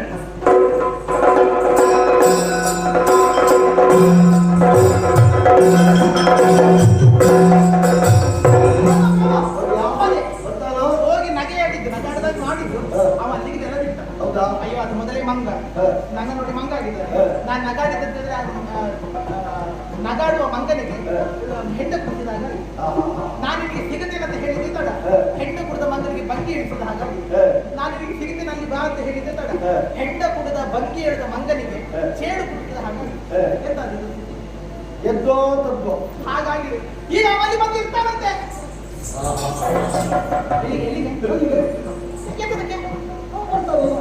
ಕೀಚಕ ಬರುವುದು ಸೈಲೆಂಟಿನಾಗಿ, ನಿಮ್ಮದಾಗಿ ಅಲ್ಲ. ಅದಕ್ಕೆ ನಾನು ಹೋಗ್ತೇನೆ ಅಂತ ನೀವು ಹೋಗಬೇಕಾದಲ್ಲ ಅಂತ ಅವ ಬರುವುದು ನನಗಾಗಿ. ಅದಕ್ಕೆ ನಾನು ಹೋಗ್ತೇನೆ ಅಂತ ನೀವು ಹೋಗಬೇಕಾದಲ್ಲ ಅವ ನನಗಾಗಿ ಬರುವುದು ಅಂತ. ಇನ್ನೊಮ್ಮೆ ಕಳಿಸಿ ಹೋಗಿದ್ರೆ ಮತ್ತೆ ಆಗಲೇ ಆಗುದಿಲ್ಲ, ನನಗೆ ಆಗುದಿಲ್ಲ ಅಂತ. ಹೋಗಬೇಕಾದದ್ದು ನೀವೇ, ಹೀಗೆ ಹೋದ್ರೆ ಅವನಿಗೆ ಬೇಕಾದದ್ದು ಸೈಲೆಂಟ್, ಇದು ಮಲ್ಲಲ ಬಟ್ಟು ಅದಾಗುದಿಲ್ಲ. ಮತ್ತೆ ಹೇಗೆ ನೀವು ನಾನಾಗಿ ಹೋಗ್ಬೇಕಾ ಬೇಡವಾ?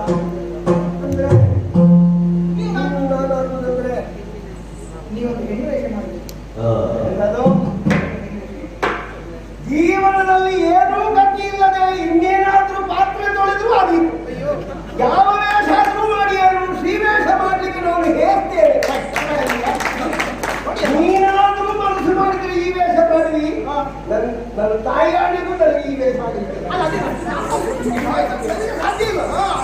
ನೋಡಿ, ನೀವು ಯಾರನ್ನು ಮೆಚ್ಚಿಸುವುದಕ್ಕೆ ಹೊಟ್ಟೆ ಬಾಡಿಗೆ ಹೆಣ್ಣು ವೇಷ ಮಾಡಿಸಬೇಕು. ನನಗಾಗಲಿಕ್ಕೆ ಕೀಚಕ ವದಾನಿಮಿತ್ತವಾಗಿ ಒಂದು ಹೆಣ್ಣು ವೇಷ ಆಗಿದೆ. ನಾನು ಹೆಣ್ಣು ವೇಷ ಮಾಡಿದ ಪ್ರಸಂಗ ಇಲ್ಲ, ನನಗೆ ಬೇಡ. ನಾನು ಮಾಡಿಬಿಡ್ತೇನೆ. ಅದೆಲ್ಲ ಎಲ್ಲ ಮಾಡ್ತಾರೆ, ಎಲ್ಲ ಬರೆಯುವಾಗೆಲ್ಲ ತೊಂದರೆ ಇಲ್ಲ ಅಂತ ಮತ್ತೆ ಅವರಿದ್ದಾರ. ಇಲ್ಲ ಇಲ್ಲ ಇಲ್ಲ ಇಲ್ಲ, ಅವರು ಜಾಗಕ್ಕೆ ಹಿಡಿಲಿಕ್ಕೆ ಅವರೇ ಬರುದು. ಹೌದೌದು, ಅದಲ್ಲ. ಈಗ ಕೀಚಕ ಅಂದ್ರೆ ಕೀಚಕ ಸೈನಿಕರಿಗಾಗಿ ಬರುವುದು. ಅವನನ್ನು ವಂಚಿಸುವುದಕ್ಕಾದ್ರೂ ಸೈನಿಕರಿಗೆ ಬೇಕಾ ಬೇಡ? ಹೇಗೆ ಶ್ರೀವೇಷ ಮಾಡುದೆ? ನಾ ಮಾಡಿಬಿಡ್ತೇನಲ್ಲ. ಮೊದಲು ಕೇಶವ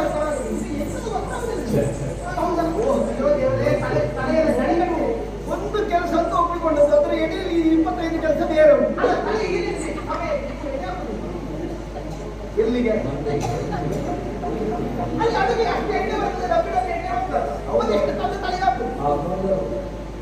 ಅದು ಆ ಎಣ್ಣೆಯಿಂದ ಹಾಕುದ, ಅದು ಕಾಯಿಸಲಿಕ್ಕೆ ಅಲ್ಲ ತರುವುದರ ಎಣ್ಣೆ, ಅದೇ ಆ ಎಣ್ಣೆ ತಲೆಗೆ ಹಾಕುದು.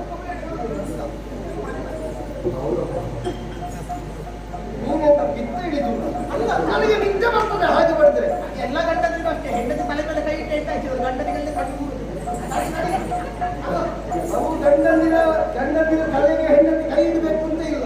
ಯಾವಾಗಲೂ ಅವಳ ಕೈ ಇವನ ಮೇಲೆ ಇರುವುದು. ಚೆನ್ನಾಗಿ ಮುಡಿ ಕಟ್ಟಿದೆ, ಬೈದಲ್ಲಿ ತೆಗಿದ್ದೇನೆ. ಯಾವ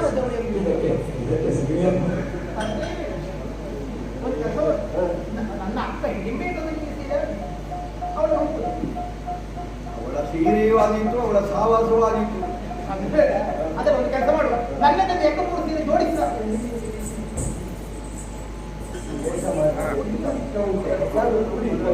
ಎಂತ ಉಡಿ ನನಗೆ ಗೊತ್ತುಂಟ ಉಡ್ಲಿಕ್ಕೆ.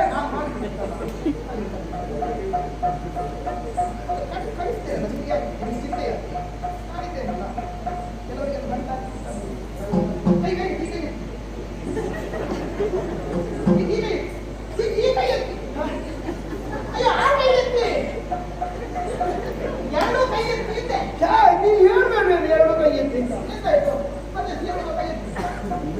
ಸೀರೆ ಉಡೋದು ನೀವೆಲ್ಲ ಕೈ ಎತ್ತಿದ್ದೀರಾ?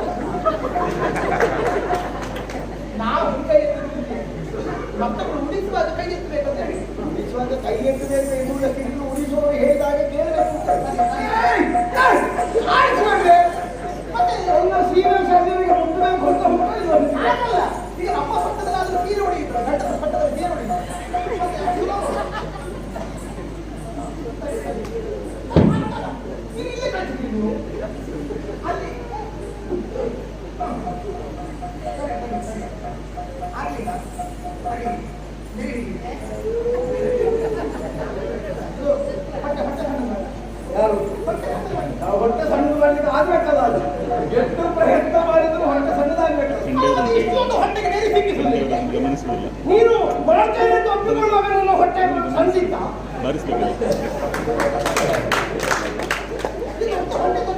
ಅದು ನಿಮ್ಮದು ಮಾತ್ರ ಅಲ್ವೇನೆ. ಕೆಲವು ಸಲ ಕೆಲವು ವರ್ಷ 9 ತಿಂಗಳಾಗುವುದು ಇಟ್ಕೊಳ್ತಾ ಇರ್ತದೆ, 2-3 ತಿಂಗಳಾಗುವುದು ಸಣ್ಣದಾಗುತ್ತೆ. ಉಸಿ ಒಳಗೆ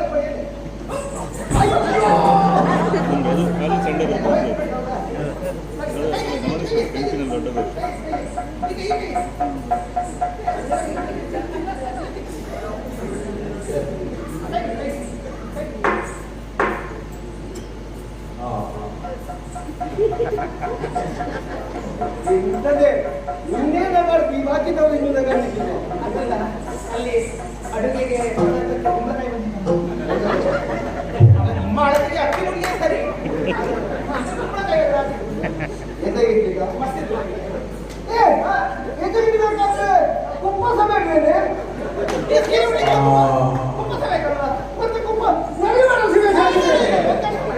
ಕುಂಬಸ ಬೇಕು ಅಂತ ಇಲ್ಲ, ಅದು ಹೇಗೋ ರಾತ್ರಿ ಅಲ್ವಾ, ರಾತ್ರಿ ಸಿನಿಮಾ ಸಿಕ್ಕ ಕುಂಬಸ ಕತ್ತಳಿಗೆ ಕುಂಬಸ ಬೇಡುವ ಅದು ಇದ್ದು ಬೇಕು, ಅವನ ಪ್ರಾಯ ಆದ ಮೇಲೆ ಅಂದ್ರೆ ವಿಷಯ ಬೇಡ. ಹೌದಾ? ಒಂದು ಬಣ್ಣ ಸಿಕ್ಕಿದೆ, ಈ ಕಪ್ಪು ಬಣ್ಣವಲ್ಲ ಶ್ರೀವೇಶಕ್ಕೆ ಕಪ್ಪು ಬಣ್ಣ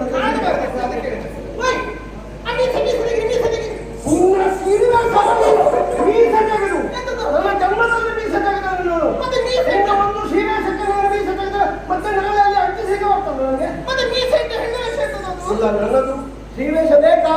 ಮೀಸ ಇದ್ದೇ ಶ್ರೀವೇಶ ಕಷ್ಟ ಆಯ್ತಲ್ಲ, ನನಗೆ ಗೊತ್ತಿಲ್ಲ. ಇದು ಹೆಣ್ಣು ವೇಷ ಮಾಡಿಕೊಂಡು ನಿಮ್ಮನೆ ಬಂದಾಗ ನಾವು ಹಾಗಾಯ್ತದೆ. ಸರಿ ಸರಿ, ಒಂದು ರೂಪಾಯಿ ಮಾಡ್ತೀನಿ, ನೀವು ಬೇಕಾದ್ರೂ ಮಾಡಿ. ಸರಿ ಹೌದಾ? ಮುಂದಕ್ಕೆ ಮುಸುಕಾಯಿಸಿದ್ರೆ ಅವಳು ನೀವು ಹೆಚ್ಚು ಗೊತ್ತಾಗುತ್ತೆ. ಈಗ ಮೀಸೆ ಗೊತ್ತಾಗ್ತದೆ. ಹೌದೇನೆ, ಎಂತದ್ದು ಈ ಕೆಲವರೆಲ್ಲ ಮುಸುಕಾಗಿ ಬರ್ತಾರಲ್ಲ, ಅವರಿಗೆ ಮೀಸೆ ಇರ್ತದೆ ಒಳಗೆ. ಇಲ್ಲ ಮೀಸೆ ಇದ್ದದ್ದು ಹೀಗೆ ಮಾಡಿಕೊಳ್ಳಬಹುದು. ಆಯ್ತು, ಈಗ ಹೆಣ್ಣು ವೇಷ ಆಯ್ತು, ಈಗ ಅವನ ಹತ್ರ ಹೋದ್ರೆ ಹೋಗ್ಬೇಕಾದ್ರೆ ಹೌದಾ? ನೀವು ಕೀಟಗಳನ್ನು ಕೊಲ್ಲದೆ ಇರ್ತಂದ್ರೆ ನನ್ನ ಸೀರೆ ಹಾಕಾಕ್ಬೇಡಿ. ಯಾಕೆ? ಮತ್ತೆ ಸೀರೆ ಉಟ್ಕೊಂಡು ಈ ರೀತಿ ಹಾಕಿಕೊಂಡು ಹೋದ್ರೆ ಅಲ್ಲಿ ನಿನ್ನ ಸೀರೆ ಉಟ್ಟು ಅಂತ ನನಗೆ ಬೇರೆ ನಡಿಗೆ ಬರ್ಲಿಕ್ಕೆ ಆಗ್ತದೆ. ಅದು ಹೆಣ್ಣು ನಡೆದಾಗ ನಡಿಬೇಕಪ್ಪ. ಅದೇ ಹೇಗೆ ಹೆಣ್ಣು ನಡೆದಾಗ ನಡಿ, ಅದು ಹೆಜ್ಜೆ ಮೇಲೆ ಹೆಜ್ಜೆ ಹಾಕ್ಬೇಕು. ನಾನು ಹೆಣ್ಣು ಗೊತ್ತಿಲ್ವಾ? ಈಗ ಸರಿ ನೋಡಿ, ಸರಿ ಸರಿ ಸರಿ ಸರಿ ಸರಿ ನೋಡಿ, ಸರಿ ಸರಿ ನಾನು ನೋಡಿಕೊಳ್ಳಿ.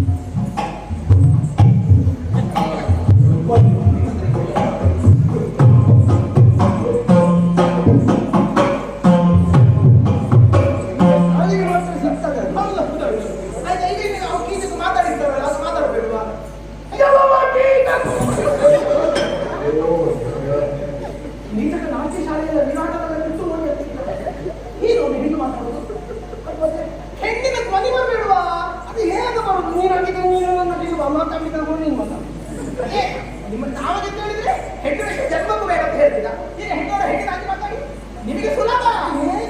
ಮನೆ ಹೆಣ್ಣು ಸ್ವಲ್ಪ ಹೊರಡುದು ತಡಾದ್ರು ಸಾಕು. ಆಗಿಲ್ಲ ನಿನ್ನ ಸೀರೆ ಉಂಟು ಗೊಂಬೆ ಆಗ್ತದೆ ಗಂಡಸರು ನೋಡು, ಸೀರೆ ಉಂಟು ನಡೆದು ಮಾಡಿದ್ದೀವಿ. ನಿನ್ನ ಕಾಲ ಇದು ಒಂದು ಸೀರೆ ಉಳಿಸಿ ಎಷ್ಟು ಬೈಕಿ ಹೆಣ್ಣು ಮೂಗಿನಲ್ಲಿ ಮಾತಾಡಿದ್ರೆ ಹೆಣ್ಣು ಧ್ವನಿ ಈ ಸೀಮೆಷ ಎಲ್ಲ ಮಾಡುವವರು ಮುಗಿನಲ್ಲೇ ಮಾತಾಡುದ, ಹೆಣ್ಣು ಧ್ವನಿ ಬರೋದು. ಕೀಚಕ ಪ್ರಿಯತಮ ನಿನ್ನ ಕಾಸು ಕಾಯಿದ್ದೇನು ಕೀಚಕ, ವಿರಹದಿಂದ ಬೆಳೆಯಲಿಲ್ಲ ಬಾ ಕೀಚಕ ಬಾ ಕೀಚಕ. ಗಟ್ಟಿ ಗಟ್ಟಿ ಕೀಚಕ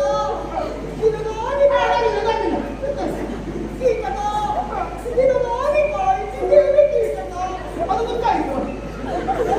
ಅದಕ್ಕೆ ಗಟ್ಟಿ ಮಾಡುವುದಿಲ್ಲ, ಶೃಂಗಾರ ಕೀಚಕ ನಿನಗಾಗಿ ವಿರಹದಿಂದ ಬಡಲಿ ಬಿಂಡಾಗಿದ್ದೇನೆ. ಅವರಿಗೆ ಸರ್ ಪ್ರಭು ಭೀಮನನ್ನು ಭಾಗಿಯಾಗಿದ್ದೇನೆ. ಇದು ಮುತ್ತಿನ ಅಕ್ಷತೆ ನೀಡಿದ್ದೇನೆ, ತಲೆಬಾಗಿದ್ದೇನೆ. ಆದರೆ ಚಂದ ಕಾಣುತ್ತಿದ್ದೇನೆ. ಹೋಗುದು ಕೀಟಕ ಕಾಮುಕ ಇದ್ದರೆ ಶ್ರೀನಂತ ಕಾಪಾಡಿದ್ದೇನೆ. ಎಂತದು ಶ್ರೀನ ಕಾಪಾಡಿಕೊಳ್ಳಿ. ಗಂಡಿನ ಬಗ್ಗೆಯೂ ಅವಳಿಗೆ ಅವನ ಬಗ್ಗೆ ಹೌದು. ಏನು ಹೆದರಬೇಡ. ನಮ್ಮ ಶೀಲದ ಬಗ್ಗೆ ಏನಾದ್ರೂ ಅಪಮೌಲ್ಯ ಬರ್ತದೆ ಅಂತ ಇದ್ರೆ ಅವನ ಕೈ ಚೀಲ ಹಾಕಿದ್ದೆ.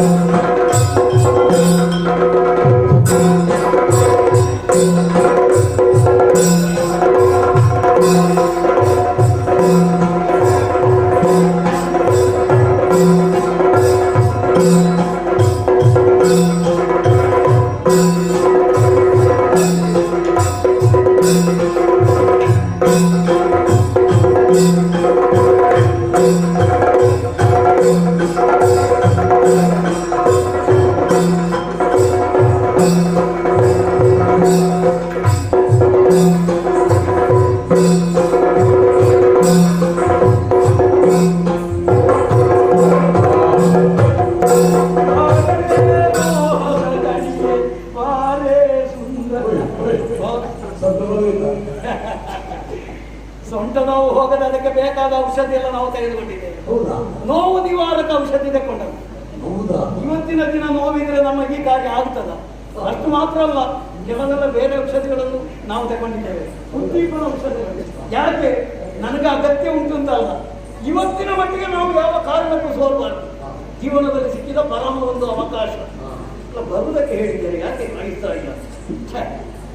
ಸಂಜೆ ಆಯಿತು.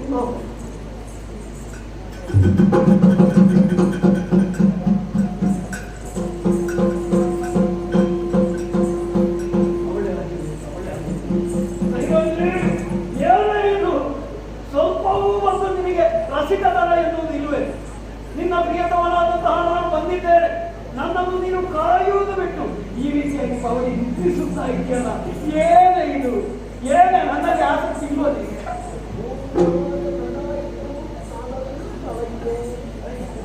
ಬರುವಾಗ ತಡ ಇದ್ದ ಮಲಗಿದ್ದ. ನನಗೆ ಸೈಲೆಂಟ್ಗೆ ಸ್ವರ ಕೇಳಿದ ಹಾಗೆ ಅನಿಸ್ತಾ ಇಲ್ಲ.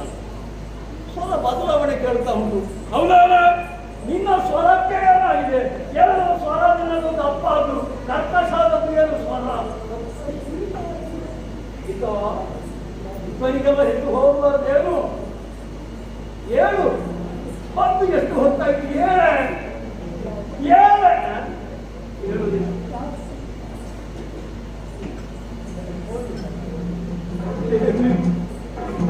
ಮಾಡಿ ಏನೇ ಇದು? ನಿನ್ನ ಸಾಲು ಬಹಳ ತೊರಗುದರ ಉಂಟಲ್ಲ, ಏನಿದೆ ಹೀಗೆ? ನಾನೆನಿಸಿದ್ದು ಬಹಳ ಮೃದುಗಿದೆ ಅಲ್ವಾ? ಹಾಗೆ ಏನೇ ಹೀಗೆ?